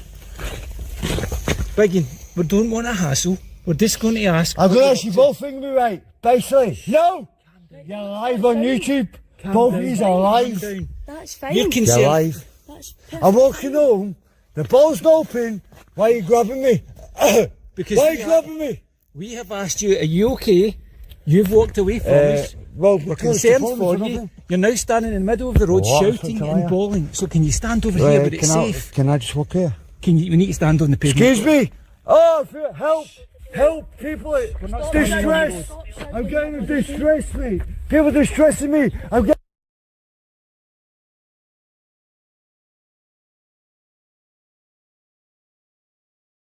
Why are you grabbing? We need to Why stand am I on the getting pavement. grabbing? We need to stand So on the you need pavement. to stay. So you've turned over. I'm live. That's Say hello. fine. That's Say hello. perfectly Say hello. Listen. Say hello. We're standing in the middle of Can the I road. walk home, please? Listen, Can I walk after home? we take your Can I details, walk home, make please? sure you're okay. Nah, you don't need my details. I'm walking home, please. No, you're not. No, you're not. Oh, so I'm not. So you're arresting me? No, I'm not arresting you. Listen, people are kidnapping me for my own safety. They're doing me for under kidnapping. Yes, holding me against my will. Police are holding me against my will. Yes, Right, yes. Excuse me. I'm getting hold. Yeah, go on. Then. I'm nicked. Yeah, lads, I'm nicked for no reason. Here we go. You ready? Yes, holding me against my will. Yeah, 2 seconds. There you go. That's not open, mate. It's not open. It's live, mate. It's live. Nicked for no reason. Sorry, yeah, by the way, switch it off, 'cause it's live. You're live on YouTube? It can be I live if stream. you want it live, or you want it off to save the battery, or... Listen, we're going to take this photo of look at your back. No, you're pocket, not. okay? No, you're not. Yes, we are. Oh, yeah, For for your that. safety. Can I get that without the Listen. car? You'll get it back. All we need to do is to find out why No, you don't. I've got no responsibility. You're standing in the middle of the road. No, shouting sorry. and bawling. I was walking off, live streaming, doing a YouTube video. Yep. Doing a YouTube video and do what I was doing and walking home. Excuse me, you're pulling me for nothing. Excuse me, you're still live, you know. On YouTube. Listen, we've got nothing to hide. Can we galleries? End of the day, you're Can I walking sit on- down? Okay then. You're walking on the middle of the road. Yes. With Alright, sweetheart. Is that bottle open? Is it open? So what's my charge? What? What? You need to stop. You need to stop and shouting behave. and causing a public disturbance. No, I'm not, mate. Yes, you are. You's all doing that. Listen, Is that your are you out on test, aye? You just training her, aye? Is that what you're doing, kiddo? No. Is that what you're doing? What is your issue? Right, stop staring at me. My issue is you Stop staring. You pulled me for no reason. right, you're outside, you know there's a lockdown on, you've got to have a reason I'm to be walking out. I went to school, come from the hospital, go see people. I got a bottle of vodka. I'm out for exercise. Right, so you're at the Exercise. Exercise. Calm down. Stop being aggressive. I'm okay. Calm Right. down. So you're saying you were down at the hospital seeing someone? Yeah, I come back and go Right, exercise. what was wrong explaining that to me? Talking, taking my Why you say just phone yourself? Where's my phone? You're still live on YouTube, you know. That's fine. People are What's wrong watching. with That's. Aye, you can't do that. Now I've got your prints, mate. that? That's fine. I don't have to give you nothing. What am I getting charged with? I don't have to give you anything. At any point have I So said what you do I were have to charged get? with anything? You were charged. At any Excuse point have I me, said you in were my charged with life, anything? in my rules, I don't have to give you no details. If I get done for anything, I'm handcuffed and all that, and the police have done You're things to me. handcuffed because you've been aggressive towards I've not been aggressive. you You have. were And then aggressive. you You started grabbed to me. get involved. You grabbed me. You grabbed me because he's out training you. No, I've You asked grabbed you, me. I've asked you to You stop to grabbed find me. out why you were here. You've then And tried I to walk told you away what I from did. me. Yes, because I was walking. I walk away now. You grabbed me. I understand. You were standing in the road. No, was it? Don't start take the piss, mate. Sorry, I'm swearing. I can if I sit there and do that, I can get nicked up as well. You know what I mean? But I'm not doing nothing wrong. You're right though. Well, you haven't given us a Listen, I detail. can- We don't know who you are. I don't need to. I don't need. I don't need to Were give you, you my were you in getting details. treatment or anything just to make sure that you've not come out the hospital without being... Sorry. No, I didn't, mate. No, you weren't in. I'm walking You on. weren't getting No, I treated. wasn't. Just so that I know that you're not going to be reported as a No, missing you're person right. from I know you're hospital. doing training, You're right? not doing any training. Is that aye? Is You're that not what it is? training Right? whatsoever. Do you want me to just get under these three cunts and train them properly, aye? Here you got me, right? You got, Right. right, you hear me like? Biggin, Uh, were you yeah. at the hospital tonight? No, You said you went to the hospital to visit folk. I want to go see my granddad. Right, so you're in the This hospital. time of visiting- night, do you know what time it is? I know what nearly fucking 2 time it o'clock. is. I know what's fucking next to me. Give me my phone back. I'll Undo give you your this, phone mate. back and I'll give you And your I'll do alcohol this. back. Walking home and stay around But the now when corner. See, there you go. Oh! Yeah, I'll shout at people. I'm more of an officer than you, mate. I'm orange. What's your name, bud? You need to tell us- Doreen. you need to I tell us don't your need to name. tell you See, anything, mate. If you don't, you need to get You arrested. get me a charge, arrest me, mate. For being out, you're not meant to be out the house unless you've got a proper Yes, I went for exercise, yes. Arrest me, for lad. exercise at this time of Say the do morning. that and go train, yes. Go arrest me. I get free bloody breakfast in the morning. Give me the vodka when I wake up. To be fair, the breakfast's good. Yeah, I know, I've had it for years, mate. No, that's good. See if What's you just good? give us your name, we'll take it out and spoke to you. No, on your road. listen, see at the end of the day, I don't have to give you my details. You Take the do. cuffs off, let me You walk. do. No, I don't. You do, yes you do. No, I don't. George, I got the artifact of 1692 for details. Basically, I am getting captured. I am a prisoner and everything, and people are capturing me for details. Why? Check, just What? make sure there's no one reported missing. Oh, it's alright, check me all you want. There's nothing on I can't me. check you, I don't know who you are, but I'm checking That's the all right, hospital go on. just to make sure there's no one's been reported missing. We've spoke to Declan Gibbsy. You're right, kidder. Alright, how are you? Alright, Sergeant, I'm sweet as a nut, mate. Give me my vodka back, come back the cuffs, go sweet, go and fuck it up, honestly, Your I vodka's got sitting it. there, you'll get it back. So Yeah, I'm not it's your going. vodka, Listen, it's I not can get out of these in 30 seconds, you know. You got me, lad. I know you're training. I know you are. You got me, lad. You got me, lad. You got me, lad. You got me. So you wouldn't tell us your name before we went. No, I don't have to do that, mate. Listen, excuse me. Are you being kidnapped? No, you think you've kidnapped me? They're scary. People just kidnap me. I don't do that. I'm the insecurity. I've been kidnapped. Will you kidnap me? Exactly. You kidnapped me. Are you serious? Yes. Yes. No, serious. I feel. Basically, yes. Basically, yes. I'm going to I'll land it. I can land it this time. Yeah. No, it's keep me hostage. Police me, I'm in hostage. The police are keeping me hostage for no reason. The thing to America. Hostage. I feel safe. Please help me. I'm a hostage. They've kidnapped me. I'm hostage. Well, what have you just done? Your red lights and all that. Stopped in the middle of the road. No, I didn't. I was walking across the road, mate. I seen it. I'm video. I'm still live, you know, with my phone on YouTube. You know I'm live, mate. Hello, sweetheart. How you doing? I'm live, mate. Listen, YouTube. Live, mate. Do us a favour. I'll turn it off, mate. Give us a phone. I'll turn it off and have a normal Is your name conversation. Cameron McDowell? Yes, yeah, that's my fucking name, man. That's you. Aye, that's my name. Right, okay, so you phoned the police tonight? Yes, I phoned fucking 10 of them. Sorry for swearing. That's not my name. Yeah, Sergeant, do us a favour. The phone's on. It's live.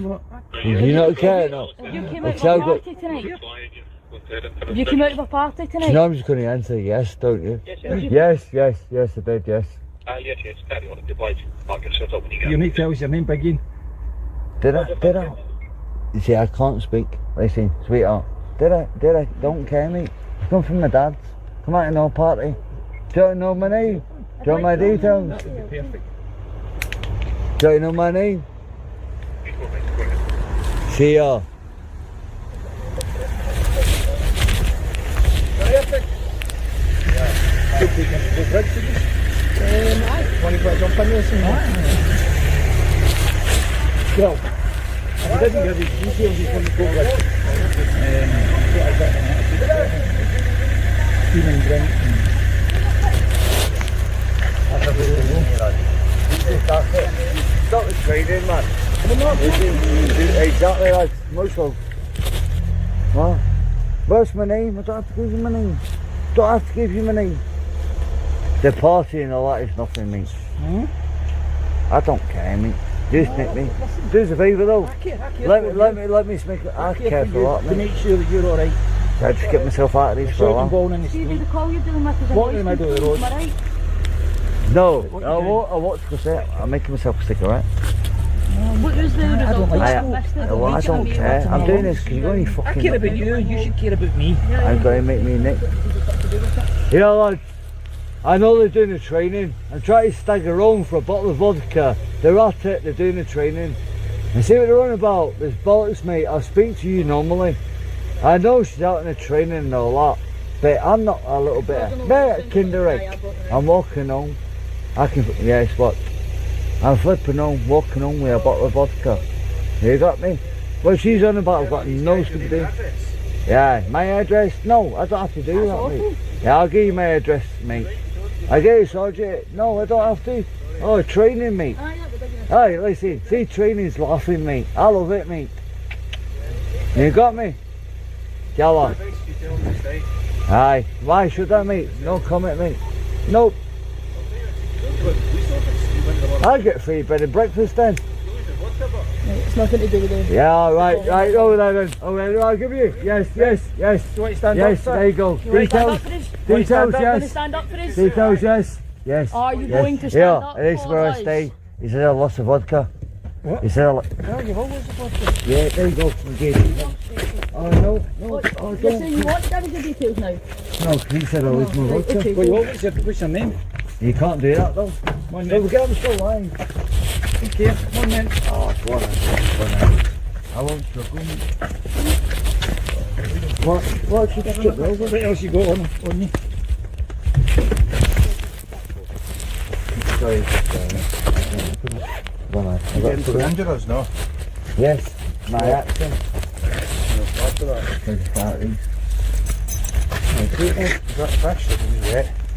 No, I just sitting there and sorry. Right, and you go.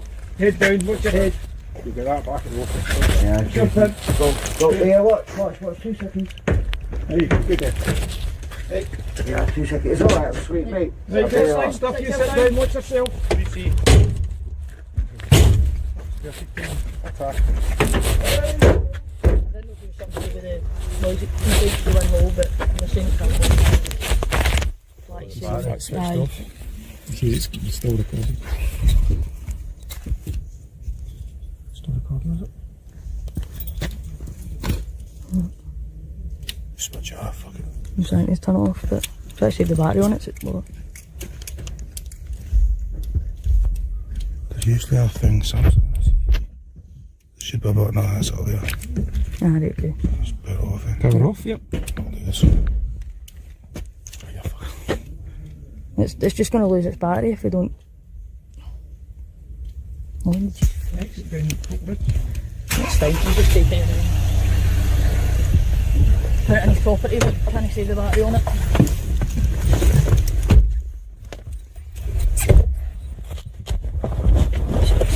Alexander Street or something like that.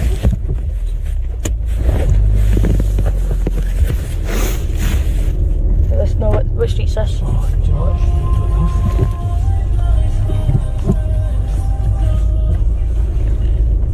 Where's that street? Monk's Court Avenue in it? Monkland's on Aitchison Street. 34 Tango, calls control. 34 Tango. We have a male arrested for a breach of the peace on Aitchison Street in Airdrie. He won't provide these details, however, could you make Coatbridge aware? Roger.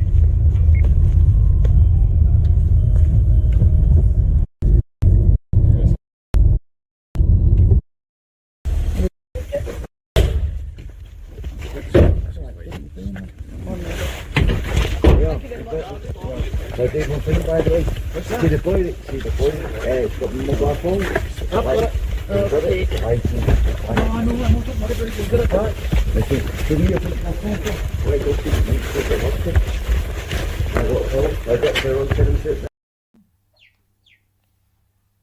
Morai is giving evidence in court tomorrow. I expect he'll be telling more lies as usual. The system is rigged. If we want the groomers out of Barrow, we're gonna have to get them out ourselves. I've been on here thinking that hundreds of messages packing. Which is people thinking that they know something when really they don't know something. I think as much as grooming gangs might be a problem, I think it could actually be a bigger problem. People hearing a case of some victim who's not a victim, who's just lying, She's just a girl and she's on fire. Hi, I'm Christ, but if you do not believe me, then that's proof that you don't actually know who Christ is, because I'm Christ, so if you say that I'm not Christ, then you don't know who I am. If you want to know who I am, I would watch this video. First, I need to say that I'm aware that I don't have any hits on any of my videos. This is because the people who control YouTube have done something to my videos that makes it look like no one's watching them. They've done this mostly to piss me off, but also to probably make me hate the world so much that I'd want to kill everyone. And they have been very successful at doing this. But at the same time, I also know that humans are vile, horrible creatures who... She's just a girl and she's on fire. Hi, I'm Christ, but if you do not believe me, then that's proof that you don't actually know who Christ is, because I'm Christ, so if you say that I'm not Christ, then you don't know who I am. If you want to know who I am, I would watch this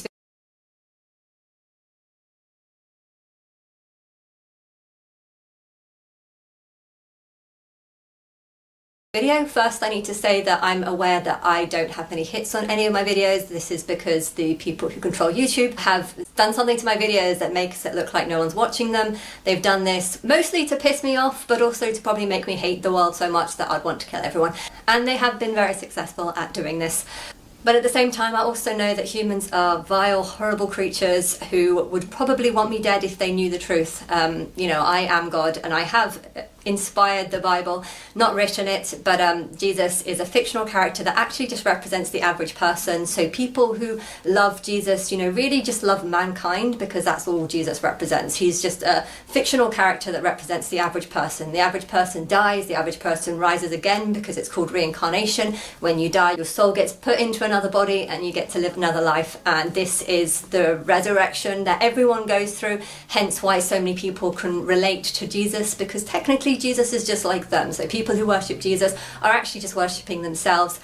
Jesus is not Christ, but he was a blasphemer, hence why he died, and he needs to die because the world right now is way overpopulated and needs to be massively reduced, and therefore Jesus needs to die to fix the overpopulation of this planet, and also to get rid of the idiots and the morons who believe in faith. I mean, the Bible is full of absolute nonsense and crap, but so many people ignore that and are happy to worship it because it shows how they are not interested in truth. Anyone who worships Christianity and the Bible are not interested in truth, but they would claim that they are, because according to the Bible, that is the truth, when it's obviously not the truth.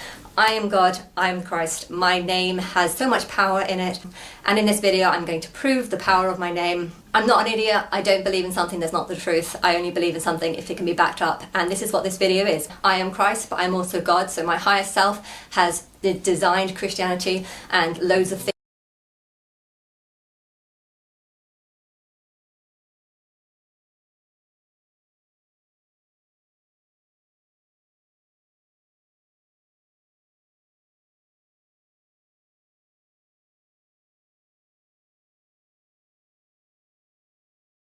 within the Christian religion and within the English language, has designed it to point to my name, to expose my name as being the true Christ. There's too many coincidences for this to just be a coincidence. There's power in the name of Christ. Anna B is the name of Christ, and this is my evidence to prove it. Okay, so to start we have the Christian name, which broken down could say Christ I An Christian, or if you take Christianity it could be broken down to say Christ I Anna.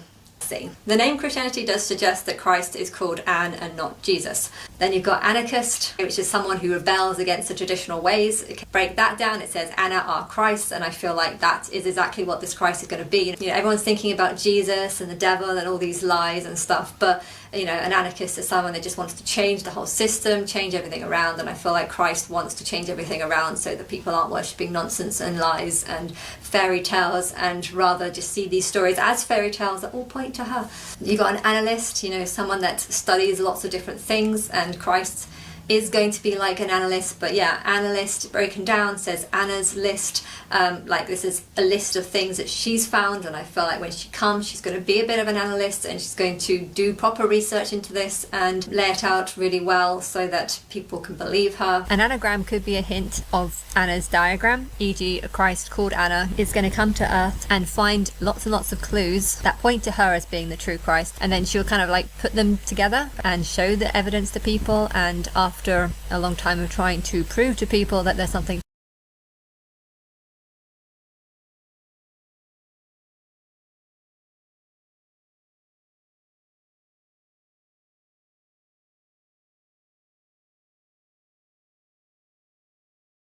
show the evidence to people, and after a long time of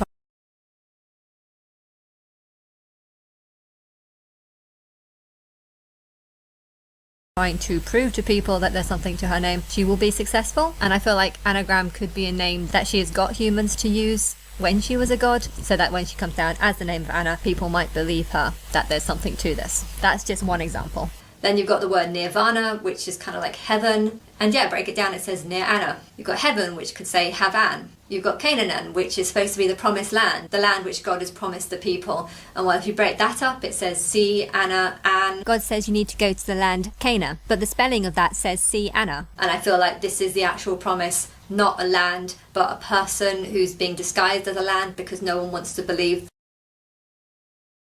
Not a land, but a person.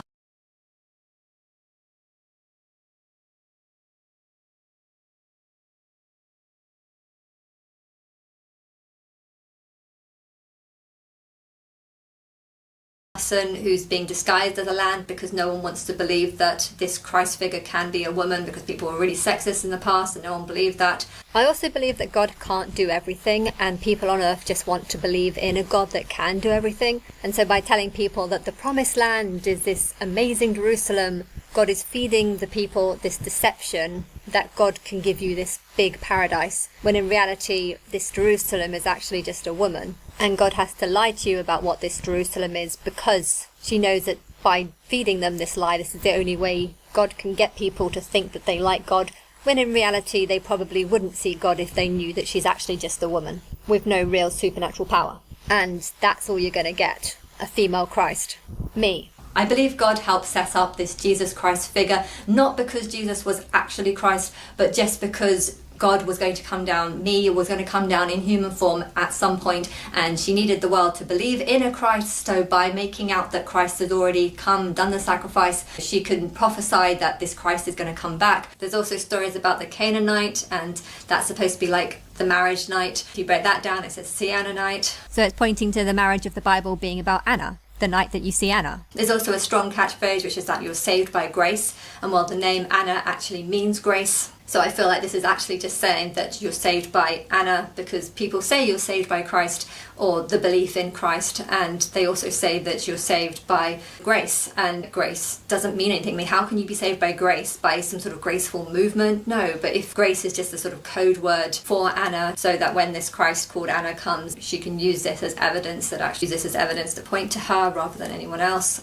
If you go through the Bible and take every time that grace is used and then switch the word from grace to Anna, only then does the Bible about grace make any sense. In Zechariah it says that God will pour out a spirit of grace. Well, if it's talking about Christ's spirit, a spirit formed from Christ's suffering, well, it makes sense. In many places the Son of God is described as being someone who is filled with the grace of God, and well, it makes sense if it's saying that the Son of God is filled with the Anna of God. Why? Because people are made in Christ's image, and Christ is actually called Anna. I can also tell you that for the last 11 years I've spent most of my life lying in bed pouring out my spirit, which makes my body feel really tired, like I'm some sort of magnet. I can tell you this, but if you don't believe me, I know you're not going to give one tiny shit. And unfortunately the people that do believe me, hence they're ignoring me because they want me to pour out my spirit. Hence why they are sacrificing me. I am their sacrifice. And I'm going to continue being this sacrifice because humans are like robots who are sort of programmed to not believe or ignore me if they were to come across my videos.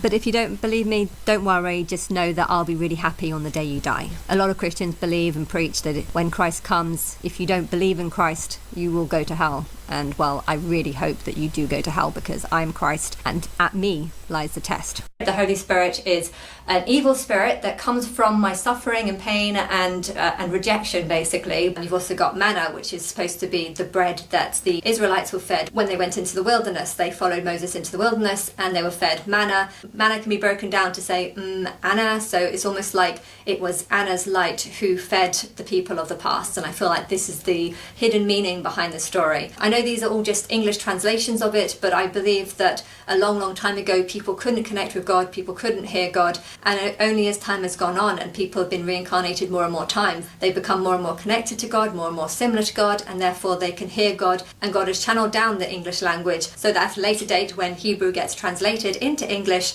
all these words, these new words, this English language will actually pick up on things like this. It's like a way of hiding something. A lot of people are backwards and they think the older you go, the more closer to God you get, when I think actually God is more in the future because wisdom is more in the future.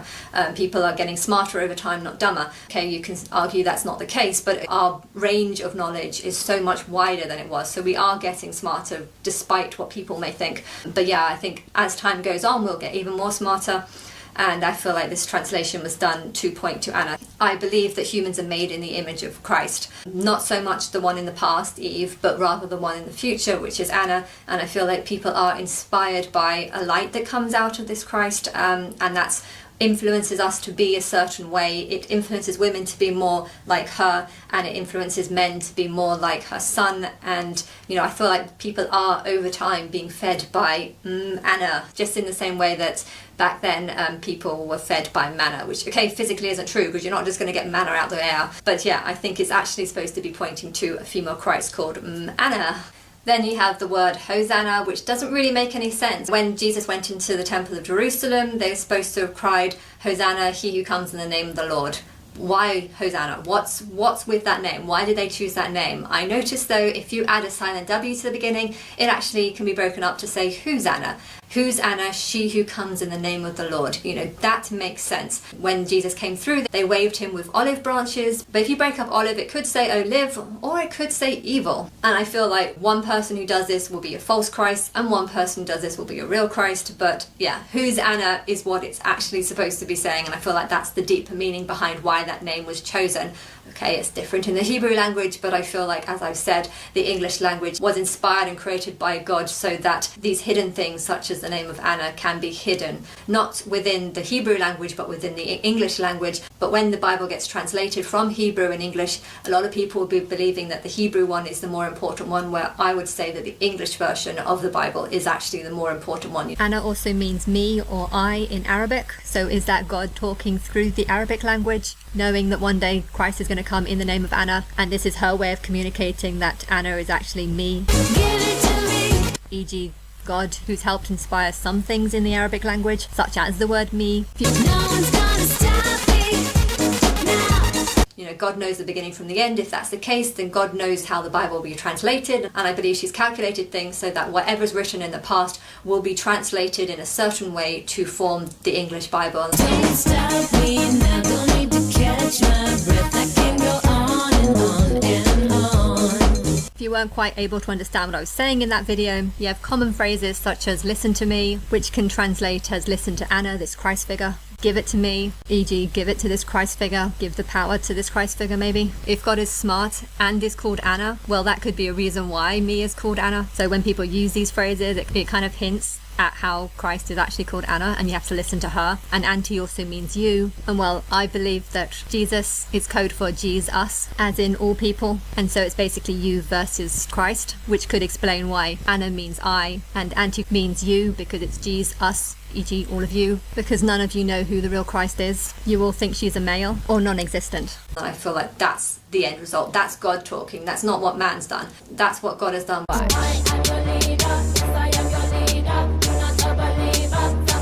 Speak English. Then you got Rosh Hashanah, which is sort of the biggest festival of their year. Christians think it's when Christ is destined to come back in the future, but Jewish people call it the head of the year. You're supposed to eat like apples and honey. Apples is a little bit like Eve's apple, and the honey could be to suggest that she's actually the queen bee. If you take off the H's and add an E, it says Rose as Anna, or Rose has Anna. Then you've also got things like banana. I do believe in reincarnation. I do think that humans have evolved from the monkeys, and if you look at the DNA, you'll find that human DNA and monkey DNA is like 94% similar, but I feel like Eve came down and changed the monkey DNA to make it more human, and that's how humans have evolved.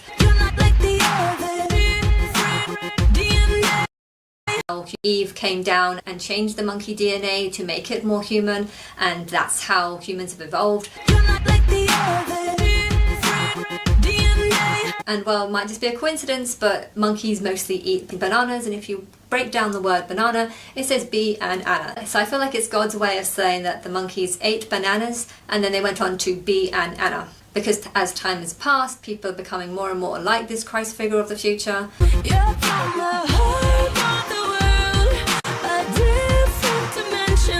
Jesus' grandmother is called Anne or Anna, and the name Jesus can be broken up to say Jesus, like as in all people. And well, if Anne or Anna is the great mother, then it kind of suggests how God is actually called Anne or Anna, because that's what Jesus' grandmother is called. Mary's also often called Mother of God, and well, Anne or Anna is Mary's mother, so she's like higher up the chain and you can't go any further than her. You can go up Jesus' father's bloodline all the way to Adam, but then again a lot of these Adam characters are supposed to be hundreds of years old. It's not realistic, it's not true, and Jesus wasn't actually supposed to be from the bloodline of Joseph, so therefore the only real bloodline does go through the mother. And so the only thing we really can say about Jesus' bloodline is that Mary was the mother and Anne made Mary. Mary then made Jesus. So how do you know that this isn't a hidden translation saying how God made Christ, who is Mary, and Mary, who is also called Eve, who is Christ, made Jesus, as in everyone. Then you've got an anaconda, which is the largest snake in the world. If you break that down, it says anaconda,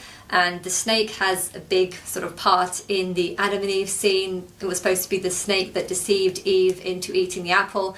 I don't think that the snake is a bad thing. I think it's kind of hinting at how anaconda, e.g. the snake wasn't actually a bad character. Anaconda, Eve should have eaten the apple because it does make her smarter and it will make her God, because I feel like she is God. So basically I've had 4 lives. I was Eve, I died in a plane crash, and then I came back as Anna B on the 3rd day, and I am the real Christ, and I need people to know this. But for people to believe in a Christ, you know, there had to be some sort of delusions. So God, my higher self, which is me in me, but she's the one that can time travel and she has a better memory than I do. She basically set up this false Christ Jesus so that people would believe in a Christ, and so that that fictional character can make prophecies about me. But of course, because that Christ was the wrong Christ, there had to be talk about an antichrist, so that people who believed in the wrong Christ would see me as being the antichrist, and people who did reject the false Christ Jesus and see me as being the real Christ, well, they will be the ones that have the truth. So going back to talking about Eve, who I believe is actually me in my first life here. She's God who's come down as Eve to have a son, to give her son into the world, and then she's going to die and then come down as Eve to have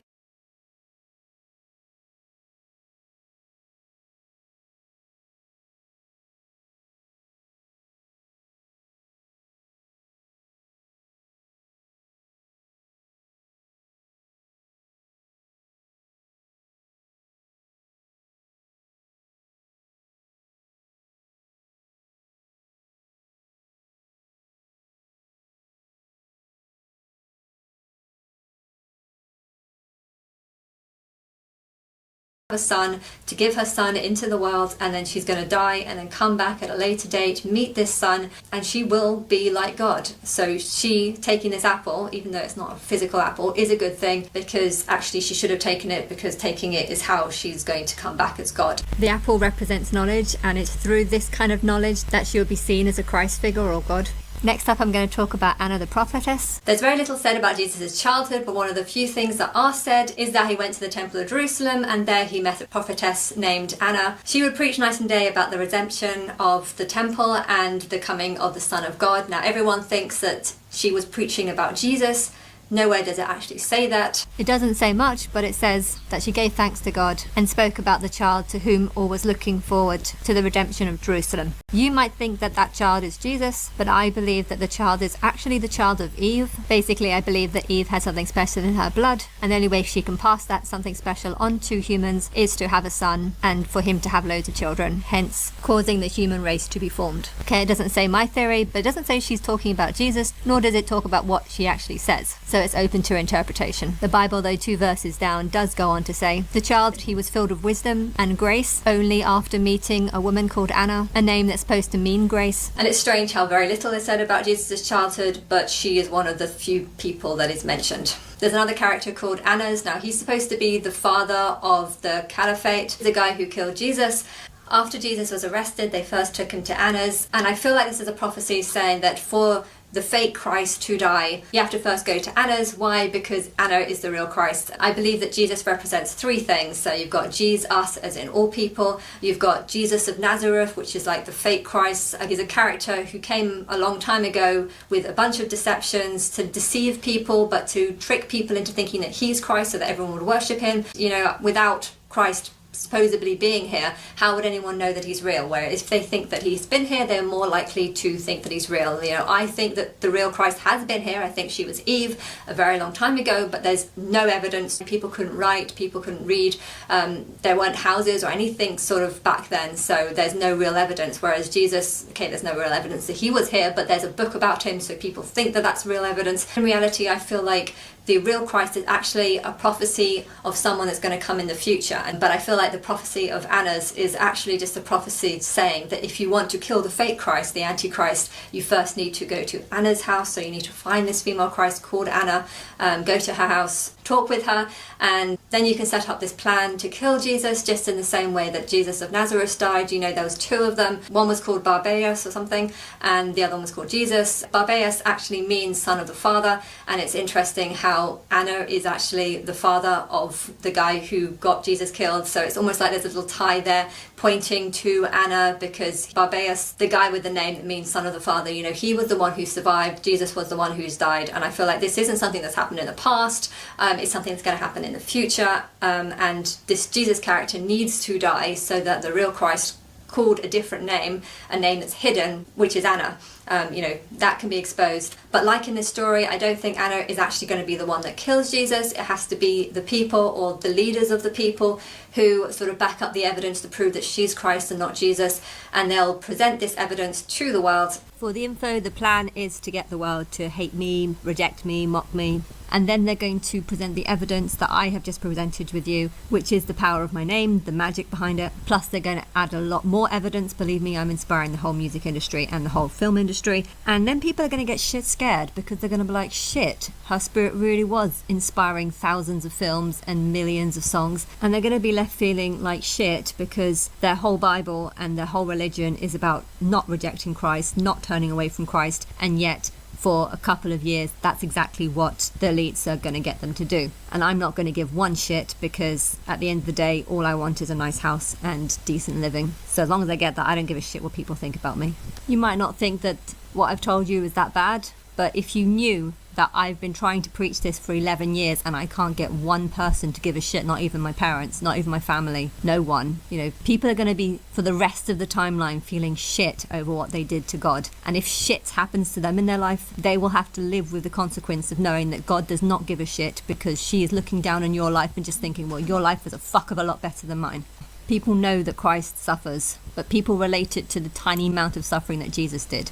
They have no clue on what she actually has gone through, what I have actually gone through. And then Jesus will die, and the world won't be necessarily saved, but it will, because Christianity is a terrible religion, and it preaches all sorts of backwards nonsense, and it teaches people, you know, not to seek forgiveness from all the people that you've hurt, but rather seek forgiveness from God, which is just something in their imagination. You know, it's not a real God. What they worship is not a real God, but I think there is a real God. This real God, whether she forgives you or not, it makes no difference whatsoever. You know, to be happier, you have to just learn to be a good person, and not just be a good person because you're pleasing God, but you should do it to please, you know, the people around you. But yeah, Christianity teaches very different things, and it's causing so many problems in the world.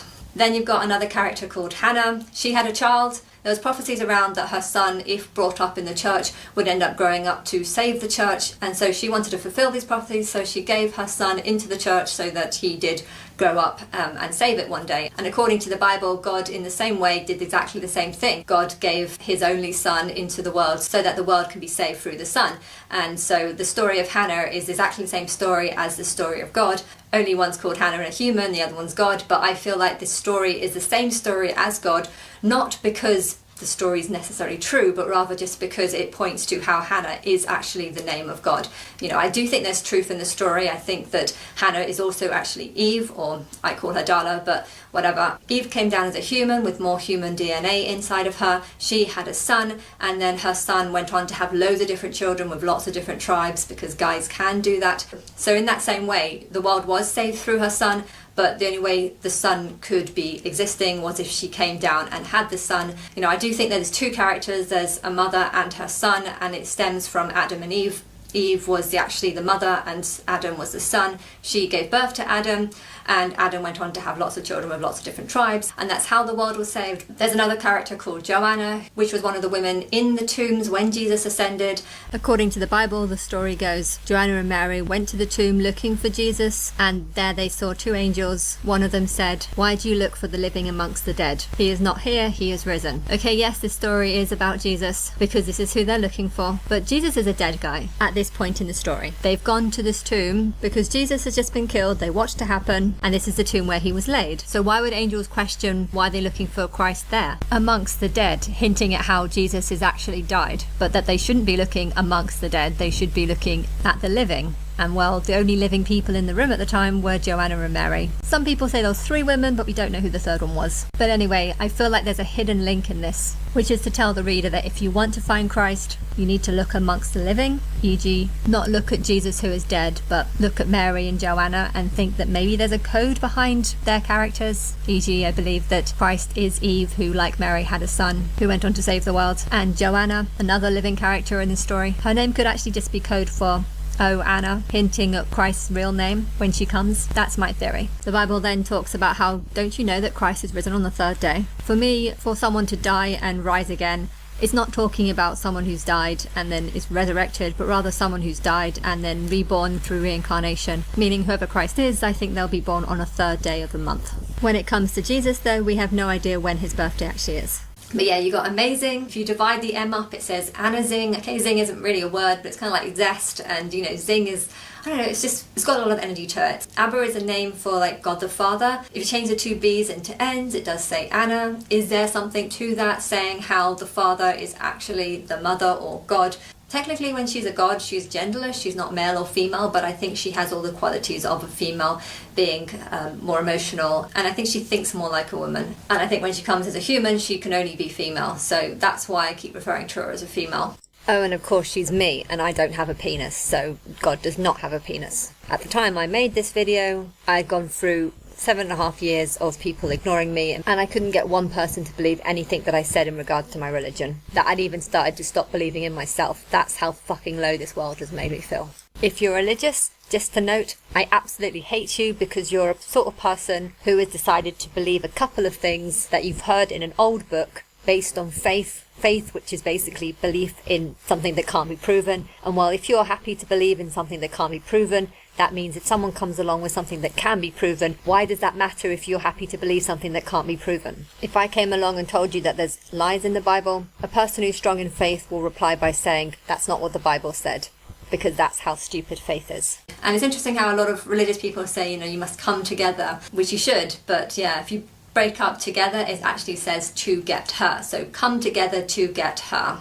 Evolution is Eve's solution. There's also a common saying which is mum's the word. Well, according to Christians, they think that the word is a Bible. But I feel like the fact that they think that the word is the answer and there's a common saying mum's the word, you know, this suggests that actually the word isn't a Bible, it's the mother, it's God the mother. Why? Because most people know of the saying mum's the word. So maybe the word of God isn't the Bible, but rather is just the female Christ on earth. Eve, the person who everyone in the world stems from through their DNA, the mother. So basically I think there's God in the spirit realm and Christ on earth, which are the same people, only God on earth, when she's immortal, she is mortal, she has no power, she can't do that much, she's just like a typical human. But then you got herself in the spirit realm who is like a god, but not like a typical Christian god. You know, there's not actually that much she can do. She can influence people to get them to do things like create the English language, or to, you know, subtly drop Anna in certain places. That way it can later one day point to things. Though of course the Bible is very, very old, hence Anna wasn't actually used. But back then people didn't have much of a connection with her. It's only as time has passed that people have become closer and closer to her and have been able to connect more with her. And this is why the Bible is now able to relate to her, because I believe the English translation of words have been designed in a certain way to connect with Hebrew words. But the Hebrew words don't mean anything, but the English word does point to her in some sort of way. It's quite complex, but it's easy to understand once I've explained it. So I believe that she's inspired all things to point to this female her when she comes in the future at some point. course, this is just a theory, but whatever. And it's not just the English language I think that she's inspired. I think she's inspired all sorts of films and music and just loads of different stories, all sorts of stories, including biblical stories, but all these things point to her in some way, and I'll explain that. I explain more about it in other videos, but this is just focusing on the name Anna, which is what I believe she'll be called because of things that I've seen. Then you've got things like cannabis. I know you shouldn't take drugs, it's not very good, it's very addictive, but yeah, if you break up cannabis and add an L, it can say see Anna Bliss. It's supposed to make you high and happy, and I do think that maybe that Christ is going to have a tad of that. Either that or she's going to sound a bit crazy and delusional when saying all these different words, so anyone would think that she's on cannabis, when really it's just code for see Anna Bliss, e.g. believe her. The things that she says, even though they might sound crazy.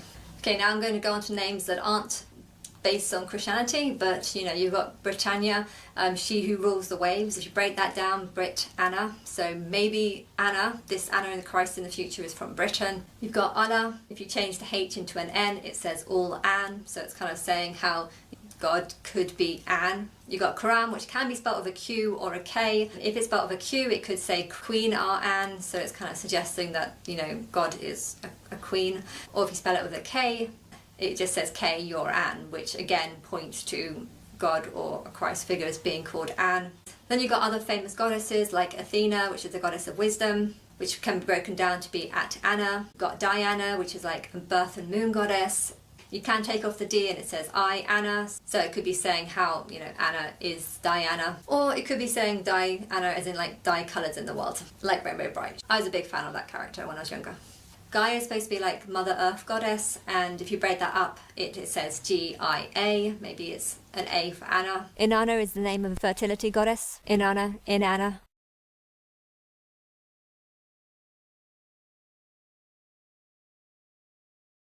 Probably a good intention behind it, but I feel like Steve Aoki kind of is, you know, a live hype artist kind of guy, in the same way that, like, you know, the band for Pitbull, when I saw him live, were playing Smells Like Teen Spirit before he went out on stage. You know what I mean? It's like, I feel like my expectations have lowered on like what these guys do and what their job is as people who are supposed to entertain the masses. But in a niche community, yes, the Welcome to the Black Parade remix is an atrocity, and it is very entertainingly bad. So I'm going to play it right now.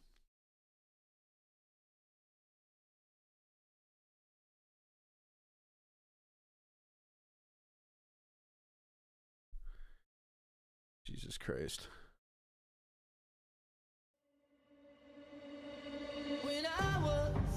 We the best music. DJ Khaled. To the city to see a marching band. Suck our cocks. He said, son, when you grow up, would you be the savior of the broken, the beaten, and the damned?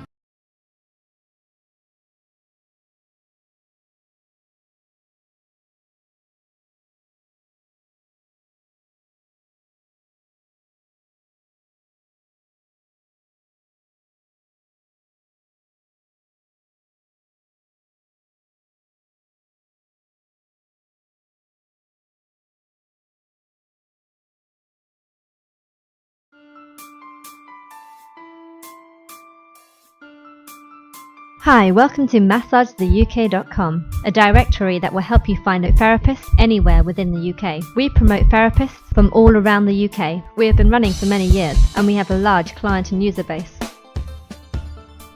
The great thing about our site is that all our therapists have their own profile where they can add pictures, locations, personal information, qualifications, details about their service and what they offer, cost, gender, and much, much more.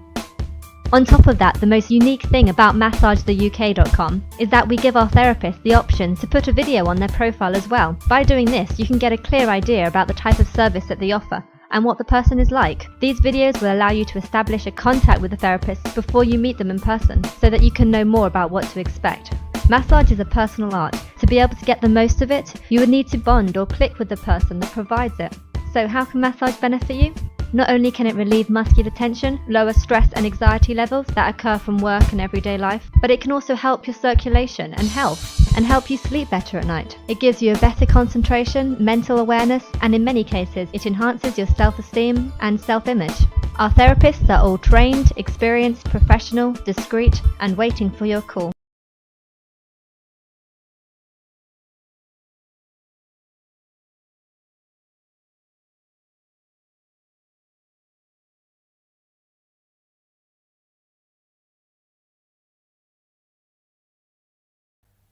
So I swear this story just gets more and more sick.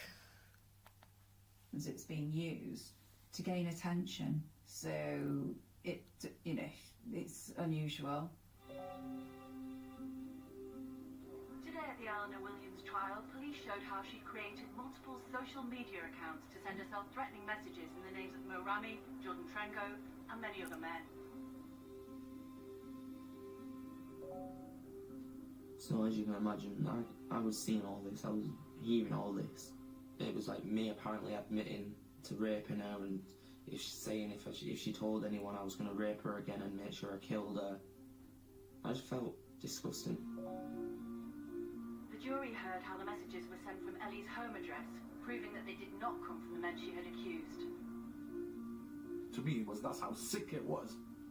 And it was just like, oh my God, that really just made me go. I was angry. That was an eye-opener, listening to the lengths she'd gone to, because we didn't know half of it. What she'd written, it's disgusting. I was just like, why is she doing this? 6 different phones were found at Ellie's address, with dozens of social media accounts which had been set up in the names of the men she accused. Reading the messages was really interesting and really shocking. The language that she uses is a lot that talks about sex. Obviously it's all about grooming as well. It's quite possible that there's been a sexual trauma in her history that hasn't been resolved for her. You can see the themes actually running through the messages. But ultimately, at the end of the trial, I had more questions than answers. I think that's really shocking.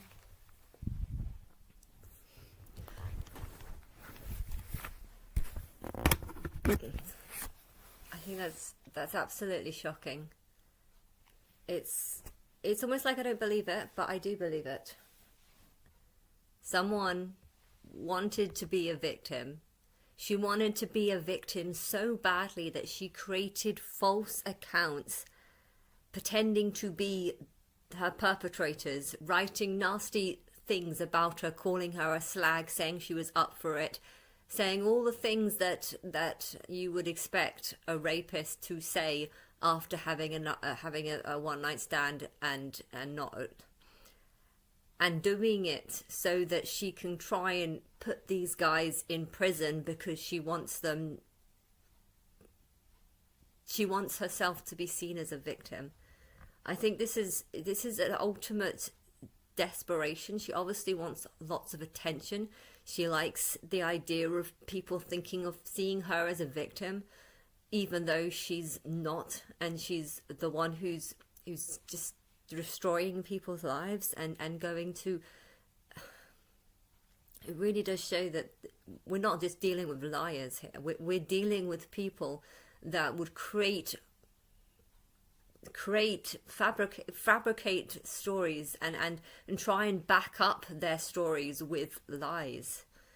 And I think she was 19 when she did this, so she wasn't a kid. But I think it's absolutely unbelievable how someone can go to this length of lying. Why is this world so bad that liars feel like they can do things like this and get away with it? This is not just lying. This is a compulsive, mad person who only cares about attention, herself, wanting attention, wanting people to see her as a victim, and not caring that she might be putting people in prison because of it. She's just cold and lacks empathy and she's trying to be a victim, and it's sick how something like that can anger and rile up a group of people when these group of people just don't know the situation.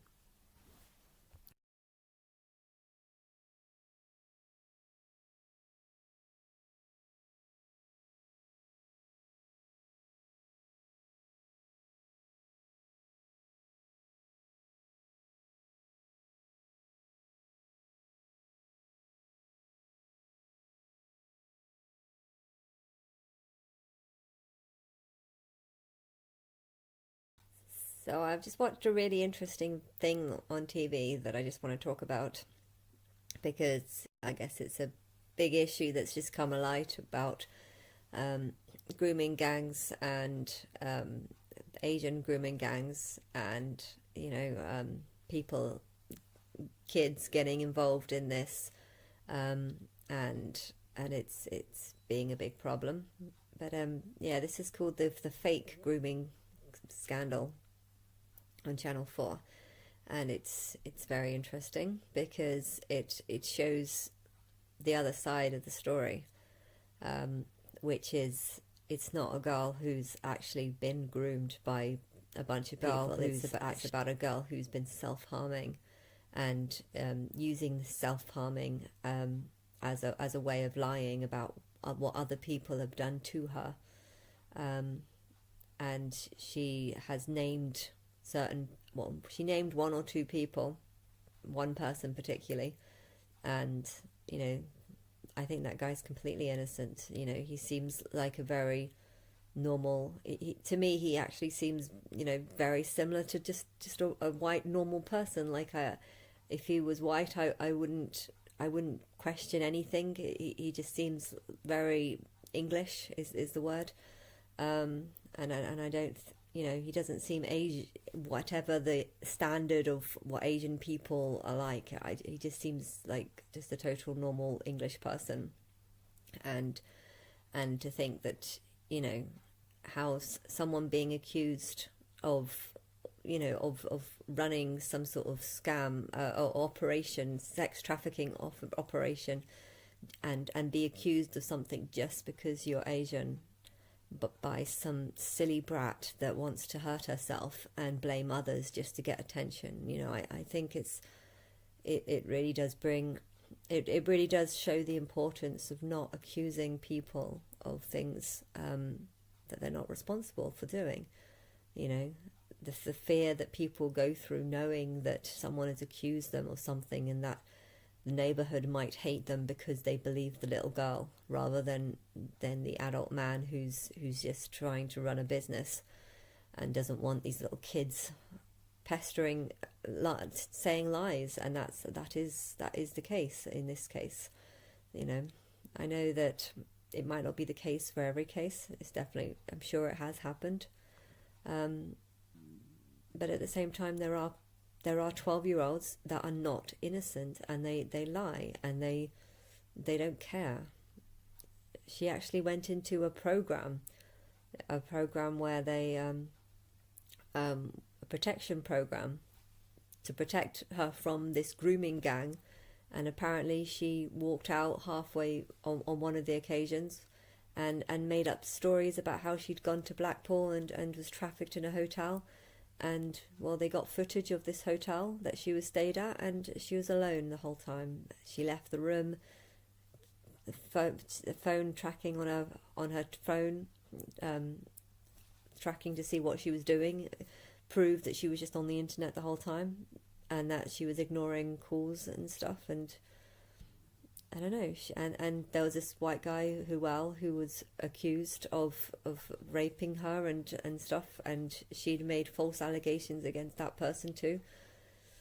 I don't know why someone would be this heartless or so cruel, but I feel like things like this show that just because someone's a kid, that doesn't mean they're not capable of lying.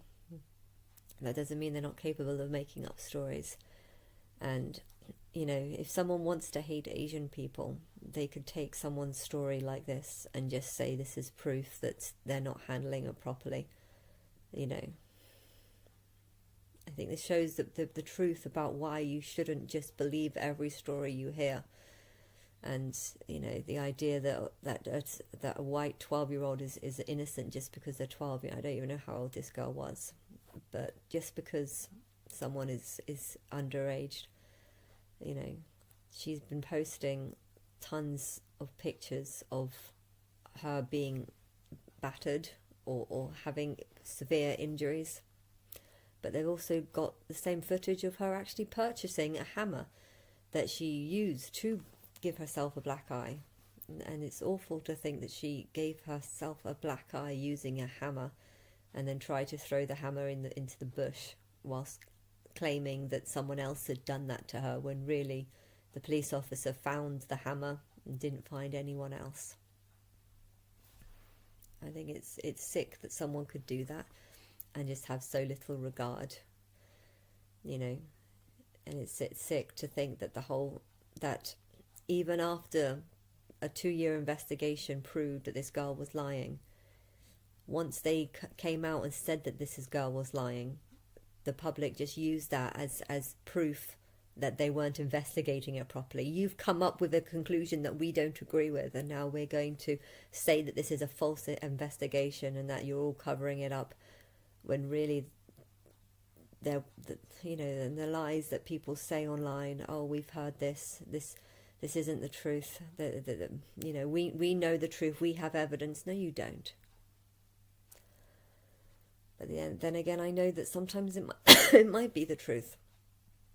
And I think you really need to look at the character of the person making an accusation. You know, if a father is saying that my daughter is being abused by these people, and I went to that house to get information to try and prove this, and the police arrested me for stalking.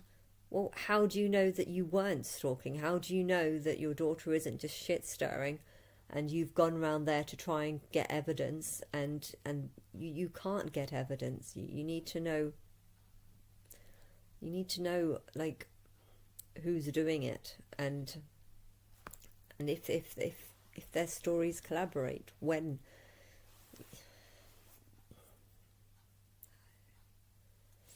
I know there is an easy way to try and work out who's telling the truth and you're not.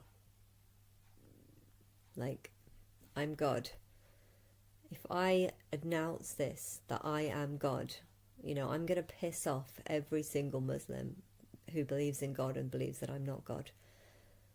You know, and I would love to see how many people would come out and attack me and tell me that I need to be burnt alive because of my claim that I'm God when I'm not, you know. I would love to know how many people want to make a post about me being burnt alive, because I think that's when you start seeing people's real character. When you bring out anger in someone. And I think nothing brings out anger worse in people than telling people that I'm their God, but they don't recognize me, they don't know anything about me, and then you'll see who's. I can't help with cases like this, you know. I don't know who's telling the truth and who's not. I don't know how to work out who's telling the truth and who's telling the not. I know if someone starts making lies about certain things, you know, if they've told a lie about how they've left to go somewhere and that they met a group of people, and if every video clip you have of them being alone, you know, that's proof that they are a liar. Now, if they can lie about one thing, then they can lie about anything. But can you tell the public this?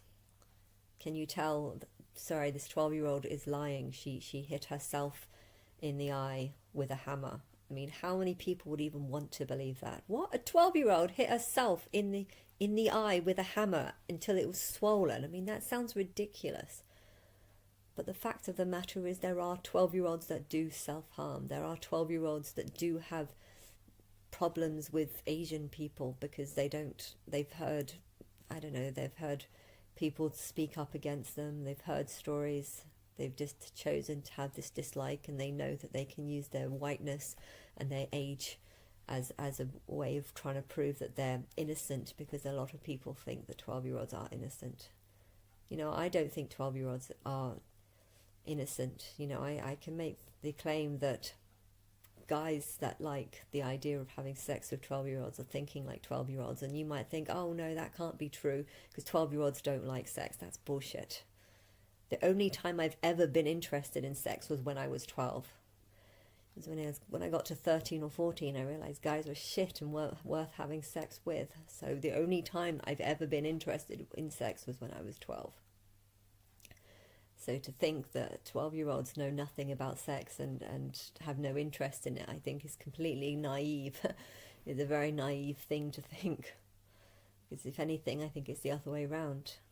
You learn about sex when you're 12, and that's when you first start getting interested in it, and then you start waking up to how shit the world is and how people just lie, and then you start losing interest in it because you're like, I don't want to have sex with you. But when you're 12, you're a bit deluded about how great the world is.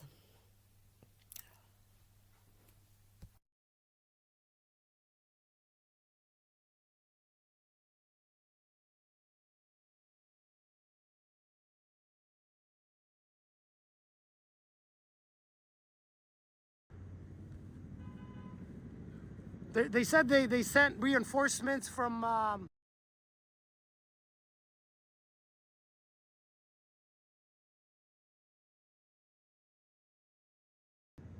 Hey JP, how you doing?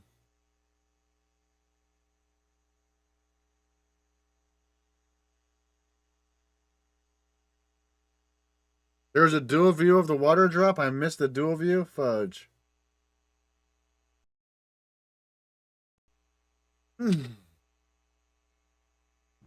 It's about as much as it'll let me zoom in right now.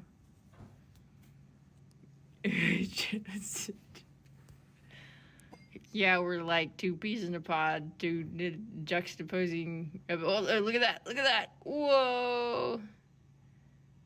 Oh, I hope that gets it. I hope that Can you imagine being the person flying that helicopter? Can you imagine? Pilots are heroes. Can you imagine? Yeah, that's a job right there. Are you kidding me? Flying that helicopter's got. That is a job, lady. You are correct. That's a job. Here's some water. That's talk about a job. That's a job right there. That's where our taxes should go. It's just fire. Yeah, I'm in and Hollywood police. watching from my window now inside because my throat keeps getting sore. No, I quit smoking like 2 weeks ago, and Jeff, I don't smoke cigarettes, but Jeff is like out there. I'm like, 344 Providence outside alarm 1083 Mount Olive Drive. The grind, it was a done data for me. Done data. They put the whoop wop spray down there. Whoop wop, the grind down there.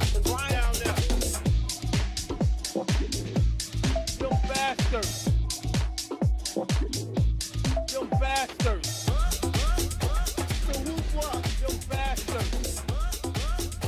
The whoop wop, them bastards. Are you not entertained? Clinch 89 invest. Them bastards. Down there. Them bastards. Are you not entertained? Them bastards. reach out this because when I was standing on the roof, I swear it looked like something legitimate, like aside from brush was on fire. Cause Kitchen 122 squad 13, difficulty breathing 749. No, there are people like, geez. I hope no lives are lost. I can't. That's literally one of the worst.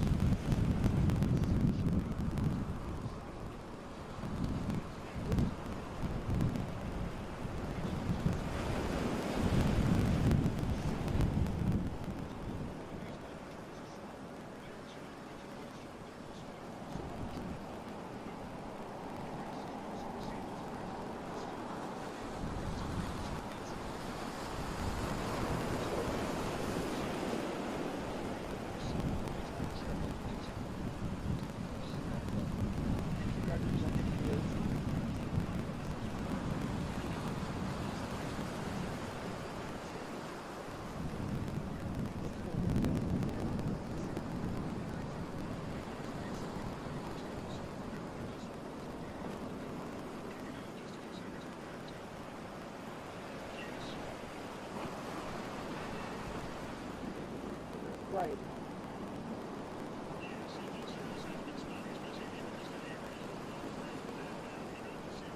What they did is they boom, exactly. Boom.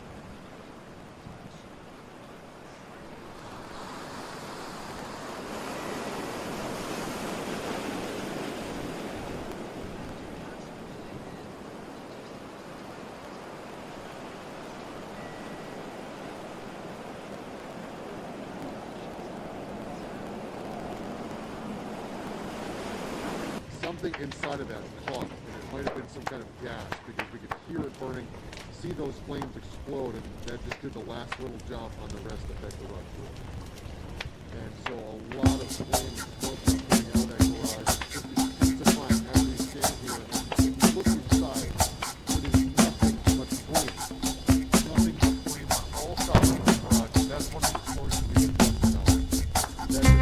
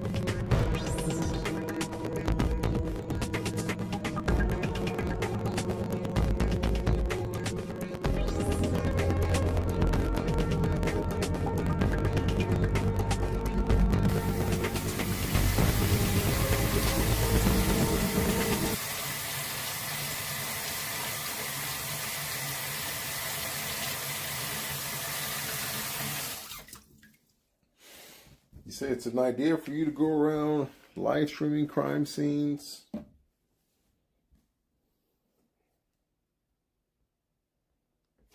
See, the thing about all that is this. Well, yeah, it's definitely a good idea. Let me sound optimistic. Definitely a great idea. You know, it's definitely a good idea at the end of the day. You need one of those police scanners so you can like hear where the crimes are occurring at.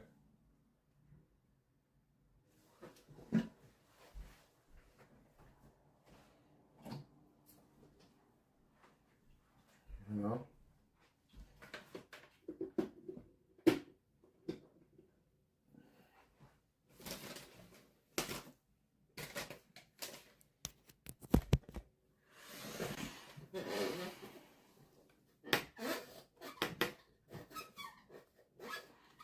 Put down the power washer and book a ticket to Japan. Why? What's happening in Japan? What up, Jiffy? Oh, Jiffy, I should say. Life-threatening wildfires. Yeah, family's good. So far, so good, man. Blessed. Blessed. At least, as of now. As of now. Thanks for asking.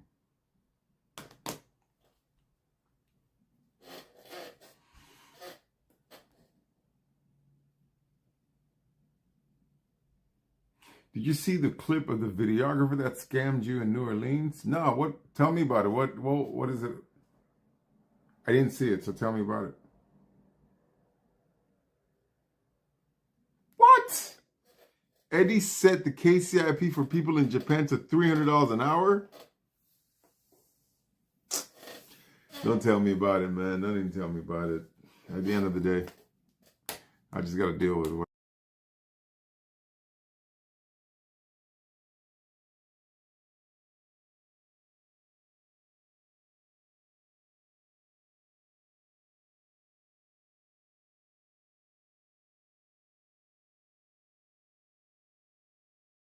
It is very, very busy. At this point, do you have other family here? No. We are just tourists. Oh my goodness. Yeah.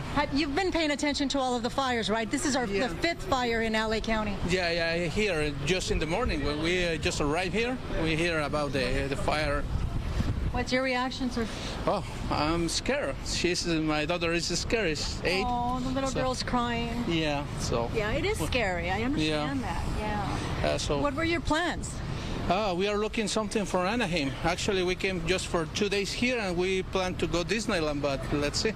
So we are going to try to go south right now. Yeah, try to get out of this area. So the Holiday Inn didn't try to accommodate a different location? No. No. Well, this is an emergency that's happened. Yeah. This is another family right there that is also, they called an Uber to get to go away. I believe they're from Costa Rica is what they told me. And you can see how busy the streets are in this area, and that's because of the mandatory evacuations. As I said, this is the 5th fire now in the Hollywood Hills. It really is unbelievable. The Sunset Fire erupted around 5:30 p.m. Flames were reported at 2350 Solar Drive, just about 10 acres, and that blaze has grown and is now threatening the densely populated area, which is why a mandatory evacuation order is in place for the area of Laurel Canyon Boulevard on the west, Mulholland Drive on the north, and the 101 freeway on the west, and Hollywood Boulevard on the south. People are being told to leave their homes and have some sort of access open for firefighters should they need to put out the flames, and hopefully that won't be necessary. There have been several water drops on that fire. Multiple LAFD units are fighting this fire, and again, Alex, Marla, it really is unbelievable. This is the 5th fire, the Sunset Fire, and it's just so tragic. All of these fires have been so heartbreaking, so much devastation, people losing their homes. 5 people lost their lives in the Altadena area, Pasadena area, and it just continues and continues. But this is what you'll be dealing with.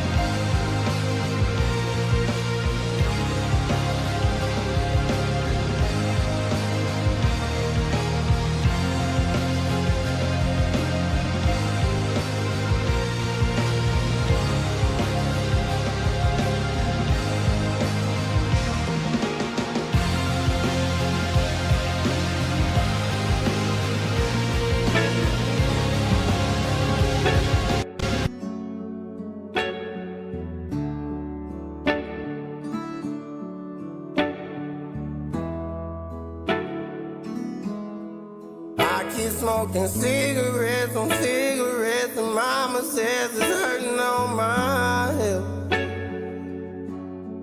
I think that giving up is getting by and getting high. Don't never get you well. Lately I've been die-bar drinking, halfway wasted, overthinking, lessons learned when heaven is your heaven. If I don't make it, I know nothing good is painless. I'll be patient, I know one day time will tell. And I know till we're over, I'll let whiskey drown me sober. Drinking at that dive bar again. Cigarettes and bottles, lots of mess, and I feel hollow. I've been sinning, I hope heaven let me in. I keep smoking cigarettes on cigarettes, and mama says it's hurting on my health. I think that giving up is getting by and getting high. Don't never get you well. Lately I've been die-bar drinking, halfway wasted, overthinking, lessons learned when heaven is your heaven.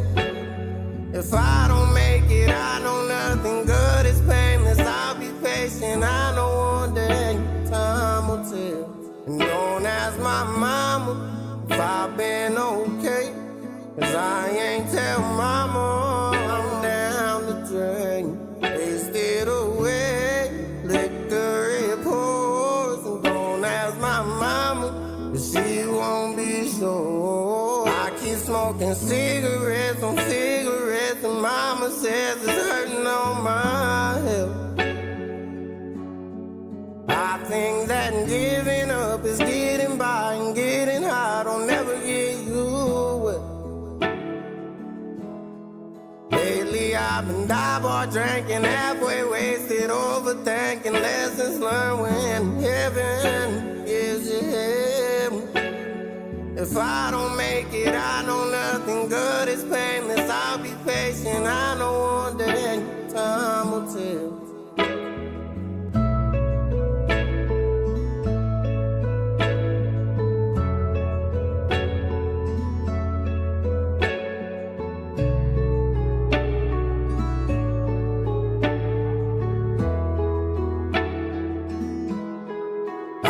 Smoking cigarettes on cigarettes, and mama says it's hurting on my health. I think that giving up is getting by and getting high. Don't never get you well. Lately I've been die-bar drinking, halfway wasted, overthinking, lessons learned when heaven is your heaven. If I don't make it, I know nothing good is painless. I'll be patient, I know one day time will tell.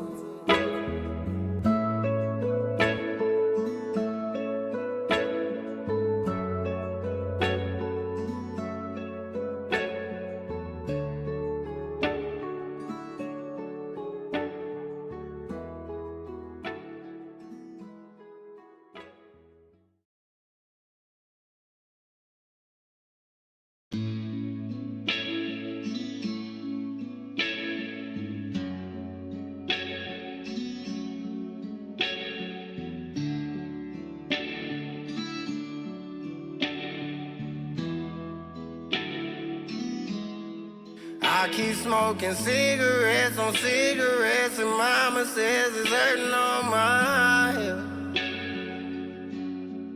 I think that giving up is getting by and getting high. Don't never get you well.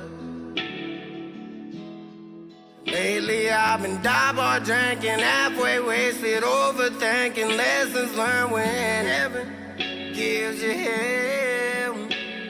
If I don't make it, I know nothing good is painless. I'll be patient, I know one day time will tell. And I know till we're over, I'll let whiskey drown me sober. Drinking at that dive bar again. Cigarettes and bottles, lots of mess, and I feel hollow. I've been sinning, I hope heaven let me in. I I keep smoking cigarettes on cigarettes, and mama says it's hurting on my head. I think that giving up is getting by, and getting high don't never get you well. Lately I've been die bar drinking, halfway wasted, overthinking, lessons learned when heaven gives you hell. If I don't make it, I know nothing good is painless. I'll be patient, I know one day time will tell. And don't ask my mama if I've been okay, 'cause I ain't tell mama I'm down the drain. Wasted away, liquor it pours. And don't ask my mama, 'cause she won't be sure. I keep smoking cigarettes on cigarettes, and mama says it's hurting on my head. I think that giving up is getting by, and getting high don't never get you well. Lately I've been die bar drinking, halfway wasted, overthinking, lessons learned when heaven gives you hell. If I don't make it, I know nothing good is painless. I'll be patient, I know one day time will tell.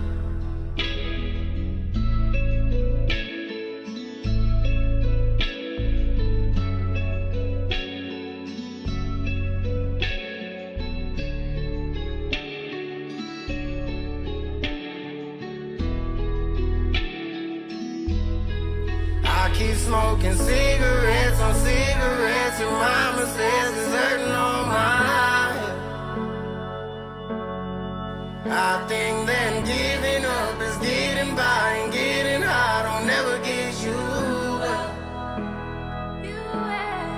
Lately I've been die bar drinking, halfway wasted, overthinking, lessons learned when heaven gives you hell.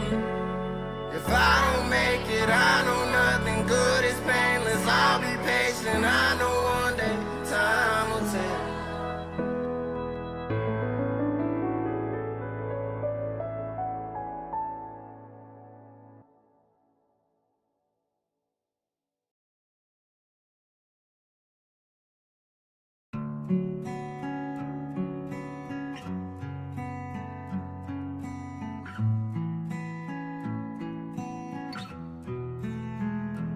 Ain't been getting sleep at night. I know I don't seem alright. They don't understand I ain't okay. I've been stuck in fight or flight. Oh, and when I run, it follows me where I go. I'm driving down that high road and I can't see the street. And oh, I know I've been getting by slow, and I've been feeling hollow. I've been feeling weak. I'm anxious in my skin. My body trembles, God, I'm breathless once again. Sad voices creeping in. Can't be myself, my candles burning on both ends. My patience feels so thin. Not what I once was, but I wish I was again. Bad choices, my best friend. I don't always know what's best. It sends me off the end again. I'm anxious in my skin. I'm anxious in my skin. So tonight I'm down the way.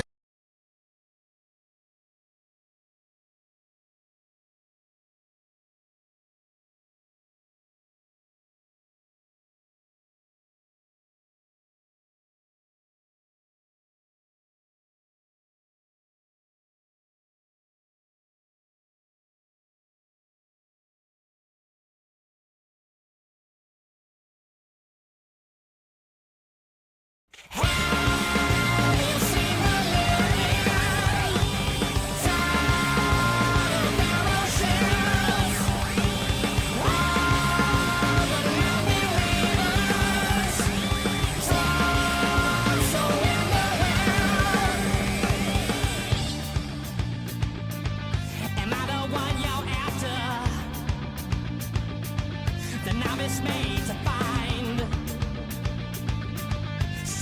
generation stalking.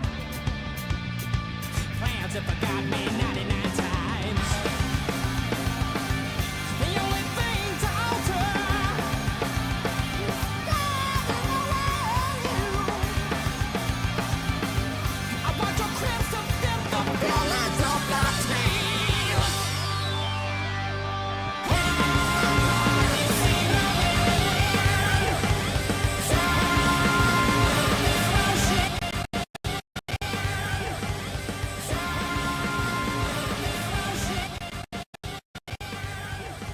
Wait, is it with us? Yeah, wait a minute.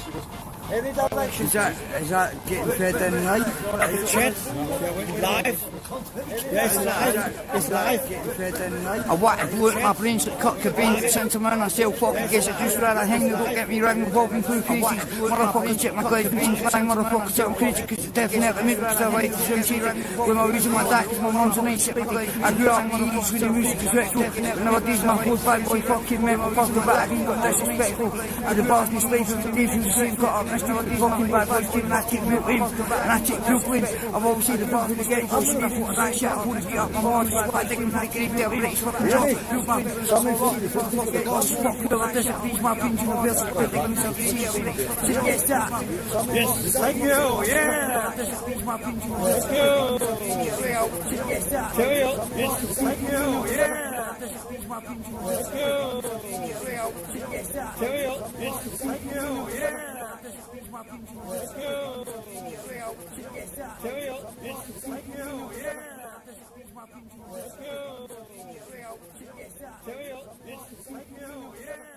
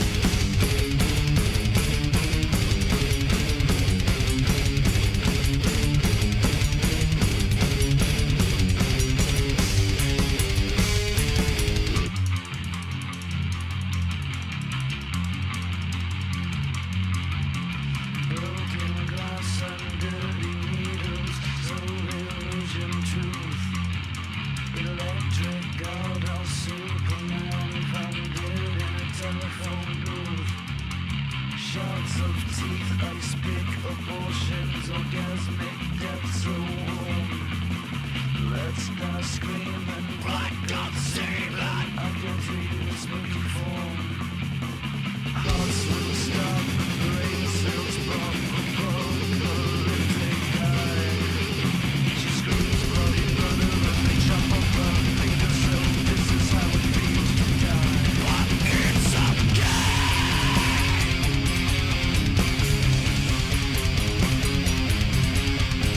Yeah, everything's okay.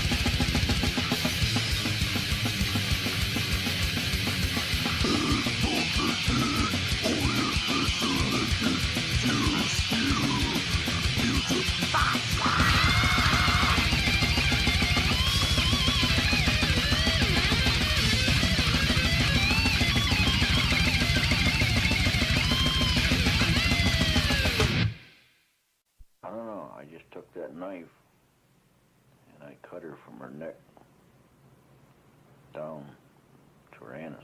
And I cut out the vagina and ate it.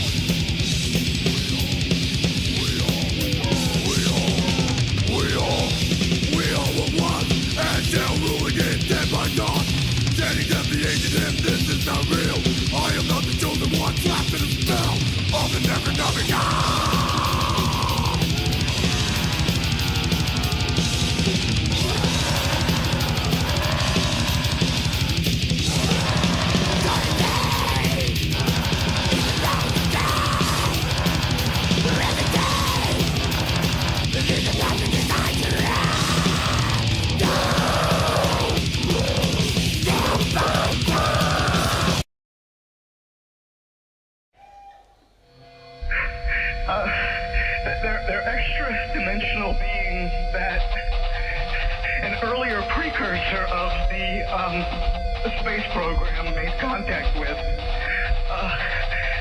They are not what they claim to be. They have infiltrated a lot of